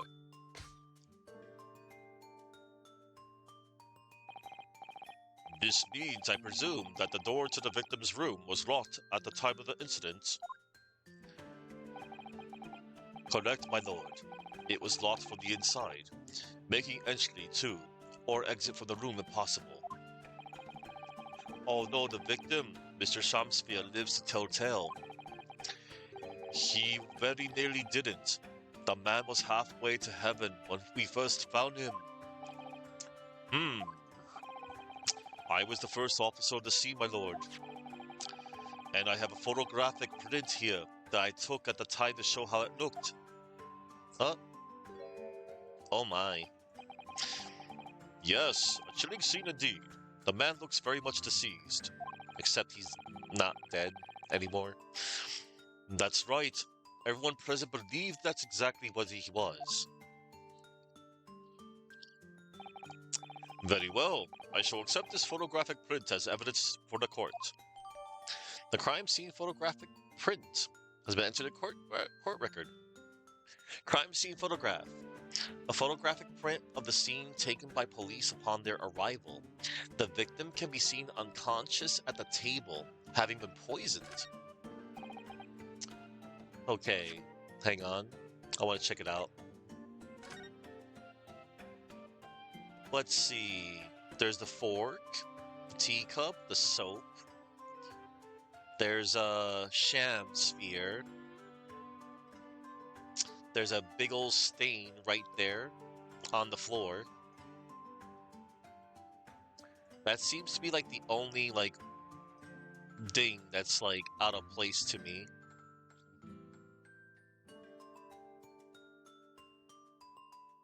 Well, not out of place, but that's the only suspicious looking thing. That big old stain on the floor.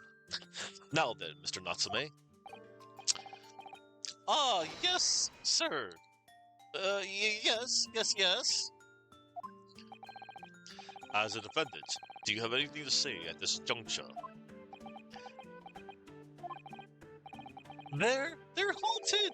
Haunted by evil spirits! Good gracious, what's haunted? My lodgings! There's been a whole series of strange happenings in my lodgings! The tenant before me died in mysterious circumstances. A woman was stabbed by no one on the street outside. My neighbor was poisoned! And me! What about me? I've nearly been killed countless times! Killed, Mr. Natsume? How? Even on that fateful night it happened when I returned from Mr. Shamsphere's room. I lit my gas stove and climbed into bed, but before long, the stove went out and somebody tried to kill me! You must always extinguish all fires before retiring for the night, Mr. Natsume. But it's so cold! My runny nose would freeze! The point is, I didn't poison my neighbor. Oh, why am I being accused of this? Why is my existence so cursed? Cursed. Thank you, witnesses. I believe I have a reasonably clear creature. I believe I have a reasonably clear picture of events. If I could raise one more point, my lord, one more conclusive point. Conclusive? Go on. Fortunately, the victim Shamsphere has regained consciousness after his ordeal, and he has named the true culprit. The poison consumed by the victim was administered in a cup of tea that he drank on the night in question. Tea, my lord, that was brought to the victim's room by the accused. The accused? Good grief. Order! Order! Yes, that's the crux of this whole case. If Soseki-san is innocent, then why? Why has the victim accused him? Well, Mr. Natsume, what have you to say to this accusation? That evening, yes, I did take some freshly brewed tea with me when I visited Mr. Shamsphere's room as a gift. The public water pump outside always freezes at night, so I brought bottled water especially to make it. And this is the result! Never will I touch tea again! Never! The public pump was frozen, you say? That's not information we've heard before. That will do, thank you. Now, according to our laws, the defense must have the opportunity to cross-examine witnesses at least once. Therefore, I call upon these witnesses now for a formal testimony. I presume the prosecution has no objection. None whatsoever, my lord. Good. Then you will give your account of events on the night in question to the court now. Yes, my lord!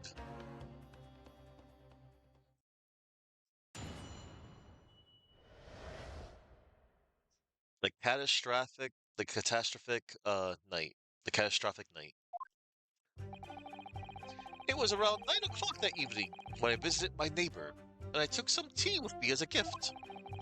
We had a heated literary debate over a nice hot drink, after which I went back to my room at around 11. My tea was completely harmless.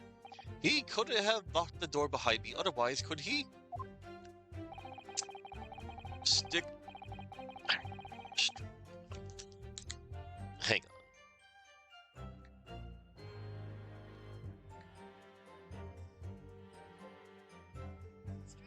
Strychnine. Okay. Strychnine takes some time to have an effect on the body. People don't keel over immediately after taking it. The victim would have been perfectly able to lock the door after his guest left. The argument still stands. Strychnine. Okay. Yes, I see. It all seems relatively straightforward. Excuse me, but that testimony does raise one rather crucial point, I think. Mr. Natsume claims his tea to have been harmless, presumably, though. The teacups have been examined for traces of the poison, haven't they? Why didn't I think of that? Well, as it happens, no.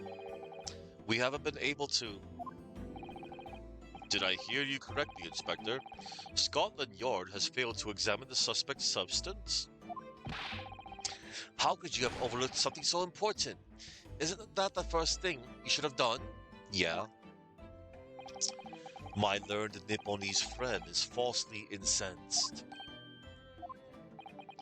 The inspector said Scotland Yard was unable to examine the tea, now that it was overlooked. Unable? Why? It's simple enough. There was none left, not a drop. Someone must have been very thirsty indeed. With current scientific techniques, it's not possible to test for poison under such circumstances. We only need a drop. That one drop we only need a drop, but that one drop does actually have to exist, funnily enough. The lack of examination notwithstanding, it appears nothing more than a tea passed the victim's lips on the night in question. I see, thank you. The matter is clear. Cast your eyes over the jury, my learned friend. What? You can see it in their faces, I'm sure. The recognition of the accused's guilt. Your client's fate is all but sealed. In mere moments from now, you will lose, and your compatriot will be damned for all eternity. He's right. I can feel all six of the jurors looking daggers at me. But I can't let them beat me down. I won't. Counsel for the defense, proceed with your cross-examination. Yes, my lord.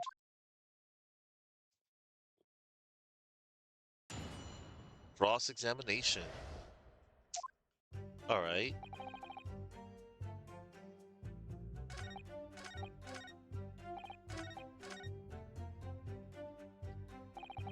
That's the extent of their testimony, is it?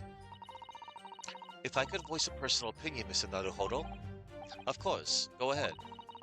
Mr. Natsume is arguing for his innocence so adamantly and so persistently. Yet Inspector Gregson just brushes what he says aside. It's really quite infuriating. I agree.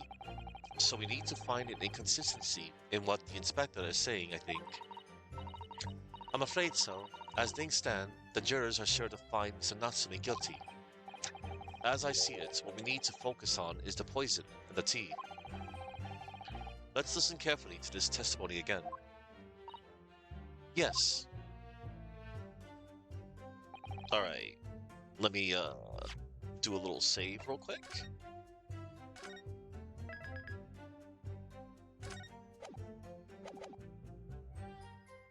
It was around 9 o'clock that evening when I visited my neighbor, and I took some tea with me as a gift. Okay. Hold it! Time to press. Were you and your neighbor good friends then?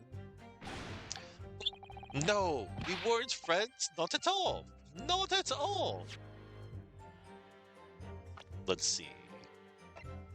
John Genedev, retired army man who's the landlord of lodgings rented by Mr. Natsume, and all the injury means he's confined to chairman at the time, Barak Van Zeeks. A prosecutor known as the Reaper of the Bailey.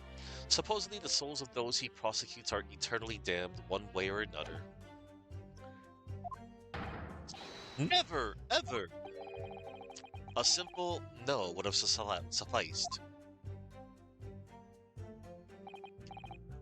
Then, why did you decide to pay him a visit? Mr. Shamsphere fancies himself as having great literary knowledge.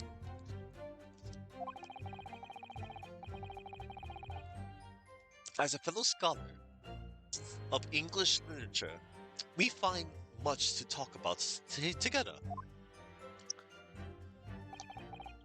Come now, no nip on these can understand the finer points of English literature. Oh, come on. And on the night in question, that was the topic of conversation as well, I presume. It was the day of my last trial, when I was acquitted. I just arrived back at my lodgings. When I ran into Mr. Shamsphere outside the street, that was at around 6 o'clock. We exchanged one or two pleasantries, but it soon turned into a heated discussion. He was on his way out at the time, though. So I promised to visit his room that evening at 9 to continue our debate. But did I have ill intentions? No, not one, not two, not any. Not at all. Never ever. A simple no would have sufficed, I feel. Then tell the court what did happen when you visited the victim's room. We had a heated literary debate over a nice hot drink, after which I went back to my room at around 11. Hold it! A literary debate about Shakespeare's works, I think you said, didn't you? Shakespeare? Ah, very worthy topic of conversation, I must say. Oh yes, my lord. Romeo and Juliet. Who was stronger? It was a profoundly pleasurable party. Romeo and Juliet. Who was stronger? I know I'm going to regret asking this, but how did the debate go? Well, we both agreed that we would reach a conclusion more quickly with a reenactment. So we battled it out in a Greco-Roman style, naturally. What? Mr. Shansfield had all sorts of costumes in his room for just such a contest. So when you say a reenactment, you mean you were actually in costume? He as Romeo, I as Juliet, and after a vigorous wild tussle, I as Juliet came out on top.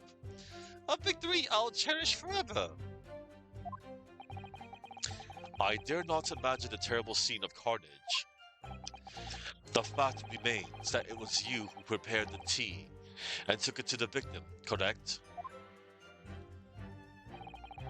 I boiled the water in my room and made a pot to take with me. I'd heard that he was too poor to have tea himself, you see. It's true, there was no sign of any tea leaves in the man's room. I wanted to do something nice, to be friendly. So why is everyone looking at me with such suspicion? My tea was harmless, of course it was. And do you have any basis for that statement, witness? My tea was completely harmless. He couldn't have locked the door behind me otherwise, could he? Hold it! Yes, there was not a drop of tea left in the victim's room anywhere, was there? That's correct. Anyone would think the fellow had never had a pot of tea before. He must have let it dry. Which is a pity because one drop is all we would have needed to analyze it for poison. And you say that you returned home to your room at 11 o'clock, Mr. Natsume? Yes, definitely. By heaven and earth, I swear it. The landlord was able to verify that, as it happens.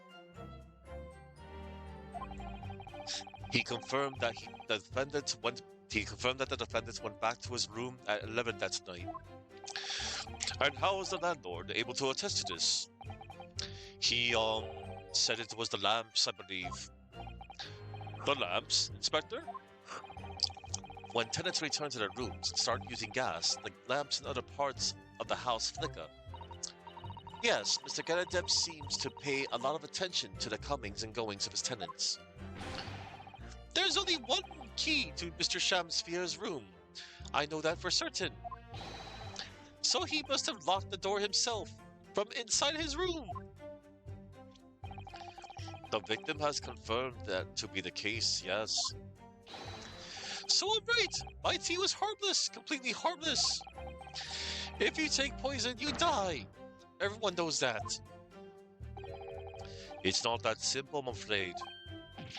What do you mean?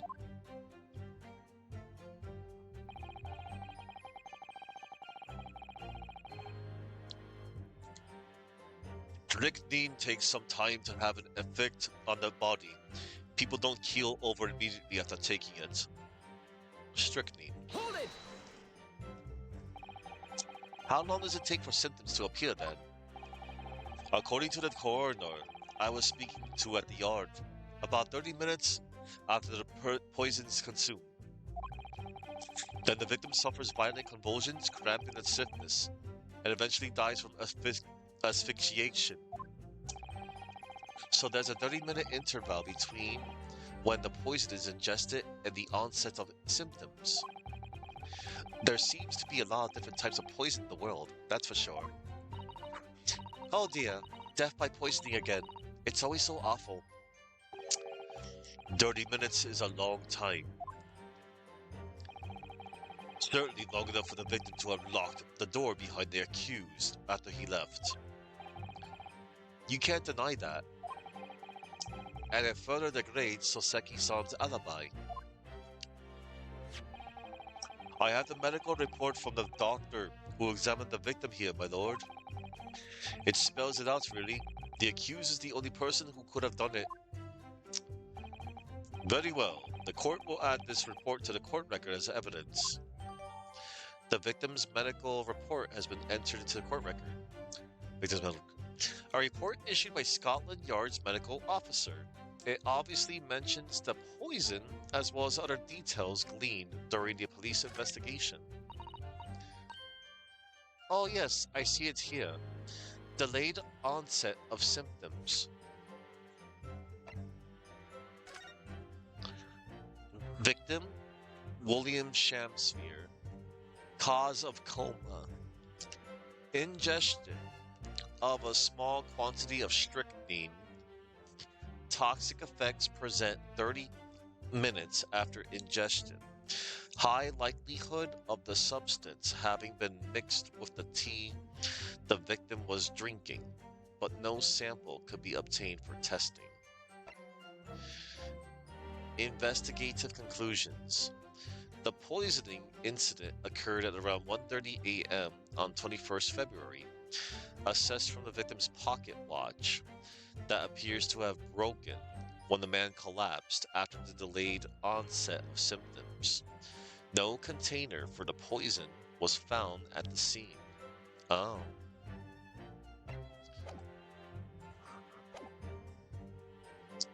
Oh yes, I see it here. Delayed onset of symptoms.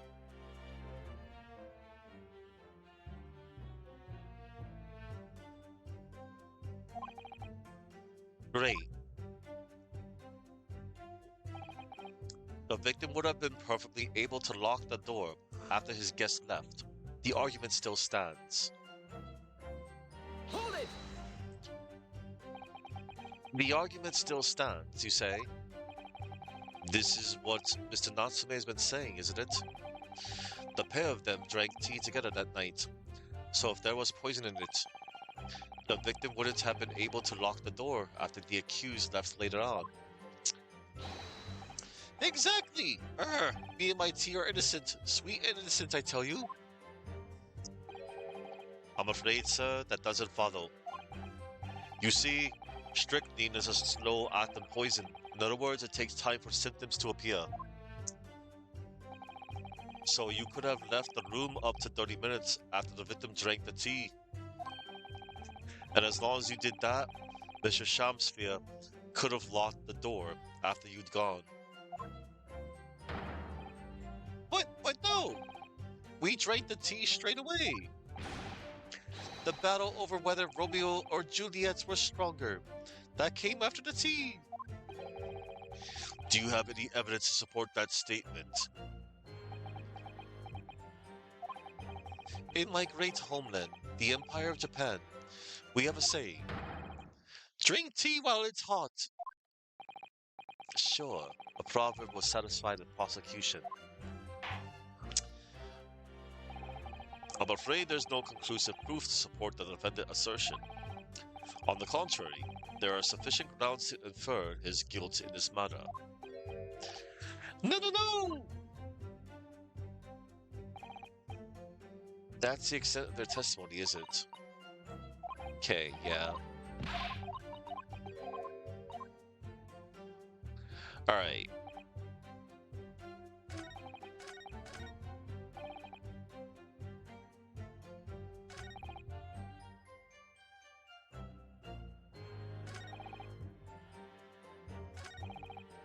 Let's see.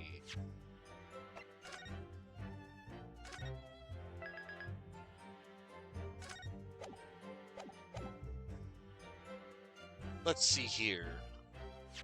Um...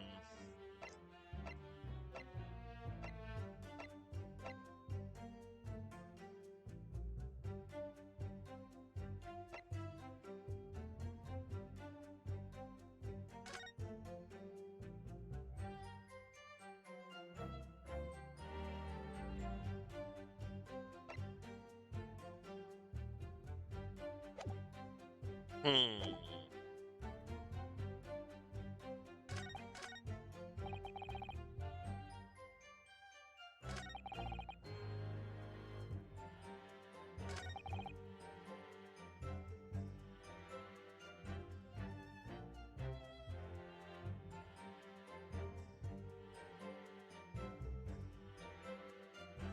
Hold on. We had a heated literary debate over a nice hot drink, after which I went back to my room at around 11. Hmm.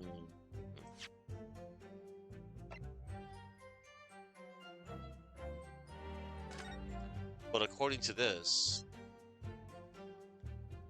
so it takes 30 minutes after ingestion. The poisoning happened at around 1:30.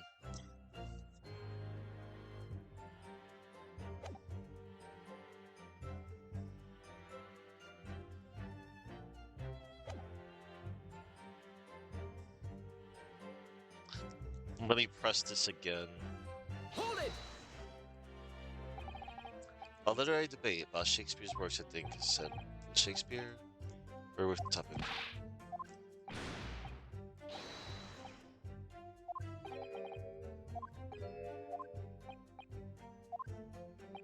Alright.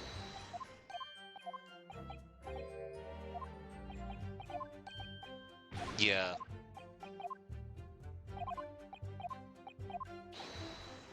Let's see.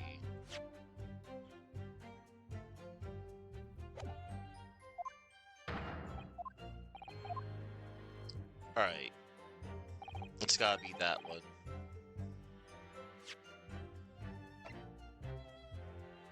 Objection! Yep. Mr. Natsume, you say it was 11 p.m. when you left to return to your room, correct? Yes. And Inspector Gregson, can we rely on the information in the medical report unconditionally?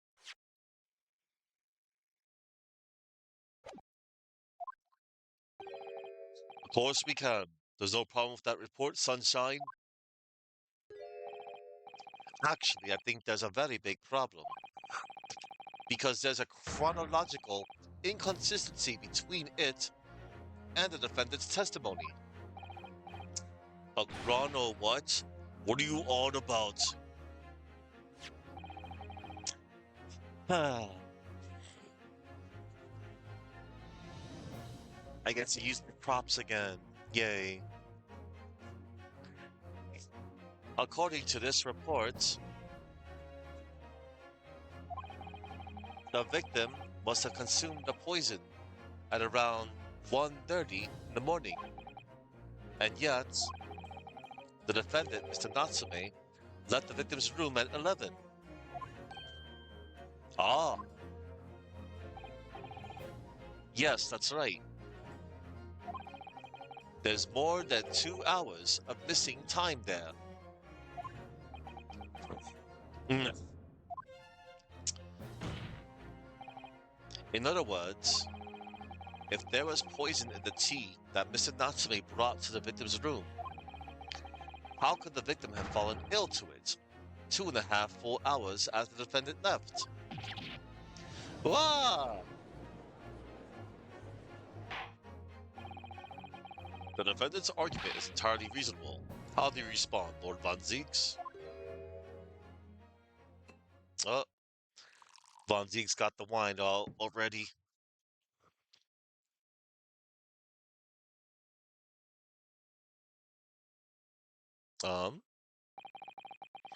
Pray forgive the discourtesy if my mind has wandered.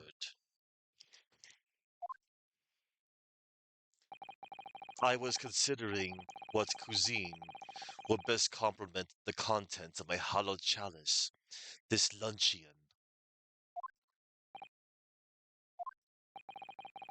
How could it have happened, you asked?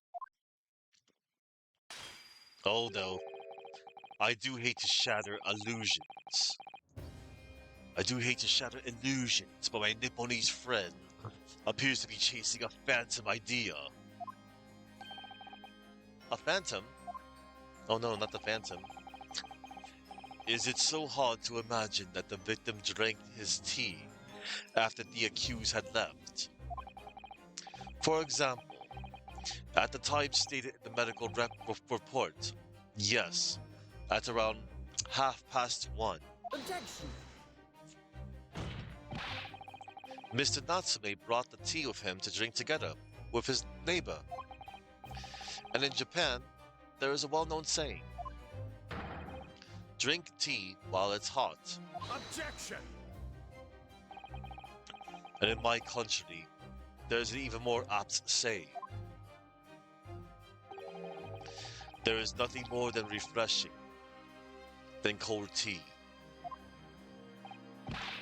But the point is, if there was such a long gap, there may be other ways to explain how the victim came to be poisoned. Other possibilities. What sort of possibilities, counsel? Well, for example, the man could have had another visitor. Another visitor? That's a very bold assertion, my learned friend, from someone who has nothing to substantiate it. Or the victim could have taken the poison of his own Balachan. You suggest this may have been a suicide, counsel? Objection! Mr. Shamsphere has categorically denied suicide. The idea can and must be discounted. Objection! But he could be lying.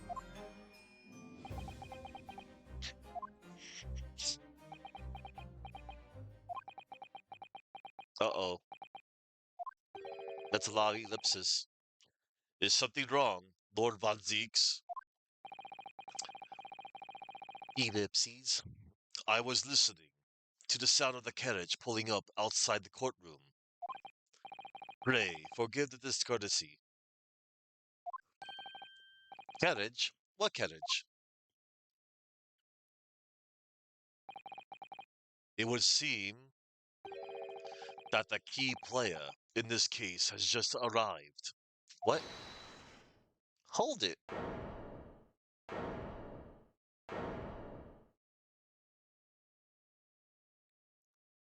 Whom? Out, brief candle. Life's but a walking shadow. Oh no. A poor player that struts and frets his hour upon the stage and then is heard no more.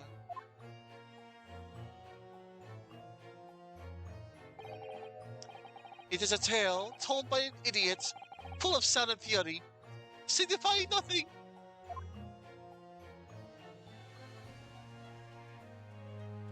Oh no. Who, sir, are you? William Shamsphere, my lord.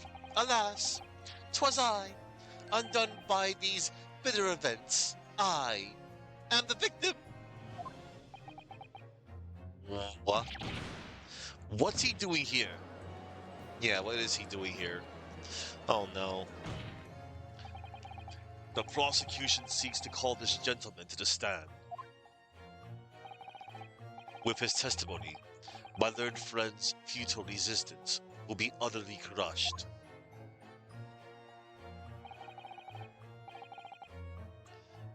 You're calling him a witness? Very well, counsel. I grant your request with interest. I'm curious to discover what the court shall hear from the victim himself.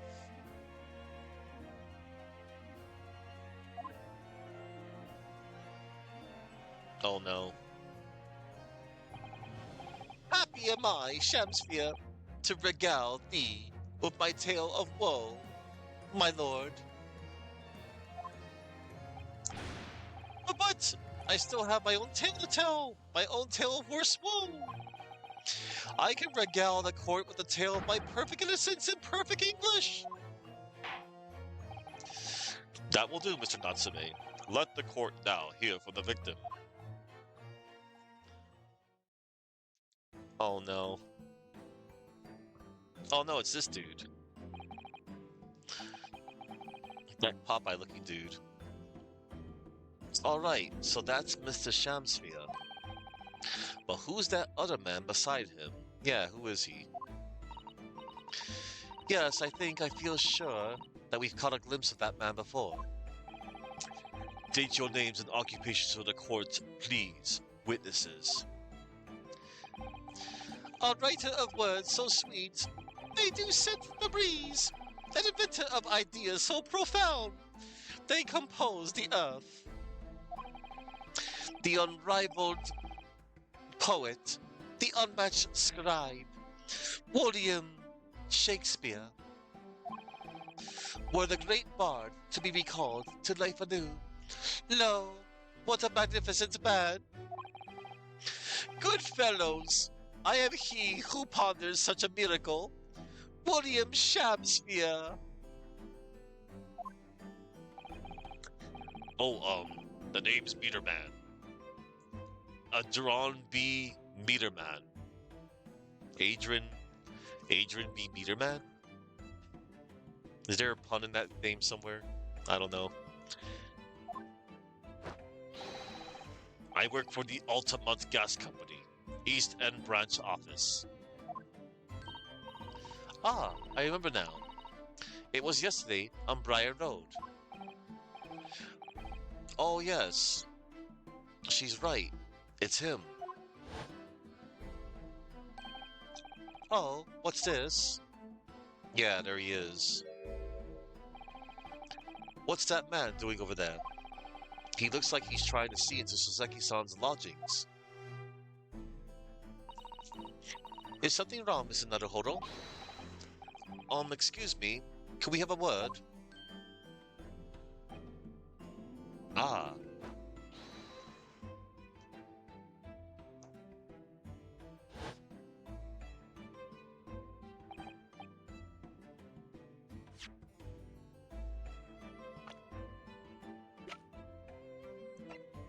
Adrian B. Meterman. A young man who works for Altamont Gas. He's a witness to the incident.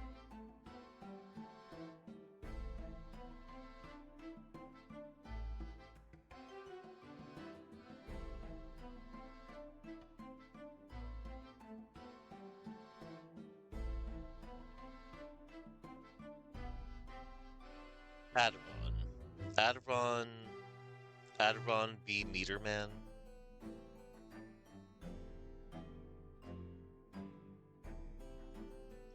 Adron?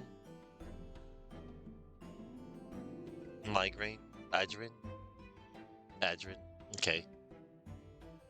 Adron. Adron B. Meterman. Yes, we spotted him outside Mr. Garadeb's house that morning. And he's a gas company employee. What does he have to do with this case? So, Mr. William Shakespeare, you are the victim in this miserable affair, correct? Oh heaven, oh hell, do you command me to remember? That sweet poison that didst cross me, and cross mine innocent lips. I subpoenaed him for the trial, with his doctor's permission, naturally. Hearing the testimony of the aggrieved will remove any room for doubt from the jurors' minds, I'm sure. Behold, ye have only to rearrange the letters of my name to see that me's a seraph, an angel indeed. Thus be I noble of mind, sweet of nature, and verily honest of heart, as all heavenly angels be. Because there isn't a less contrived meaning in your name. No, not at all. The judges seem to be very moved by this man, I'm afraid.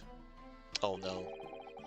They're actually taking this seraph anagram idea seriously? Thank you, witnesses, for your illuminating introductions. But my lord, what's the man next to Shamsford doing here? The gas man, I mean. What's me? Well now. Allow me to enlighten my learned friend. You recall, I presume, your earlier impertinence when you suggested that the victim had another visitor to his room on the night in question. And, moreover, that the victim is a compulsive liar.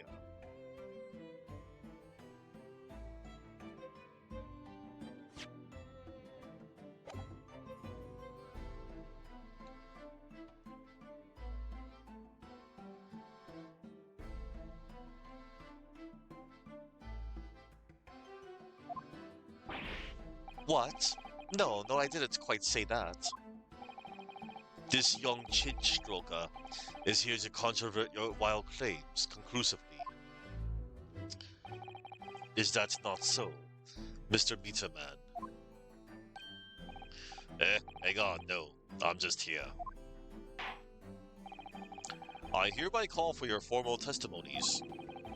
You will tell the court as lucidly as possible what happened on the night in question. One may smile and be a villain. Yes, it doth pain me, but let the truth be spoken. The truth of that wintry night of my discontent.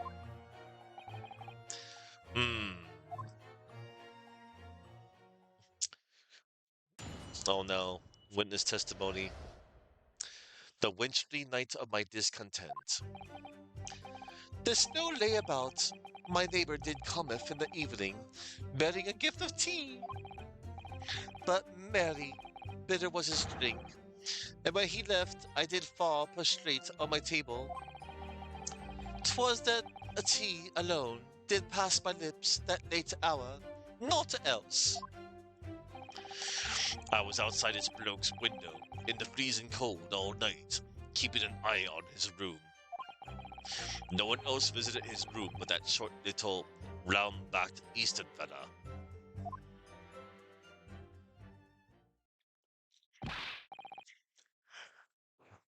Wait, what did you say? You were keeping an eye on Mr. Shamsphere's room all night? That's right. Of course, the bloke's window is all but blocked up, isn't it? But there's a little gap in the bricks where you could see into the room. So I spent the night trying to keep my teeth from chatting as I peered in through that. The question is, sir, why? Ah, well now, that's because he's on my list. What a piece of work is a man! Wherefore wouldst thou not stare in wonderment? What are you talking about? This buzzing busybody hath not part in this play. I pray thee, pay him no heed, make no more ado about his tedious words. What you say about me? Calm yourself. This court is concerned with what happened on the night in question. Nothing more. Indeed, that is so. And as the testimony we have just heard clearly reveals, there was no one other than the accused present at the time who could have carried out this crime.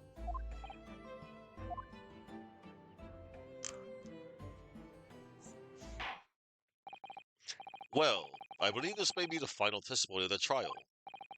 Now, counsel, the defense may proceed with the cross-examination. Yes, my lord.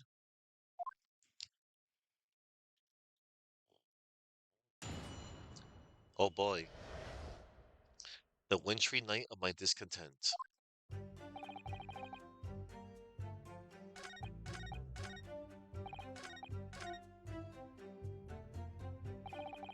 So that's the entire testimony. What do you think, Mr. Naruhodo? Well, I can't see any obvious holes at all, to be honest. No. Oh dear. If nobody else visited Mr. Shamsphere's room that night, apart from Mr. Natsume, I imagine the members of the jury will all conclude the same thing. Right, that he's guilty. Well, all we can do is press these witnesses for more information and hope for a breakthrough. Yes. I mean, that's how we do it. Unless, you know, except for the time where you get penalized for, you know, pressing a clown. But normally, it's good to do this. The snow lay about. My neighbor did cometh in the evening, bearing a gift of tea. Hold it! To be clear, by neighbor, you are referring to the defendant, Mr. Natsume? Oh, indeed, sire. Perchance thou wouldest that I call him the man from upstairs? And at what time did the mustachioed Nipponese visit you in your room? Our meeting was promised for the hour of 9, and lo, did he come to tender a gift of fragrant tea. Details which are in accordance with the defendant's own testimony, yes. And we were broiled in such a literary debate as history hath not seen before. By which I presume he means the discussion about who was the stronger, Romeo or Juliet. I, Shakespeare, did play the part of a young Romeo, whereas my neighbor played the fair Juliet. Each of us dressed as would our characters be, to bring weight upon our merry experiment. I dare not imagine the scene. Me either. Frailty, thy name is woman. Canst thou imagine how dismayed I was? Yes, I had heard of the Eastern art of Jiu-Jitsu, but ne'er did I dream 'twould be a skill practiced by the comely maiden. Juliet beat Romeo up? This is not helping our case. I believe the court has heard enough about your earth-shattering literary debate. Perhaps you could reiterate your statement about the tea that the accused brought to your room. My liege, I am thy servant. Gladly I would do thy bidding.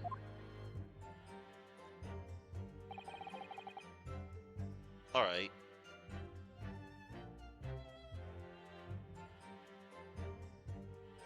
But merry, bitter was his drink, and when he left, I did fall prostrate on my table. Hold it! Let me stop you there. Mr. Natsumi left your room at 11 o'clock, but it wasn't until after 2 that the poison made you collapse.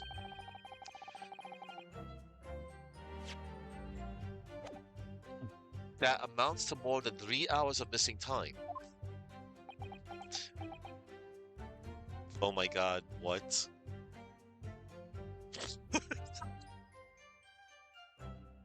This guy. What is this?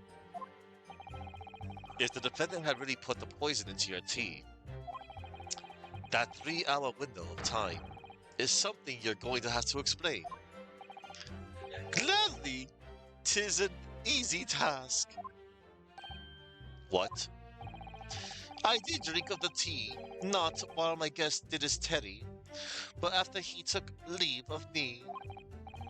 Faith, 'twas stone cold, but at 1 hour post midnight, verily were my lips parched.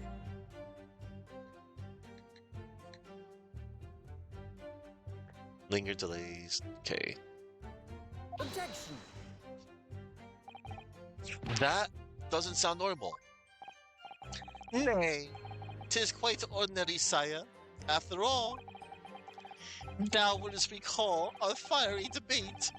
Amidst such argument, there be no time for fiery tea. Romeo and Juliet again, and who was stronger?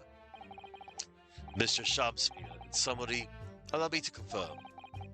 Did you not come here with the intention of naming your attacker? But of course, my liege. 'Twas a stooped lover of words did attempt to shuffle me off this mortal coil.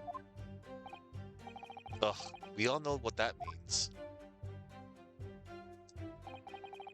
'Twas the tea alone did pass my lips that late hour, naught else. Hold it! So, you didn't have any kind of evening meal, dinner, supper? Ah, fie on luxury, fie on gluttony. To eat the rice daily is but a waste of time.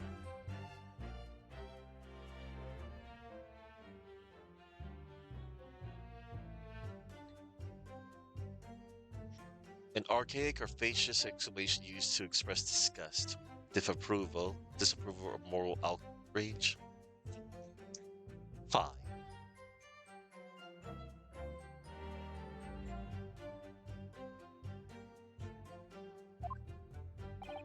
Sorry, I would that my belly were full, no more oft than the sun doth rise.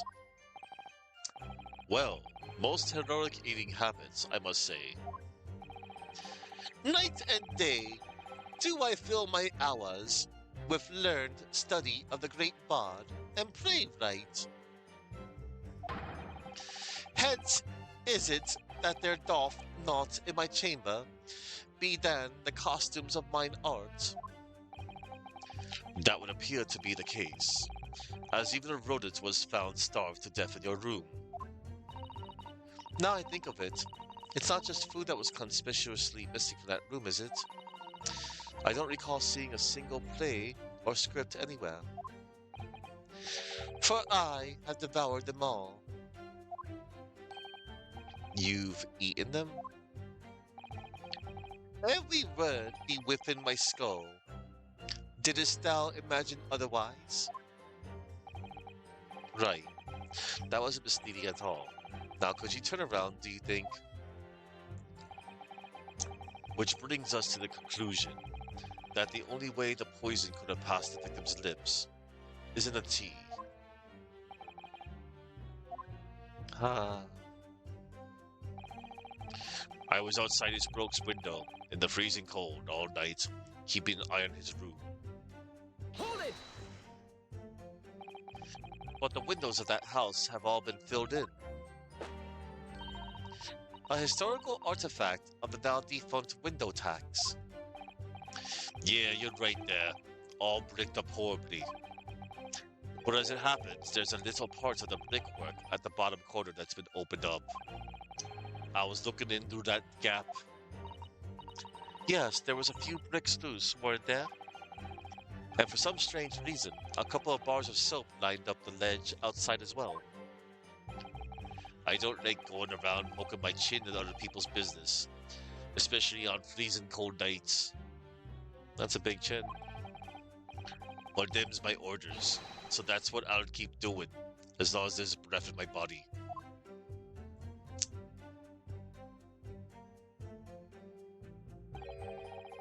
What's with all the theatricals today? Out of interest, Mr. Leaderman, after the accused had left and returned to his own lodgings, did you see the victim leave the room at all? No, he never left. He was in that room the whole time, as far as I'm concerned. And we could therefore discount the possibility of suicide. How can you be sure of that? The police carried out a thorough investigation of the scene and found no receptacle for the poison. And since we know the victim didn't leave his room, and hence didn't dispose of the poison's container himself, it's clear that this was no attempted suicide.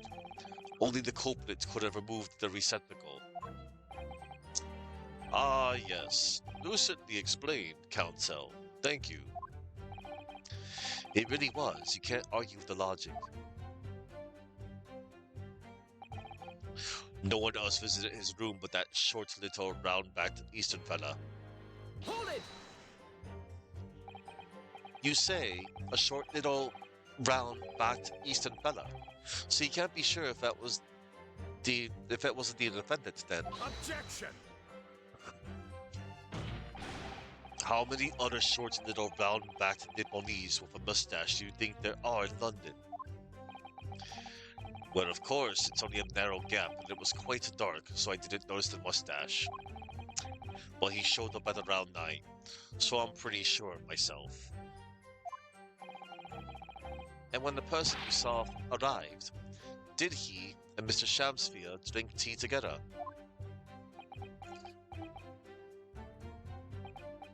Nah, sorry, I couldn't say. Why not? Because I couldn't see into the room all that well, could I? But what I did see was the silhouette of that little round-backed fellow wearing a pretty dress. Then the pair of them started some kind of wrestling match. I tell you, I didn't know what to make of it. Ha. I suppose. And that was the Romeo and Juliet championship battle getting underway. Mr. Meterman, allow me to confirm one final time. Apart from the accused, can you state with certainty that no one else visited the victim on the night in question? No question. Gossman's honor. Hold it. Somebody says, hold it. Oh, hold it. My lord. Goodness me. Yes, Mr. Foreman. I've kept my mouth shut and listened up to now, but this has gone on long enough. Are you all with me? Yes. Are we to understand that you ladies and gentlemen of the jury are in agreement with one another? That you've reached an unanimous decision? Two rights we have. Are you all with me? Yes. Wait, no. The defense is in the middle of a cross-examination. To be honest, I was holding out a bit of hope for you, young man. Especially after you identified those few hours that followed the accused leaving the victim's room. Yes, the 3 missing hours, as you put it. But in the end, what difference do they make? None as far as I can see. And since that's all now apparent, there's really no reason to delay our decision any longer. Like I was saying before, if I don't take 5 Bob home with me tonight, the missus will blow her top. Hmm? What's that? Sorry, I didn't catch. What's that? Sorry, I didn't quite catch what you said. Very well. Let the court be apprised of your decisions. Ladies and gentlemen of the jury, you will state your leanings as to the defendant's culpability. Guilty! Oh, Guilty. Guilty. Guilty. Guilty. Guilty.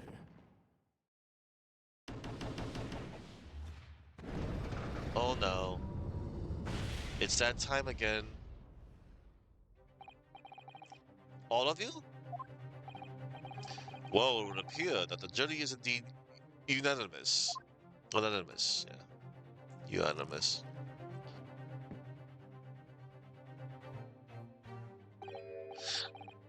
So, this time at least, it seems justice will be done. All's well that ends well, as they say.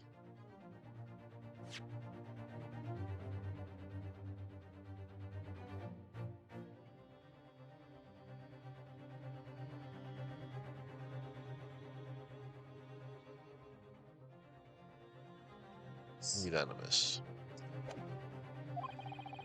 This calls for a toast, I feel.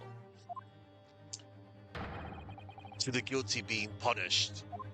Oh no. Ugh. Wah.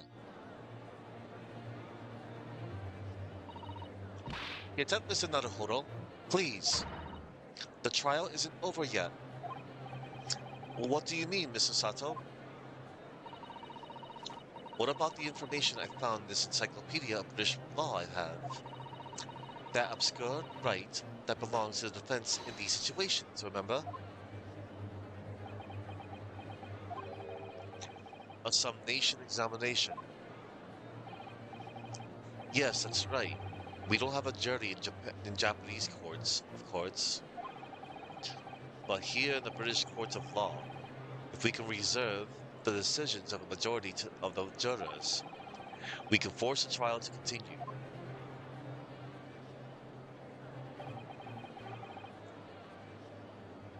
This trial can't end now. I just noticed he has a cute little bear on his shoulder. That's adorable. A snowman?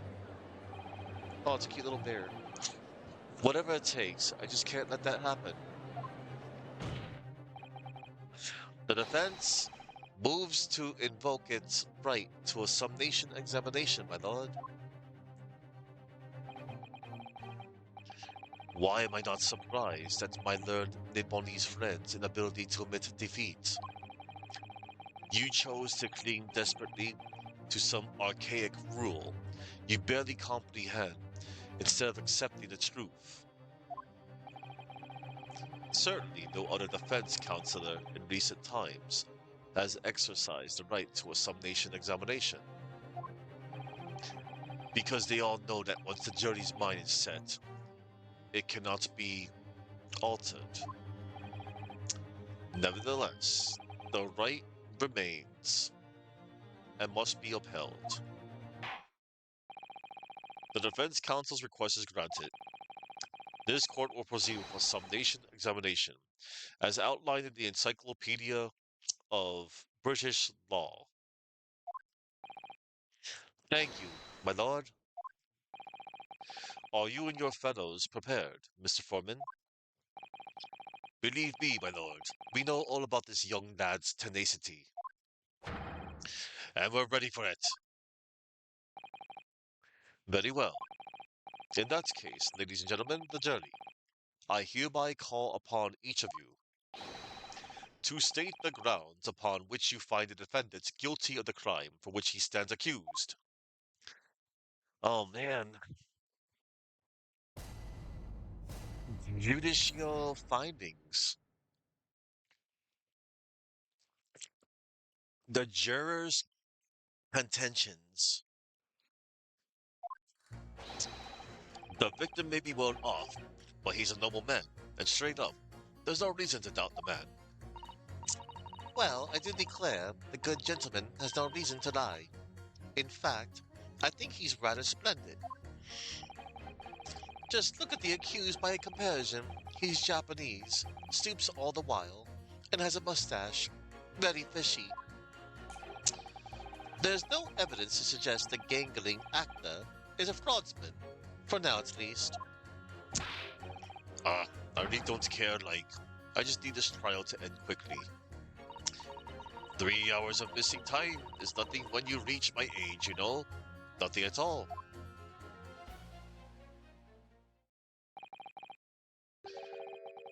I knew it. Every single one of them seems completely convinced. It would seem that all the jurors have come to the conclusion that Mr. Shamsphere is a fine, upstanding, and honest citizen. If you ask me, they've all been bewitched by his strange theatrical movements. And sadly, nothing Mr. Natsume has said appears to have registered at all. Well, here goes. Let's not forget. I pleaded with the jury on Soseki-san's behalf before, and it worked, so you never know. Before we begin, it might be an idea for me to remind you exactly how a summation examination works, Mr. Naruhodo. Oh, well, you're still very new to British law, after all. That's true, I suppose. And Soseki-san's fate is entirely in my hands now, too. There's always a chance I might have forgotten some crucial detail. Perhaps I should hear Susato-san out. I wonder, should I let her talk me through it again, or not bother? Refresh my memory. Alright, so if you remember, the key to changing the jurors' minds is the things that they say themselves. Yes, it's coming back to me. First, it's important to listen very carefully to each juror's statement. Then if it sounds as though one of those statements might contradict another, I have to pit the corresponding two jurors against each other to prove one or the other of them wrong. Yes, that's right. In many ways, it's very similar to a normal cross-examination. Alright then, all that remains now is to do it. Without further ado, please, counsel, proceed with the summation examination.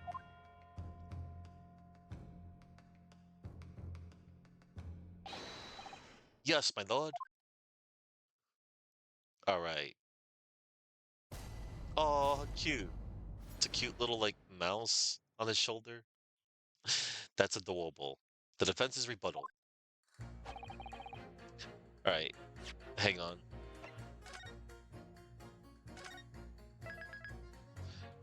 Let me check this out real quick, everybody.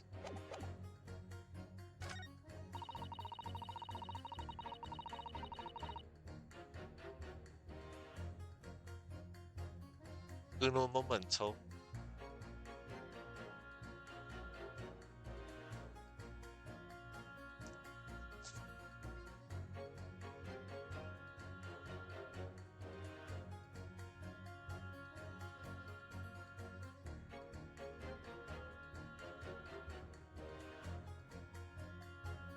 Wow. Okay.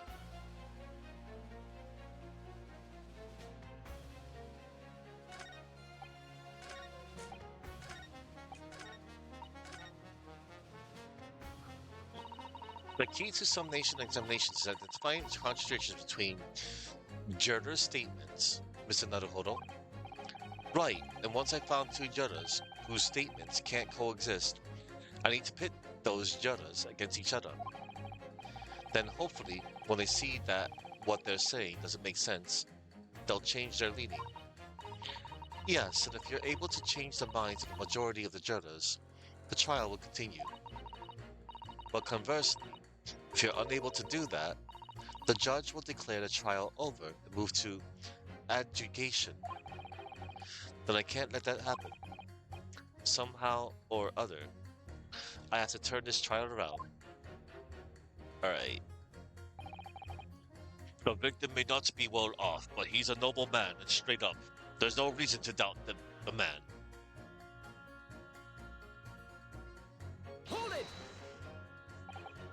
Well, there are plenty of people in London who seem noble but poor. Couldn't some of them also be liars? I have no doubt about it. Like that shaky client of yours, for example. Absolutely not. Mr. Natsume is no liar. Look, the point is, the only thing that passed the victim's lips that night was that Japanese man's tea. When you take the gas man's testimony into account as well, the truth couldn't be any clearer. Ah, well, that's alarmingly logical. But let me be frank here.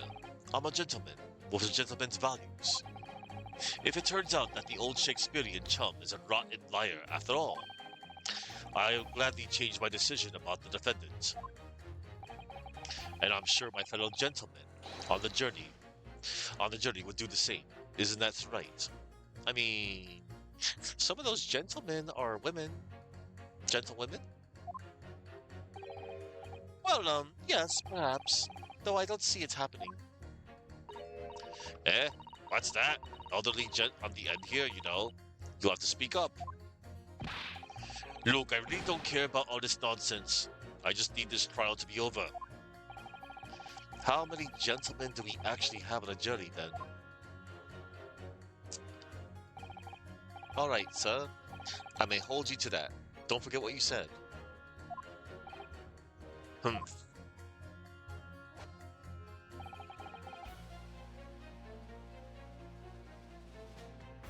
Alright.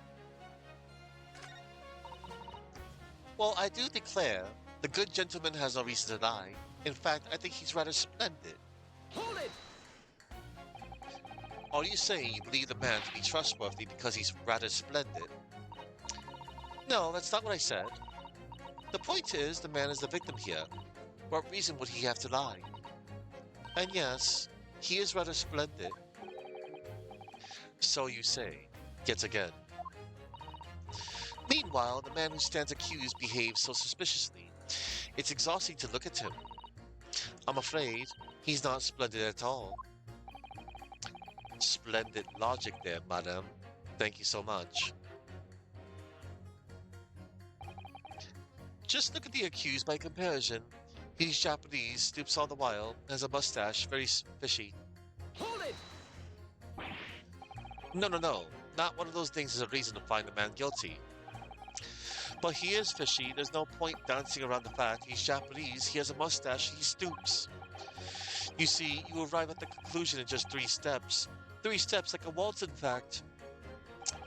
You know, the more I think about it, the more this trial seems like a dance. You seem to be several steps ahead of yourself, though, and you're on the wrong foot. No, there's nothing but circumstantial evidence here. There's no actual proof of the defendant's guilt. But the victim's version of events is backed up by what the big Chen man next to him says, isn't it? 1, he saw the Japanese man there. 2, he saw no one else. And 3, he saw the Japanese man there. Oh, that's another 3 steps. All this really does seem more and more like a waltz, doesn't it? Right, and the prosecution will waltz its way to victory if I let you speak much more. There's no evidence to suggest the gangling actor is a fraudsman, for now at least. Hold it! A fraudsman? What do you mean by that, madam?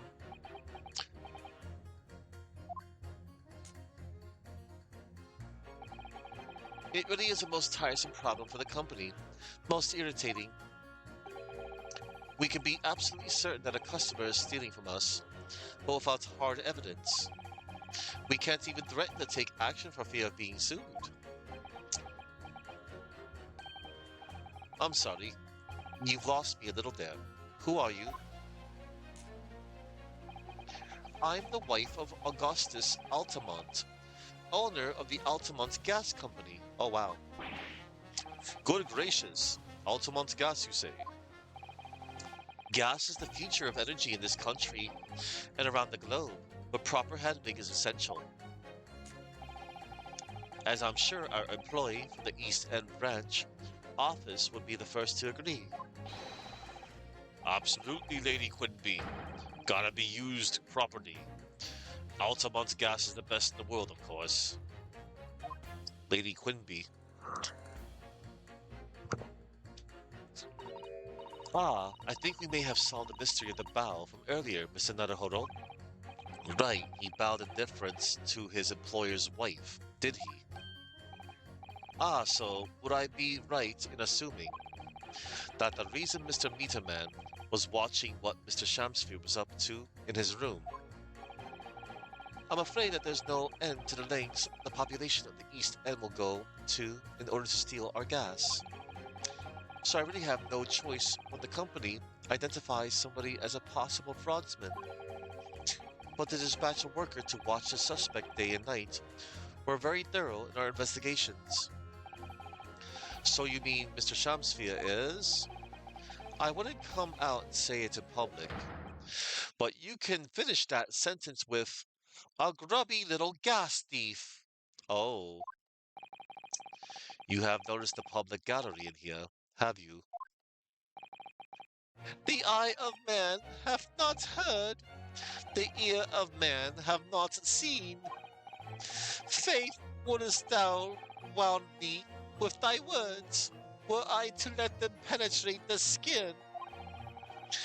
But seraphs hear not insults, only choirs of angels in song. We may not have evidence yet, but my workers won't stop buzzing around you until they find it. And when they do, you'll find yourself blasted back to your angelic heights in an Altamont gas explosion. So Mr. Shamsfia has been stealing gas. Oh no. I wonder, Journal number 4, if you wouldn't mind adding that information to your testimony. My pleasure. Was it the bit about ripping that thief apart you enjoyed? A little before the part about abject violence, if it's not too much trouble. Yes, of course. This could be it. This could shift the balance. Alright, so the victim puts on a fine performance, but in reality, he's a common thief of my company's gas. Ah, I really don't care. Like, I just need this trial to end quickly. Hold it! You keep talking about needing to take home some money. What's that all about, sir? Finish last. That's what it's about. What's that? I'm talking about the derby at Hyde Park, aren't I? It was the Queen's Cup last week, wasn't it? A derby? It was a dead cert. That's the thing. I couldn't lose. So I took my wife's secret savings. Like, oh no.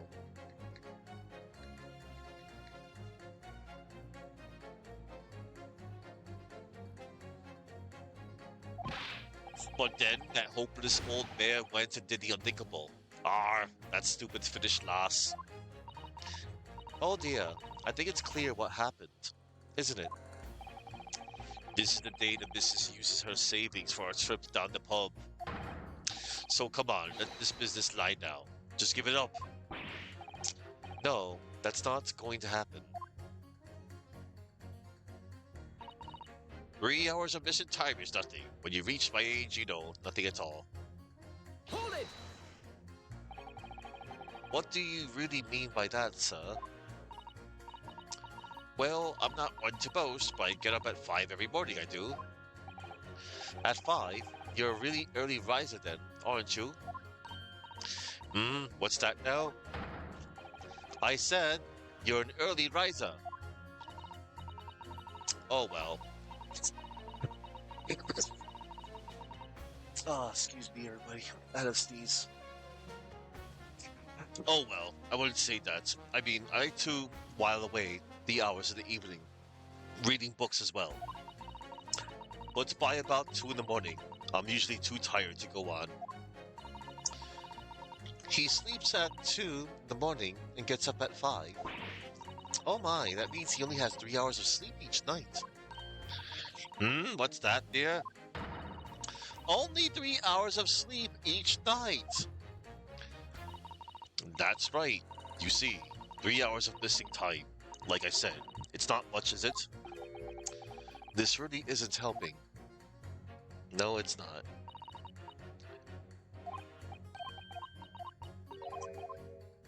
Alright. So.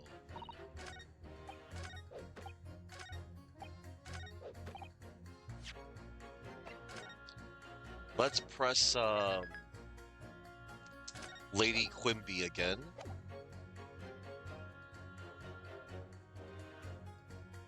Hold it! That's a bold claim. How can you be so sure? It's really very simple. Noble Lady of Gas, I pray thee, hold thy tongue. I beg your pardon? Hath that rank-odored air that doth our darkness illuminate any place in this assembly? Nay, 'tis of so import here that someone would have extinguished the light of mine own life. Barely, I near recall stealing thy gas, but pray, let the matter rest till anon. Why, you little... Begging your pardon, my lady, but might I suggest you don't say any more at this stage? We need hard evidence first. If I keep secretly watching this bloke, I'll get him in the end. He'll slip up. Do you think maybe that secret's out of the bag? Humph. Oh, this is so frustrating. Okay, so maybe we can use this amended test well, this amended statement. Let me see.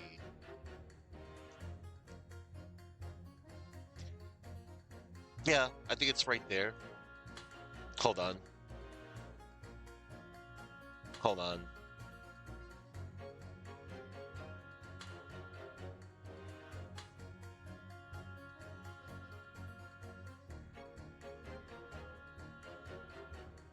I guess I'll hit number 4 with number 1.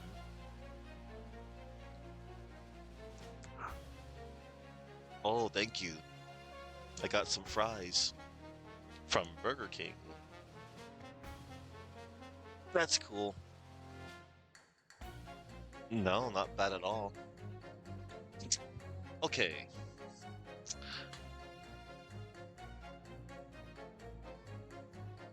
Let's pit number 1 with number 4. Objection! Yep. Those two statements clearly contradict each other. Good gracious. To whose statements do you refer, Counsel? Juror number one. What are you yelling about, lad? I presume you've heard juror number four's statement made by the wife of the owner of the Altamont Gas. I like the cute little mouse on his shoulder. It's adorable. Well, yes. The victim, who you claim to be a noble, straight-up man, in fact, turns out to be a common thief. So the good lady says, but there's no evidence, is there? You and I both heard them say as much. It's true, we don't have evidence as such. Just yet. But the claims aren't baseless, you know? What? You heard me, seeing as his operation has already been compromised. I would suggest that the court hears testimony from our East End branch office employee over there. I'll do whatever you say, my lady. Gasman's honor.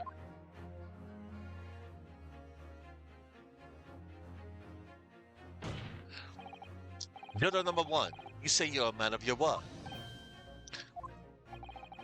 If I could show that Mr. Shamsphere was a liar, you assured me that you would reconsider your decision about the defendant's guilt.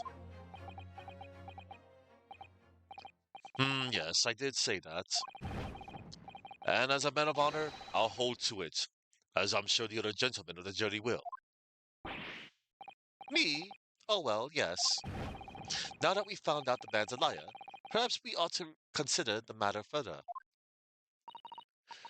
Well, if I'm perfectly honest, I haven't heard half of what you've all been saying. So if this means, well, you'll recap a few points, that would suit me down to the ground. Oh no, I'm not having any part of this. I want this trial over and done with. In that case, I shall change my leaning. So, Mr. William Shamsphere, if that is your real name, we of the jury demand to know exactly what kind of a man you really are. Uh-oh. Oh wow, that 4 out of 2. That's 4 jurors, 4 for not guilty. Yes, Mr. Naruhodo. Victory.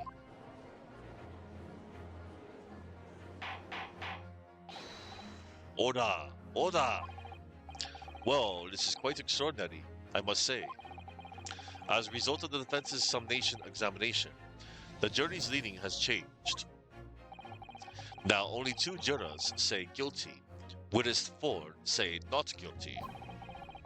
I therefore declare this court to be in a state of disaccord and order the trial to continue.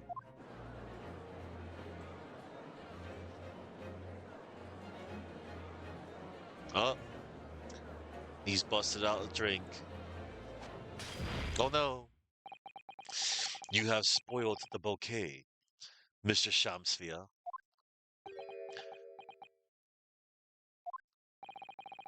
The ladies and gentlemen of the jury now find they are unable to trust you, the victim.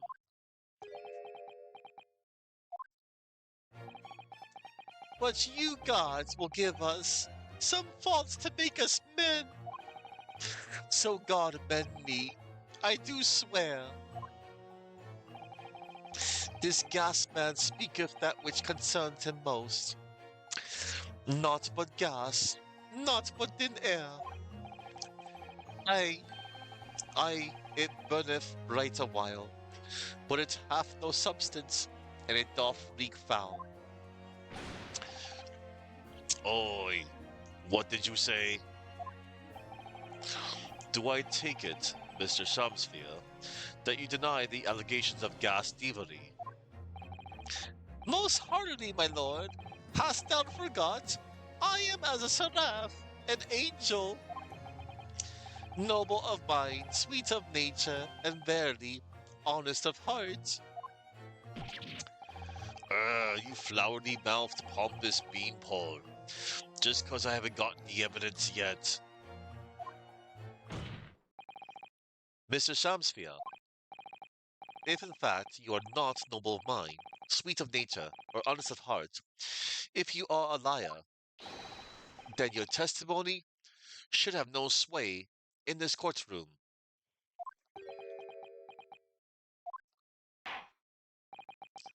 It is my considered opinion that at the present time, no other possible culprit of this crime has been identified. All testimony heard by the court thus far heavily implicates the defendant. In short, it would not be unreasonable at this stage for me to rule on the case. Oh no. However, in light of the fact that the jury has expressed concern about the fidelity of this witness, I believe it would be inappropriate for this court not to pursue the point further. Objection! I assure you, my lord, that would be a waste of the court's time. The gas in this case are unrelated. Juror number 4. Yes. Didn't you say before that although you had no hard evidence to prove this man has been stealing gas, you have strong grounds for suspecting him? That's right, we do. Don't we? Worker? Absolutely, Lady Quimby. Gasman's honor. Very well then. We will hear your testimony now. You will tell the court precisely why you believe the victim, Mr. William Shamsphere, has been stealing gas. Yes, my lord. It'll be my pleasure. On the on the element gas name, I swear. If I may, my lord. Go ahead, madam. This worker's testimony may have a significant bearing on the good name of my husband's company. Therefore, I should like to take the stand alongside him in a supervisory role, if you wouldn't mind. Huh? Wahoo, oh yeah, sweet as honey. Yeah, yeah, yeah, yeah, yeah. Very well. As an exception, I shall honor your request. Thank you, my lord. You wait till the boss gives you an earful, or it's gonna sting. You mark my words. So, you will both testify before the court on the subject of the illegal consumption of the Altamont Gas Company's fuel. Yes, is that clear, my good man? Clear as Altamont gas, my lady, which is the clearest in the world.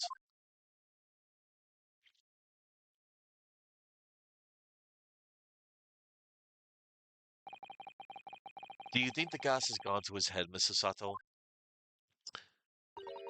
I think the man is just a very dedicated employee, Mr. Naruhodo. So this is like the first time somebody steps down from the jury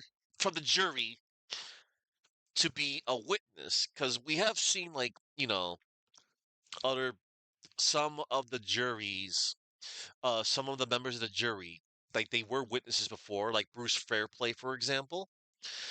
And then we also saw Mr. Garadev fill in for I forgot. Joan? Yeah, she was one of the jury, I think. Hold on, everybody. I want some fries.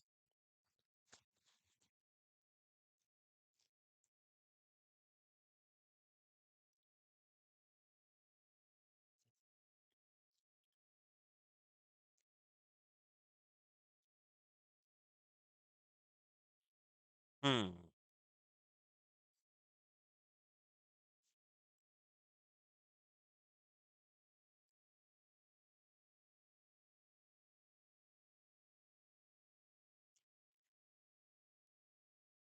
They were rather cold fries. Okay.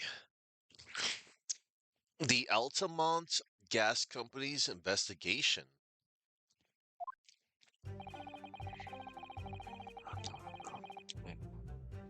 I'm proud to be the company's East End branch investigator. and meter money collection agent. Altamont gas meters accepts Drew penny bits. Each coin given customers about 2 hours of gorgeous gas.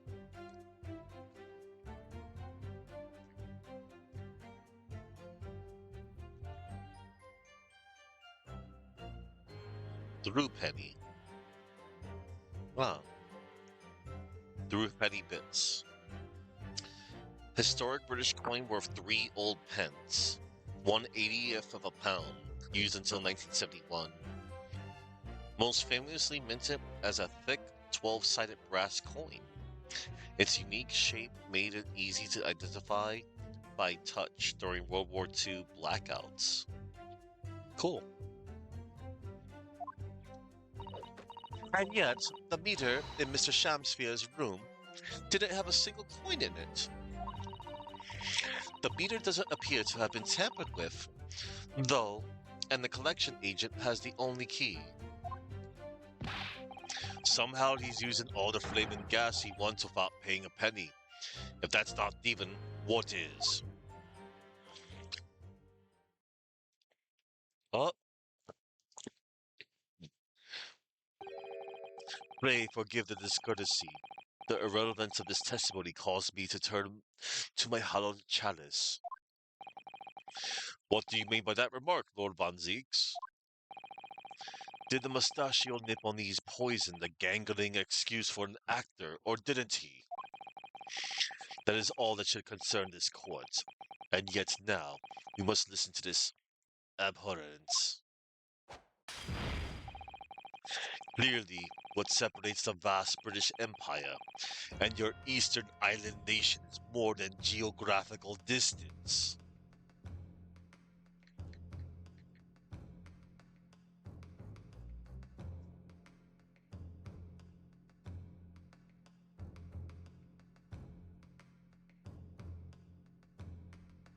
Okay. But this could turn out to be a crucial testimony. The cross-examination must go ahead. No, not the wine. Do what you will. Lord Von Zeeks appears to be in a violent mood. Yeah, yes, he does. An attempted poisoning and an incident of gas theft with no supporting evidence. It's true that they would appear completely unrelated at first glance. But I wonder, the truth tends to be buried in the most unusual places. Hang on, everybody.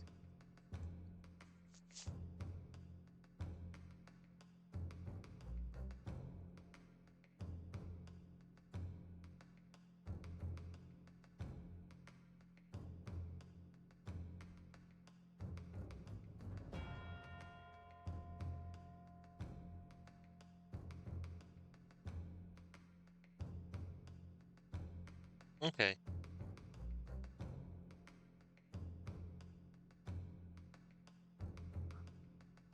Well, I want to. And the first step in uncovering it will be to establish just who and what this man really is. Yeah. Alright, here we go. The Altamont Gas Company's investigation.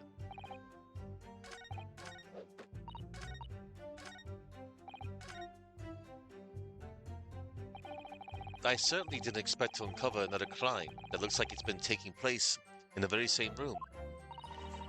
According to the testimony, it's only the meter in Mr. Shamsphere's room that's under suspicion. It does seem as though perhaps it has nothing to do with the incident involving Mr. Natsume. I know it does seem that way, but the fact is, since I've been practicing law in England, I feel like I've encountered this at least once already. Cases that are interlinked. Oh, it might seem that two cases have nothing to do with one another at first, but in fact, they're intimately connected. Yes, we have experienced that before, haven't we? I wonder if this is another instance. Perhaps, but we can't be sure of that. but we can't be sure of that yet.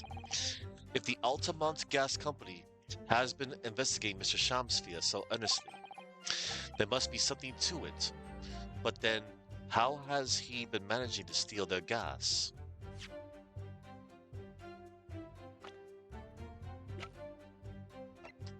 Quinby Altamont, the wife of the owner of the Altamont Gas Company. She's a staunch believer in the superiority of the fuel and utterly unforgiving of gas theft. Yeah, right? Stealing gas. Let's see. I'm proud to be the company's East End branch investigator and meter money collection agent. Hold it! So does that mean you enter people's houses in order to empty their gas meters? That I do. I have to try to catch people when they're in. Then I ask permission to come inside and do my business.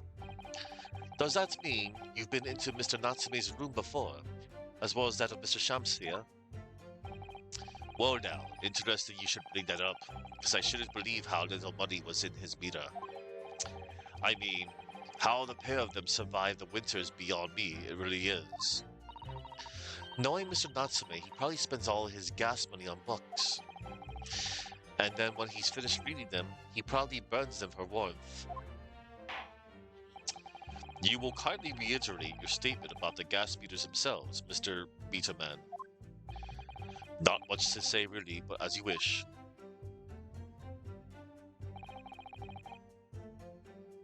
Altamont gas meters accept Drew Penny's bits.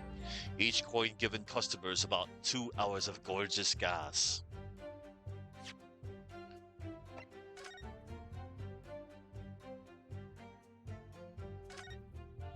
Alright.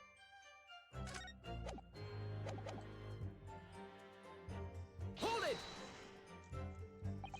So all London houses that have a gas supply are fitted with these gas meters, are they? They're the latest model, the height of technology developed by their company, Altamont Gas. And anyone who uses our gas will have one of these meters in their property, yes? So if a 3-pence coin gives 2 hours of gas, most people would use about 3 coins in a night. A bit more than that, usually. If they have both gas lights and the gas stove, that is. Thinking about it, Soseki-san doesn't have a fireplace. Soseki-san doesn't have a fireplace in that room of his, does he? Some people still choose to use candles, of course, and only have gas for heating. Ah, yes, I do remember seeing candles in Mr. Natsume's room, actually. I did remember a candle. And how does the money in the meter get back to you at the gas company? Every days. Gasmen like me visit properties on the gas supply and empty the meters of coins. I must say, the design and manufacture of the new meter cost the company an awful lot of money. But happily, it did put a stop to people not paying their dues for the most part. Ah, because they have to pay in advance, you mean? Yes, exactly right. And yet, the meters in Mr. Shamsphere's room didn't have a single coin in it. Hold it! Out of interest, how long has this been going on?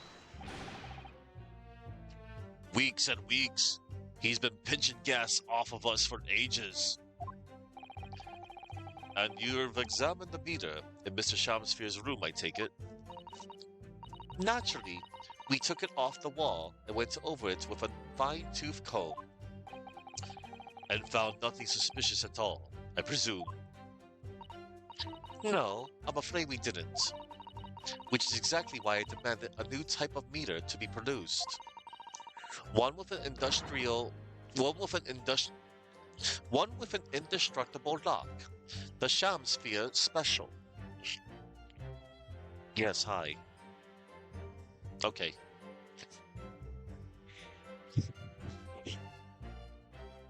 What?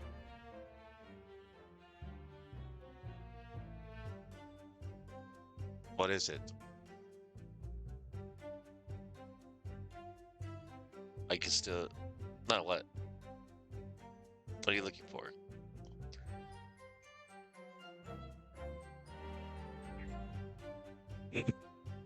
I don't know.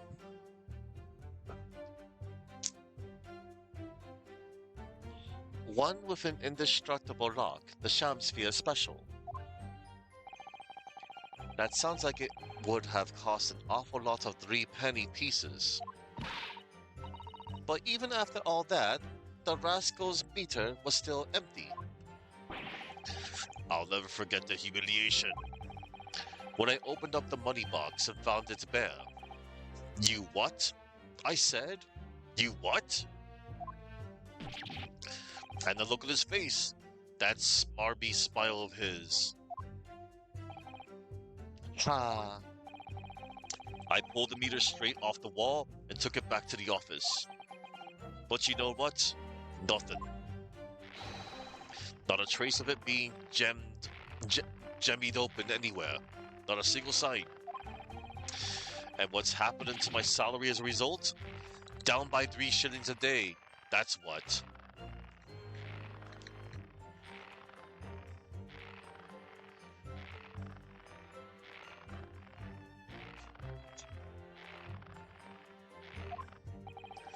A life-threatening situation in a number of ways.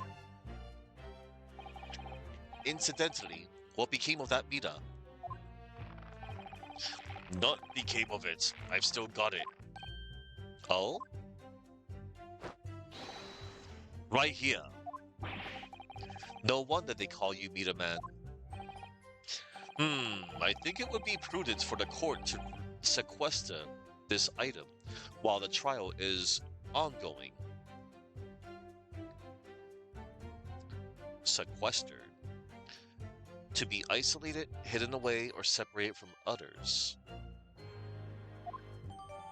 The gas meter has been entered into the court record. Oh snap.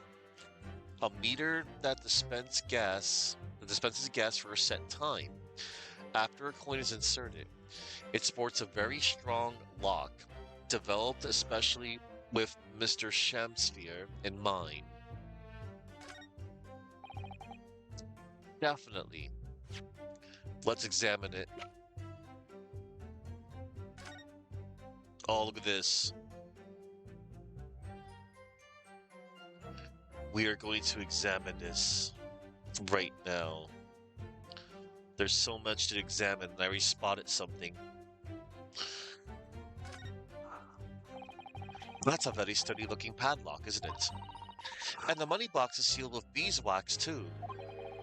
So if Mr. Sholmes were to get up to any mischief, he'd be found out immediately. Mr. Naruhodo, mischief of that kind is not the sort of thing that Mr. Sholmes would. You know you didn't finish that sentence, don't you? Well, anyway, it's understandable that the gas company would want to safeguard the money that's rightfully theirs.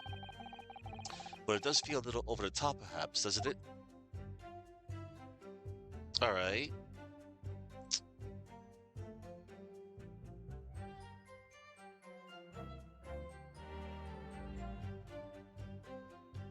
We're gonna examine the little hole under here. Oh, what's that? What? Oh, what? Have you spotted something, Mr. Naruhodo? Just here, there's a little hole. Do you see? Goodness, you're right. I wouldn't have noticed. It's not a very neat hole, is it? Not professionally made, I'd say. So, you think it might have been opened up by Mr. Shamsphere? Possibly. It seems the people at Altamont Gas must have missed it.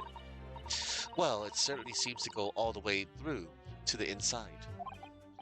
Yes, but there's no way a coin could fit through here.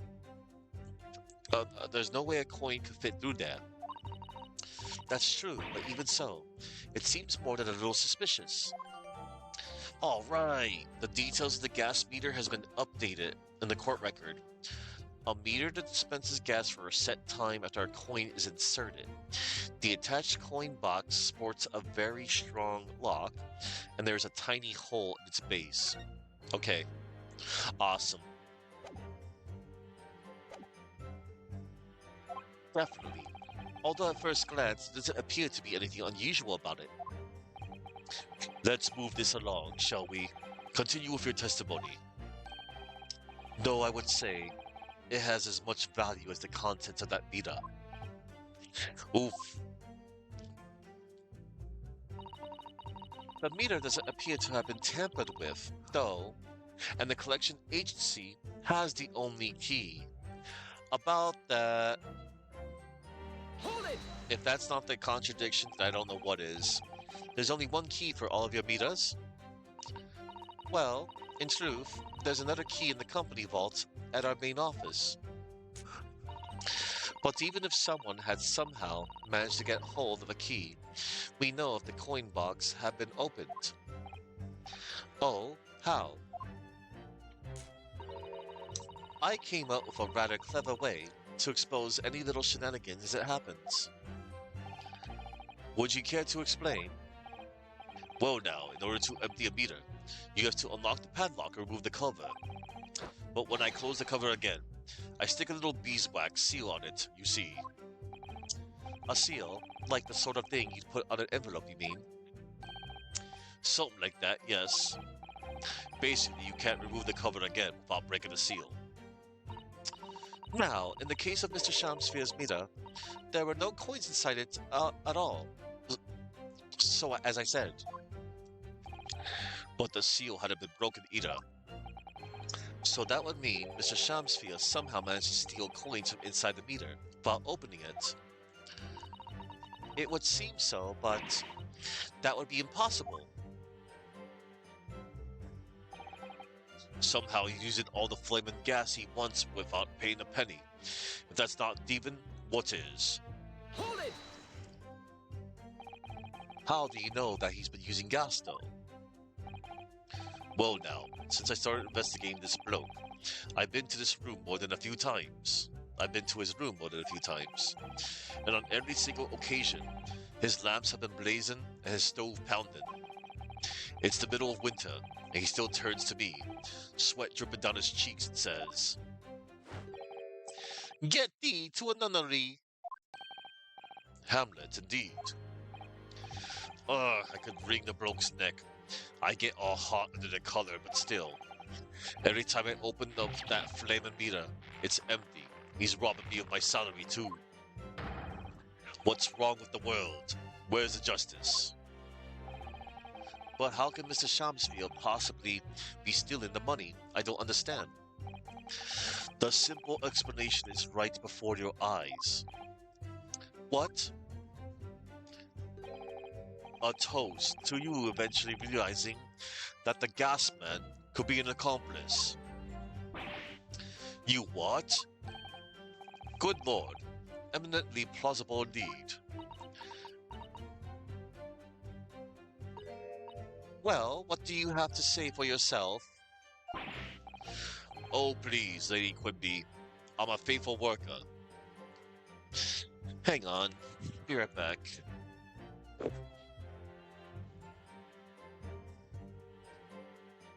For lunch. Door closed.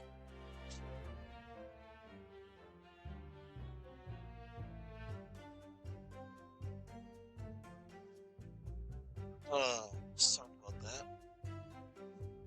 Some people just... I don't ask for much, I just want my door closed so people come in and out. Anyway. Rude. Oh please, Lady Quimby, I'm a faithful worker. And besides, if the money us gasmen collect doesn't tally with how much gas has been used, you dock our pay by the same amount. So you'd be stealing money only to have the same amount taken from your wages. Clearly that makes no sense.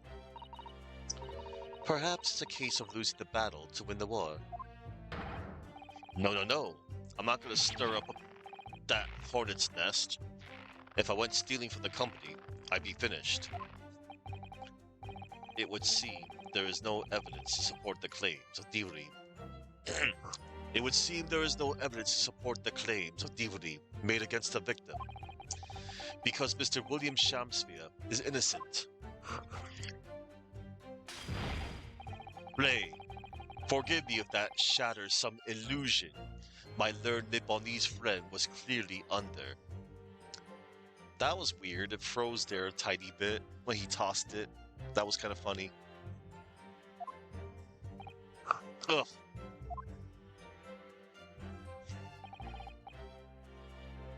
I certainly didn't expect to uncover another crime that looks like it's been taking place in this very same room. According to the testimony, it's only the meter in Mr. Shamsphere's room that's under suspicion. It does seem as though perhaps it has nothing to do with the incident involving Mr. Natsume. I know, it does seem that way, but the fact is, since I've been practicing law in England, I feel like I've encountered this at least once already. Cases that are interlinked. Okay, this is the same text. Alright.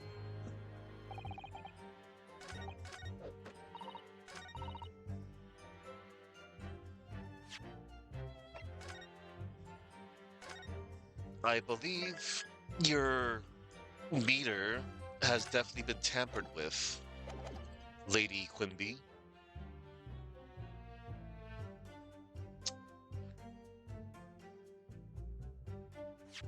We will present the meter. The gas meter. Objection! Boom. Lady Aldemont, I'm afraid to say that this meter clearly does show signs of having been tampered with. Yep. What? Get away! I've been over and over that thing. I'm telling you, there's nothing wrong with it. In that case, what do you have to say about the small hole that's been made at the base of the coin box? Hole? What? You're right. You're quite right. There is a little hole there. The meters aren't supposed to have that. None of the others do. In other words, we can assume that Mr. Shamsphere secretly opened up this hole himself. Yes, I wouldn't be at all surprised, but why? Yeah, why? I mean, it's tiny. You couldn't get a foot through that. Lady Altamont.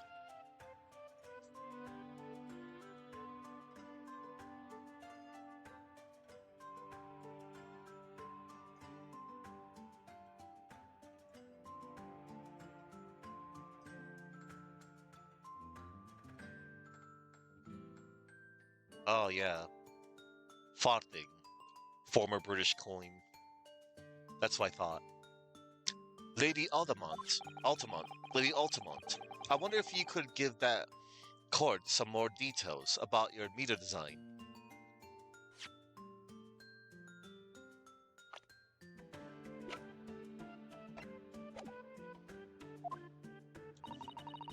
What sort of details?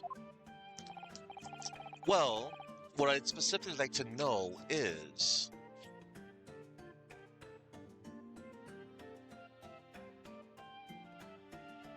how it's dismantled.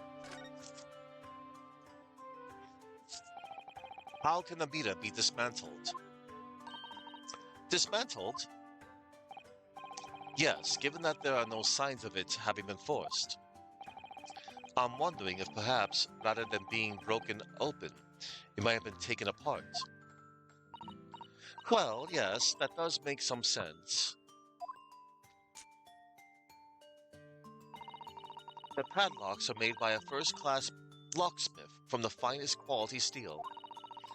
And the meter box itself is made from plate steel as well, welded shut to ensure it can't be opened again. I can assure you, it's quite impossible to dismantle it. Wahoo, yeah, nothing leaks from the from an Altamont meter. No coins, no gas, no nothing. I see.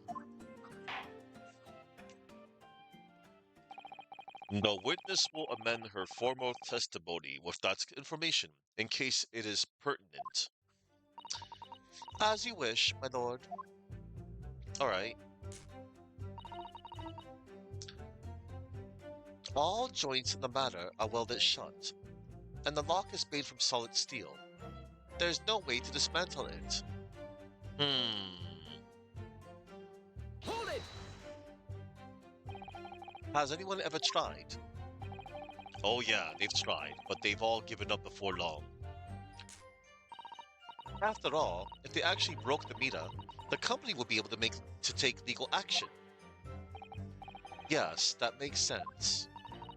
What do you think, Mr. Naruhodo? Is its welded steel construction significant? Or perhaps there's some other aspect of the meter's construction that we should be focusing on? Yeah. Yes, you may be right. Perhaps I should try a different tack here. Like asking about how the meter differentiates coins, for example. Yeah, let's delve deeper in that. And I bet that hidden coin that's in the soap is going to have something to do with it.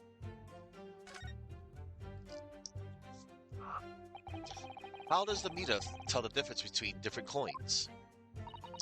What do you mean? Well, for example, if someone were to put in a 1 penny coin, that wouldn't work presumably, would it? No, of course not. So, well, how does the meter know that the coin it's been fed is a through penny bit? Ah, I see what you're getting at now. The meter tells coins apart by their shape and size, which includes their thickness. A through penny bit is about 3/4 of an inch in diameter, you see. Other coins just won't fit. Ah, I see. It's clearly been very well thought out. The witness will amend her formal testimony with that information in case it is pertinent. It might be. As you wish, my lord. The meter is designed for coins the exact diameter and thickness of a through penny bit. Nothing else will fit. Hold it! But conversely, then, it would seem that anything matching a 3-pence coin exactly in terms of diameter and thickness could equally well be used. Would, that be true? Well, yes, in a way. The weight comes into it to a certain extent as well. We've thought of that though, anyway. If I find any fake coins inside the coin box, when I empty the meter, the contract says the customer has to pay 100 times the amount they diddled as a fine.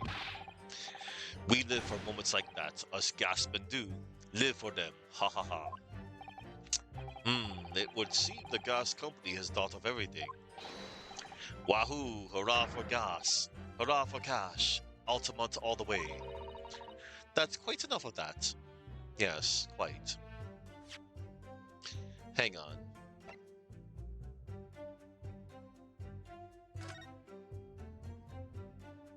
Oh, the coin's missing. Oh, look at this bar of soap. There's a circular depression on the side, about 2 centimeters across. Or 3/4 of an inch. Ah, do you think? We did find this soap at the scene, didn't we? Yes, there were 2 bars on that little ledge just outside the window. So we took this one. But I'm sure that when we first found it, there was some sort of reddish medallion in the middle there. I remember it clearly. Yes, but there's no sign of it now. Where could it have gone? Yeah. Right. The details of the bar of soap have been updated. Yeah, the coin's gone. A cheap bar of soap that was discovered just outside of Mr. Shamsphere's window. There is a 2 centimeter diameter circular depression in the middle of one surface. Oh snap, I'm glad I caught that. Because I did not forget about the coin. in the whatchamacallit, in the soap. Remind me, how big are the penny bits? About 3/4 of an inch across. What do you think, Mr. Naruhodo? Is this 2 centimeters measurement significant? Or perhaps there's some other aspect of the meter's construction that we should be focusing on? Yes, you may be right. Perhaps I should try a different tack here.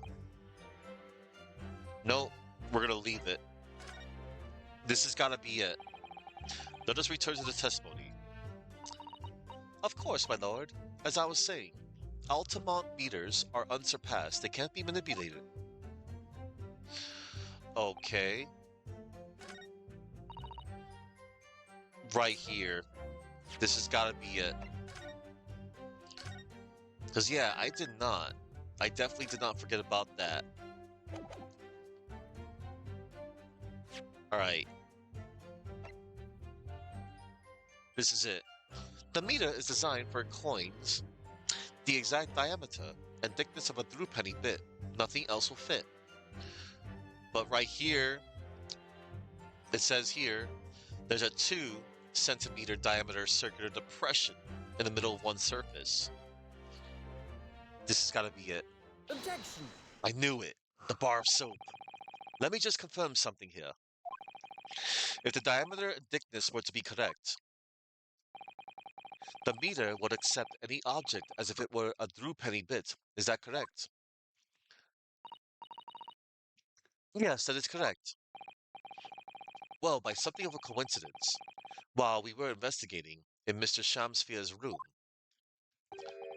we found a particular item that matches the dimensions perfectly. Something the same size as a threepenny bit. What was it? The item in question is this. What? Have you been inhaling gas? That's a bar of soap. Yeah. It certainly looks nothing like a threepenny bit, I must say. It looks like I'm going to have to point out exactly what I mean here. What's so important about the soap is this part here. Right here. Boom, everybody. There's that funny little round depression in the middle of the soap. Yes, it's a perfect circle.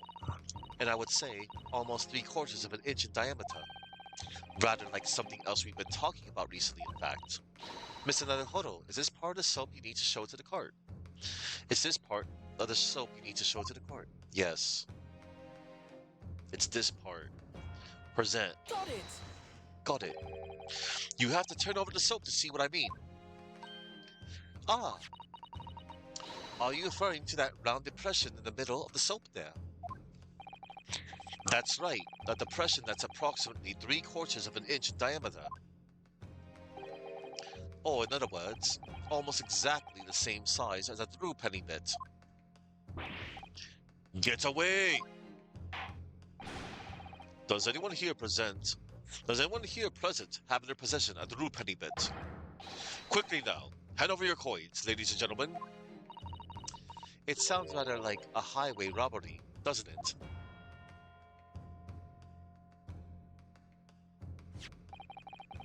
Thanks to a kind member of the public in the gallery, I have here a threepenny bit.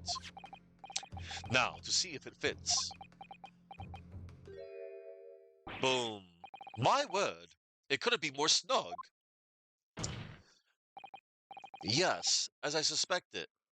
Man, this isn't cool. This, without a doubt, is a vital clue to explain how the Altamont Gas Company is being defrauded. Well, I don't believe it. Oh man, this is amazing. Uh-oh. Okay, that time it did not freeze there. So your assertion amounts to what? That some inferior bar of soap has a tentative connection to the death of gas? Yes. The depression in the soap was clearly made by a threepenny bit. I must concur, at least, that pushing a coin with some force into a poor quality bar of soap such as this is a remarkably simple way of replicating the coin's shape. And then you could use, well, some melted wax or something to pour into the mold. You could make fake coins in no time. Ooh, counterfeit. Or like, the same shape to like activate the mechanism. This brings all the pieces of the puzzle together. It's the method Mr. Shamsphere has been using to steal the gas. That's the missing link. What a sham. And now, if I follow the chain of thought, it's going to bring me to a new explanation for what's happened that nobody's considered yet. But this is all nonsense, I agree. If the man had been making fake coins, my worker here would have found them when he emptied the meter. Quite true, Lady Aldermont. In the absence of some black magic, that could make them disappear. I see. That's what we're dealing with, is it? There is one form of black magic that could cause the fake coins to disappear to thin air, yes? Exactly. And the meter here gives it away.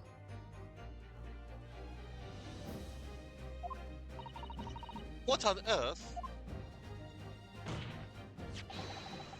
There are remnants of the magical method used visible on the gas meter taken from the victim's room. If that is your assertion, Counsel, the defense will identify these remnants for the court at once.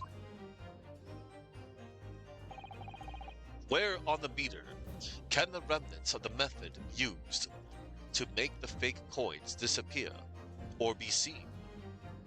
Oh, okay.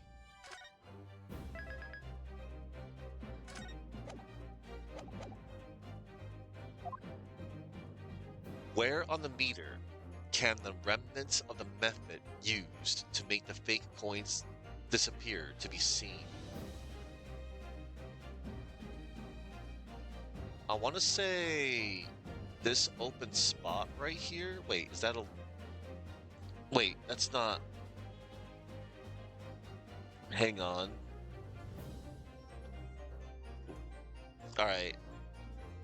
Where on the meter can the remnants of the method used to make the fake coins disappear be seen? Okay. It can't be the hole.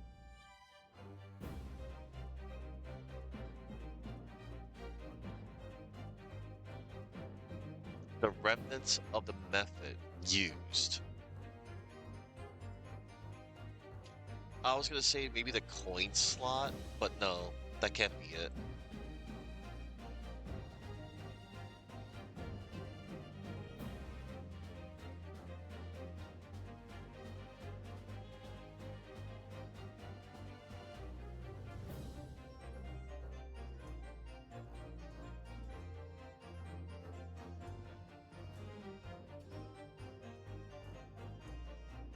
Oh no, no, never mind. I was right. I was right.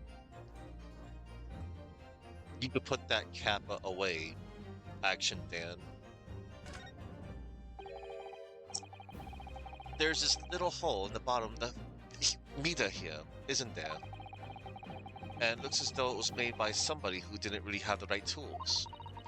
It does actually go all the way through to the inside, though it's hard to see that unless you look closely. In fact, it goes right into the part of the meter where the money ends up.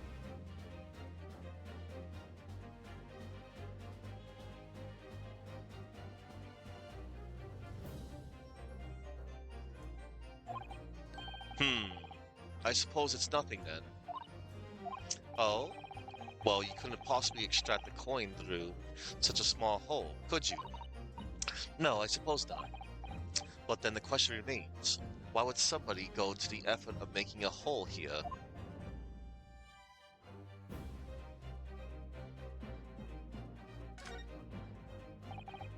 This is quite a tough padlock.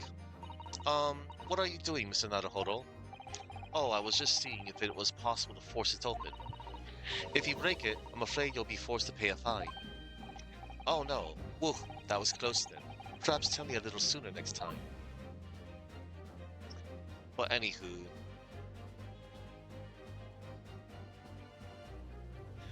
it's right here. It's gotta be this. Got it! Thought so. We found this bar of soap at the scene of the crime, just outside the victim's window.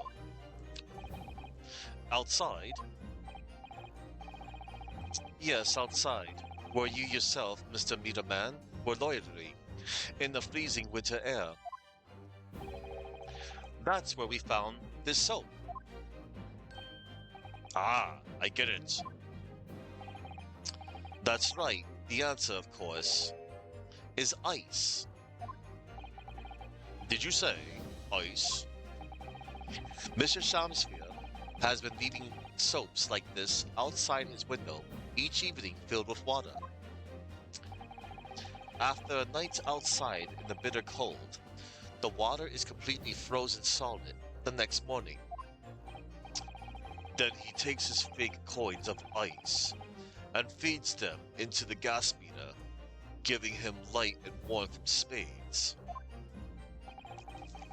As his room becomes very comfortably warm, the ice now inside the meter's coin box melts, turning back into water and draining harmlessly away through the small hole made in the underside of the meter.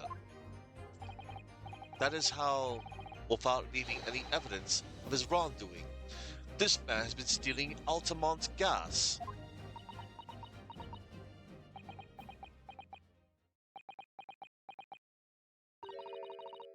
Just like that, so simply. Is he trying to make us look like idiots? He's been fooling us all with some bars of soap and some water? That's right, madame. I don't believe it. It can't be true. Do you have any idea how much money we spent to develop that new meter? And now you have the audacity to suggest that a bit of soap and some water can render it totally useless? Yes. I'm fairly sure I didn't design it. Evidence! Uh-oh, sorry. I want evidence. If you're going to stand there and tell me our meters are rubbish, I want to see proof. She's very good at enforcing accountability, isn't she? Yeah.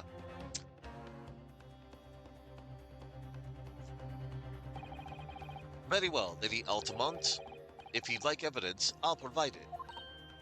What? Mr. Naruhodo, are you saying you do actually have evidence to support this theory? I did notice a trace of something that bothered me a little at the time. And I have a feeling that this theory we've come up with now could explain it. The piece of evidence that substantiates the theory about how Mr. Shamsphere has been stealing gas is... Hang on.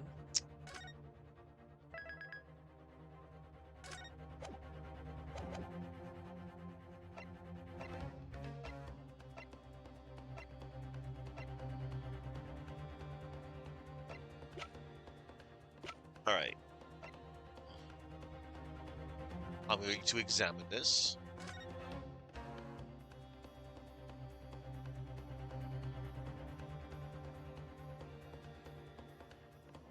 Yeah, because I noticed I did not forget that detail.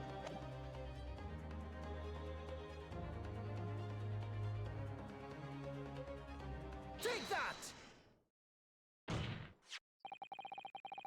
This is a photograph of the scene at the point.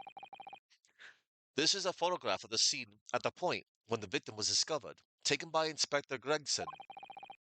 And it clearly shows the remnants of the crime carried out by Mr. Shamsphere. What remnants?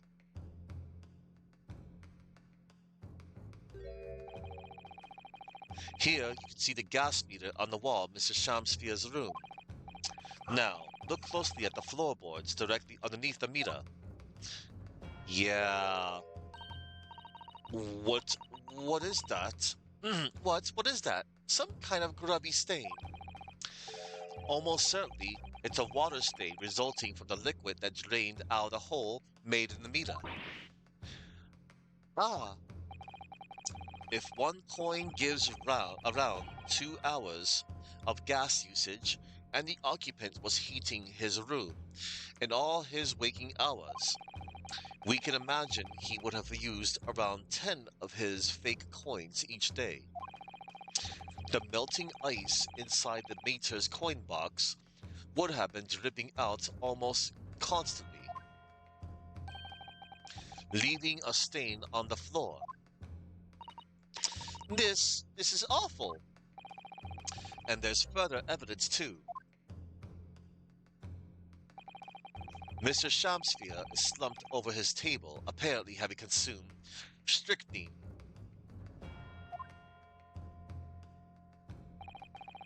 And right there next to him is a bar of soap, broken in half. You're right. It would appear to be, then, counsel, that the man was eating the soap, was he? Pardon me for disagreeing with your lordship, but certainly not. He didn't beat about the bush there, did he? In truth, Mr. Shamsphere was found with a fork in his hand. A meal of soap is sounding a meal of soap is sounding increasingly likely, Lord Von Zeeks. Do you mean to say he was using that fork too? Yes, to extract a frozen coin from the bar of soap, yeah. Ah, but the bar broke in half, so perhaps it didn't go very well. Good gracious.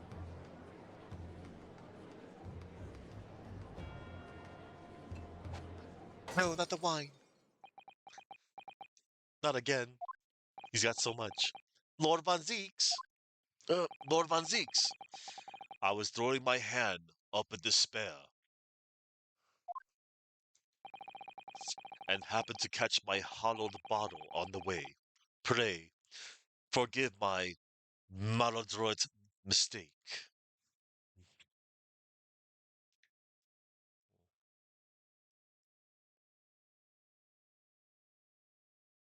Awkward, clumsy, or bungling.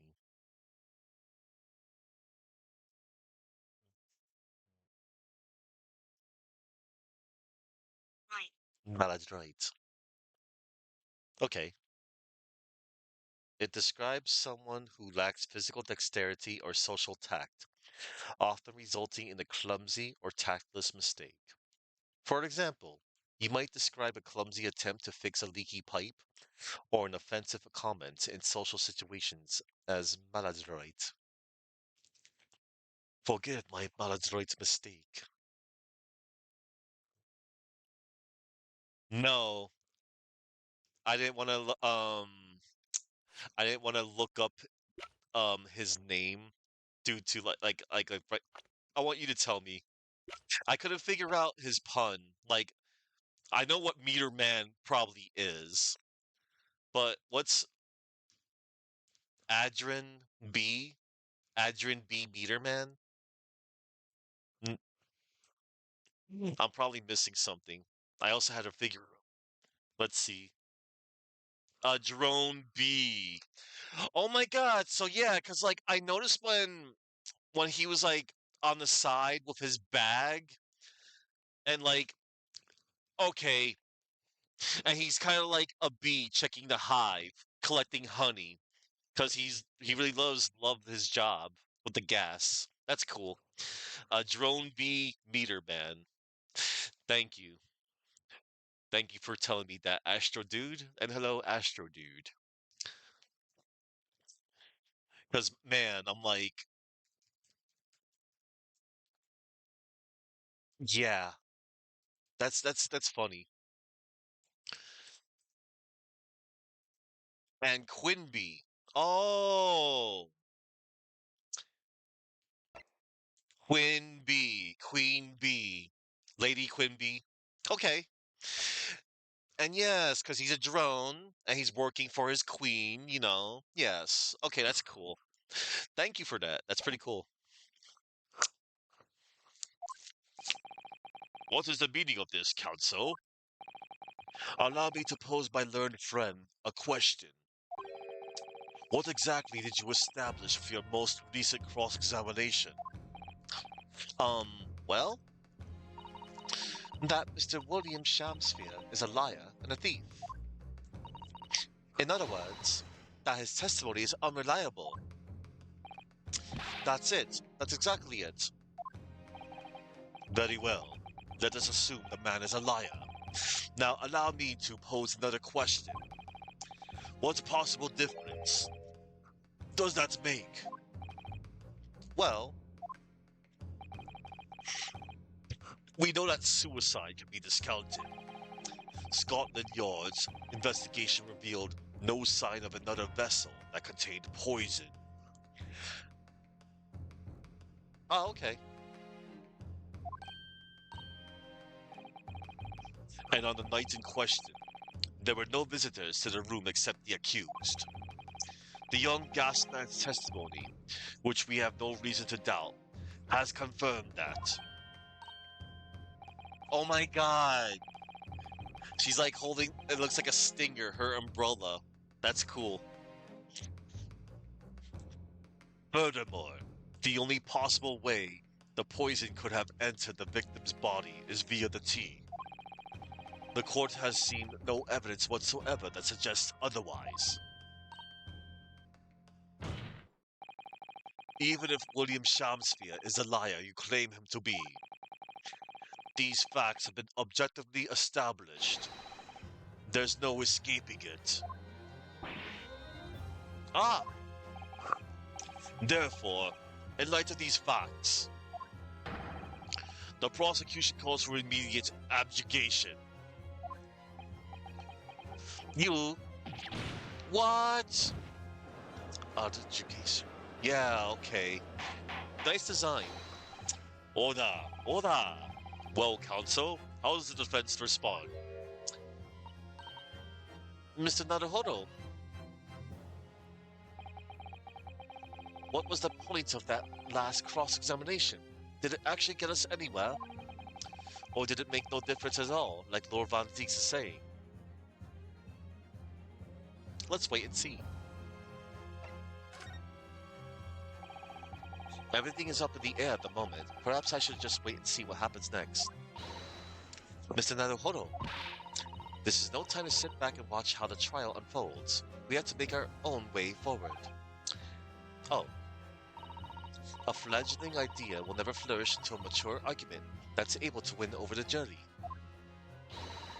Unless it's nurtured with some carefully chosen rhetoric. Kusado-san, I feel like your rhetoric is more carefully chosen than anyone's sometimes. It seems your argument has run its course to nowhere. Objection! No, this isn't over. The defense will not rest. What? But counsel, you successfully explained everything. You've identified and substantiated the unscrupulous method employed by Mr. Shamsphere to consume gas. What more is there to discuss? Lord Van Deeks just highlighted 3 facts in order to make his point. But contrary to what he would have the court believe, not all of them have been objectively established at all. What are you trying to say, my Nipponese friend? At least one of those so-called facts is an assumption, made due to a lack of evidence. But the situation has changed now, following the cross-examination of the latest witnesses to take the stand. Don't be absurd. What is this nonsense? Yes, when you bring everything we've learned so far together and considered it as a whole, it's clear. There's a question that we need to reconsider. Namely,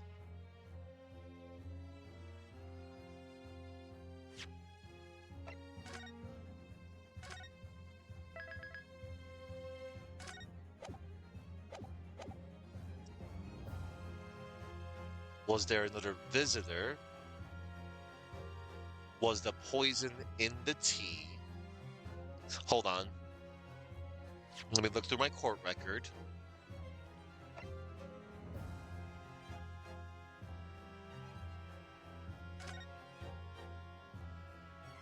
Alright, I already checked the tea before.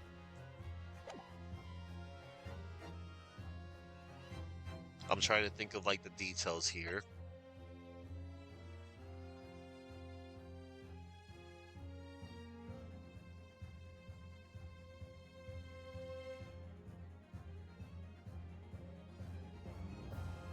Right. Yeah. Because, like, okay. Yeah. Nobody else was responsible. And we've already established, you know, Natsume was with Shamspia. Was the poison in the tea? Yeah.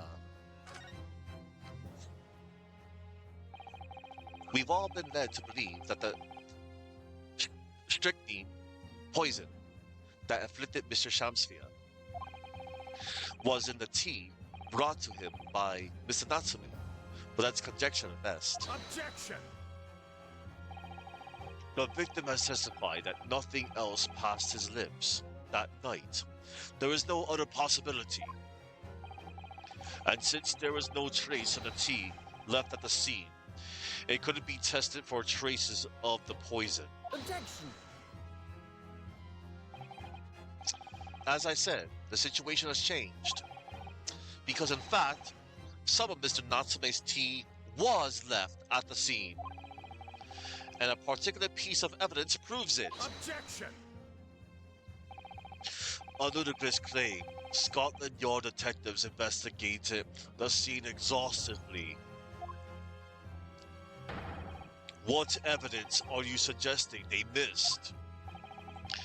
The defense has made a bold claim, indeed. Very well, counsel. Present your proof. What evidence from the scene of the crime can tell us about the nature of the defendant's tea? Why, that would be the parcel.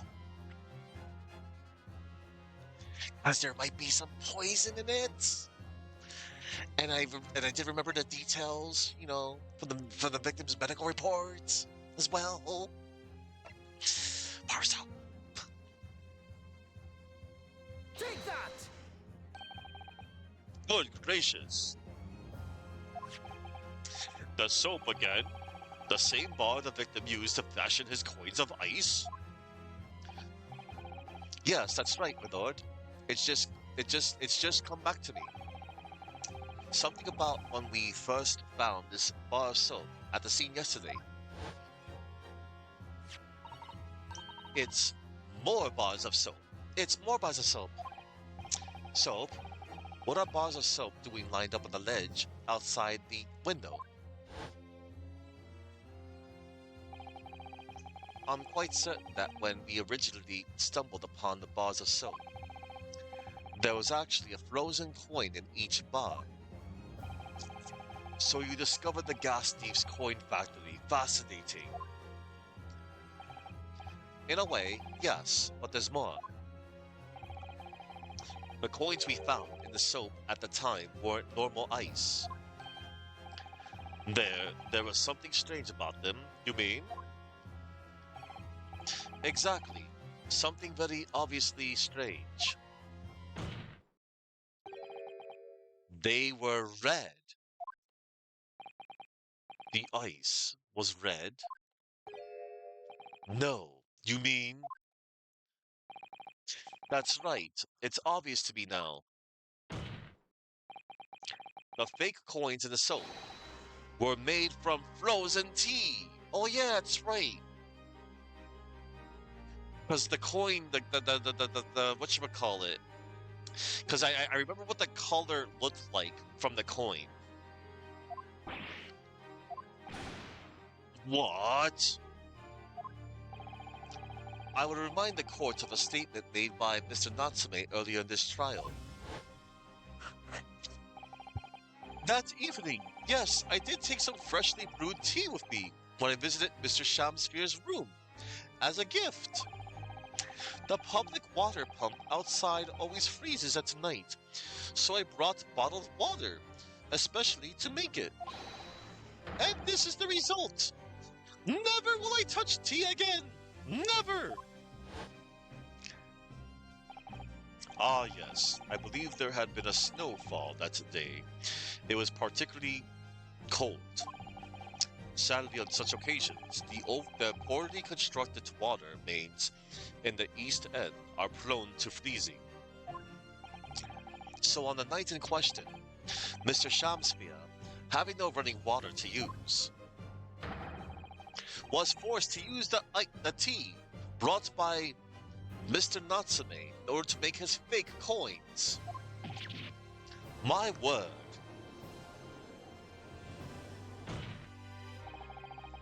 There were 2 bars of soap on the window ledge when my judicial assistant and I investigated the scene. Judicial. Judicial. That's right, and we only borrowed one of them. Which means that even as we speak, some of the defendant's tea is still present at the scene of the crime. Frozen solid in a bar of soap outside Mr. Shamsphere's window. Extraordinary. Earlier today, Inspector Gregson informed the court that if even one drop of the tea remained, Scotland Yard will be able to analyze it for poison. As such, we are now in a position to prove or disprove what has, until now, been mere conjecture, by finding out for sure whether or not Mr. Natsume's tea actually contained strychnine at all. Ugh, you smug Nipponese.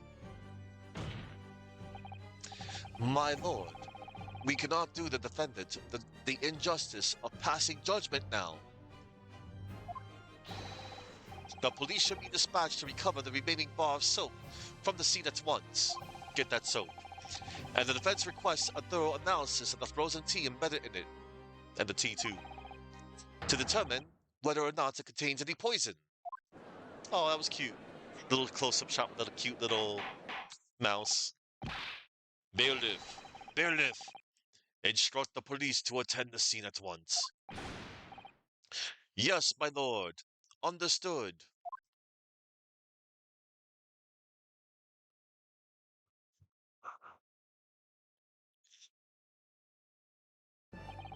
It would seem we have no choice but to suspend these proceedings for the time being. Kunosuke? Oh, that's cute. That's what it is. Or whom it is. It would seem we have no choice but to suspend these proceedings for the time being. I trust you have no objection, Lord Van Zieks? None, my lord. Scotland Yard will recover the tea from the sea and carry out the requisite tests immediately. The trial will resume at the same hour tomorrow. The prosecution and defense may conduct further investigations as appropriate in the interim. Yes, my lord.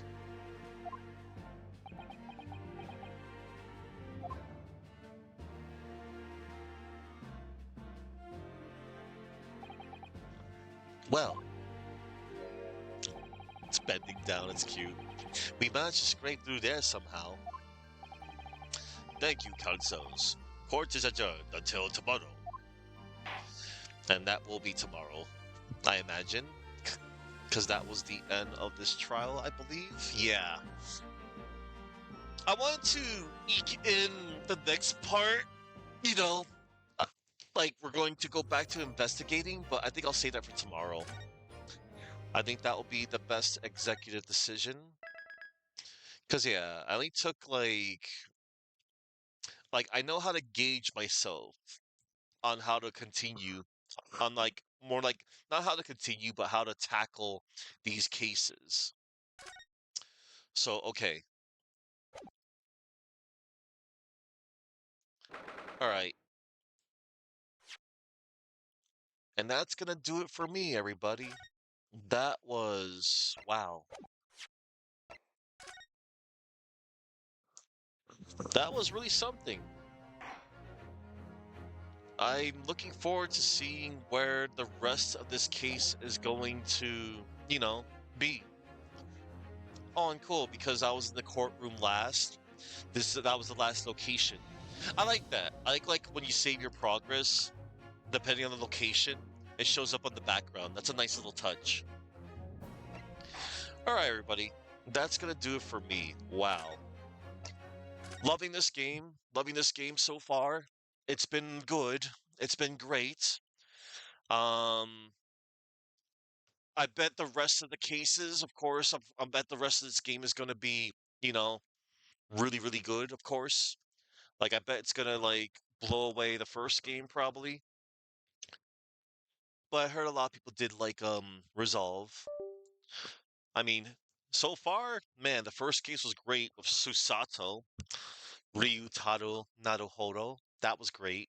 That whole entire thing was just great. It was just good. All right. All right, everybody. I'm going to find ourselves a raid target.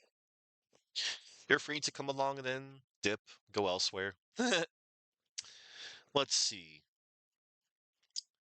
Hmm. Whom's? Whom shall I go on out to? All right. All right, everybody.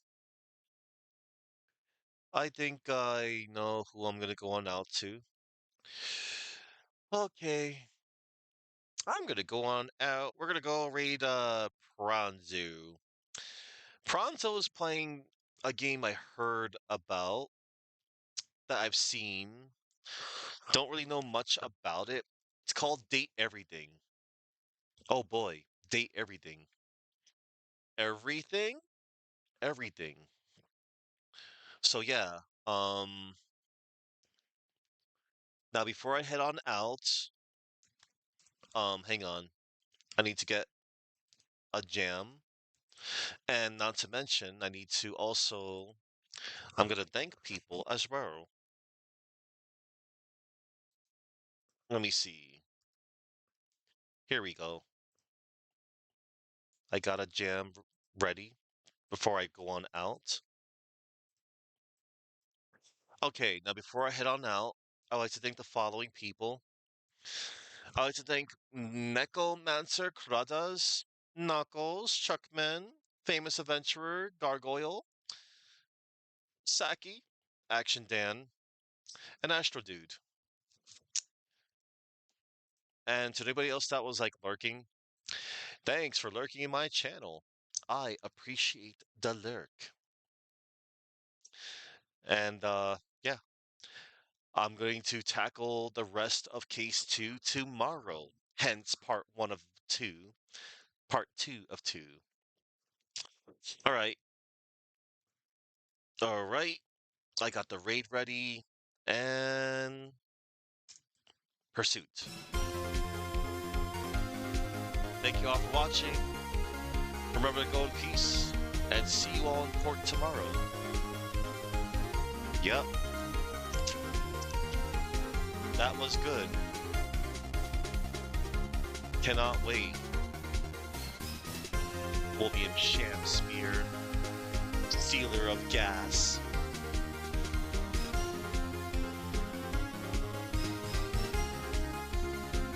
What a wacko. What a maroon.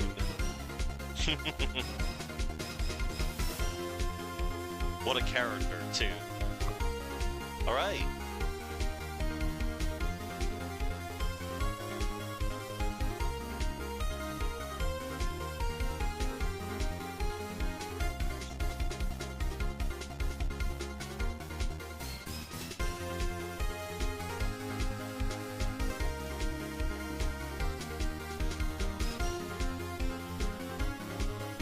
And thanks again, Astro Dude, for the trivia.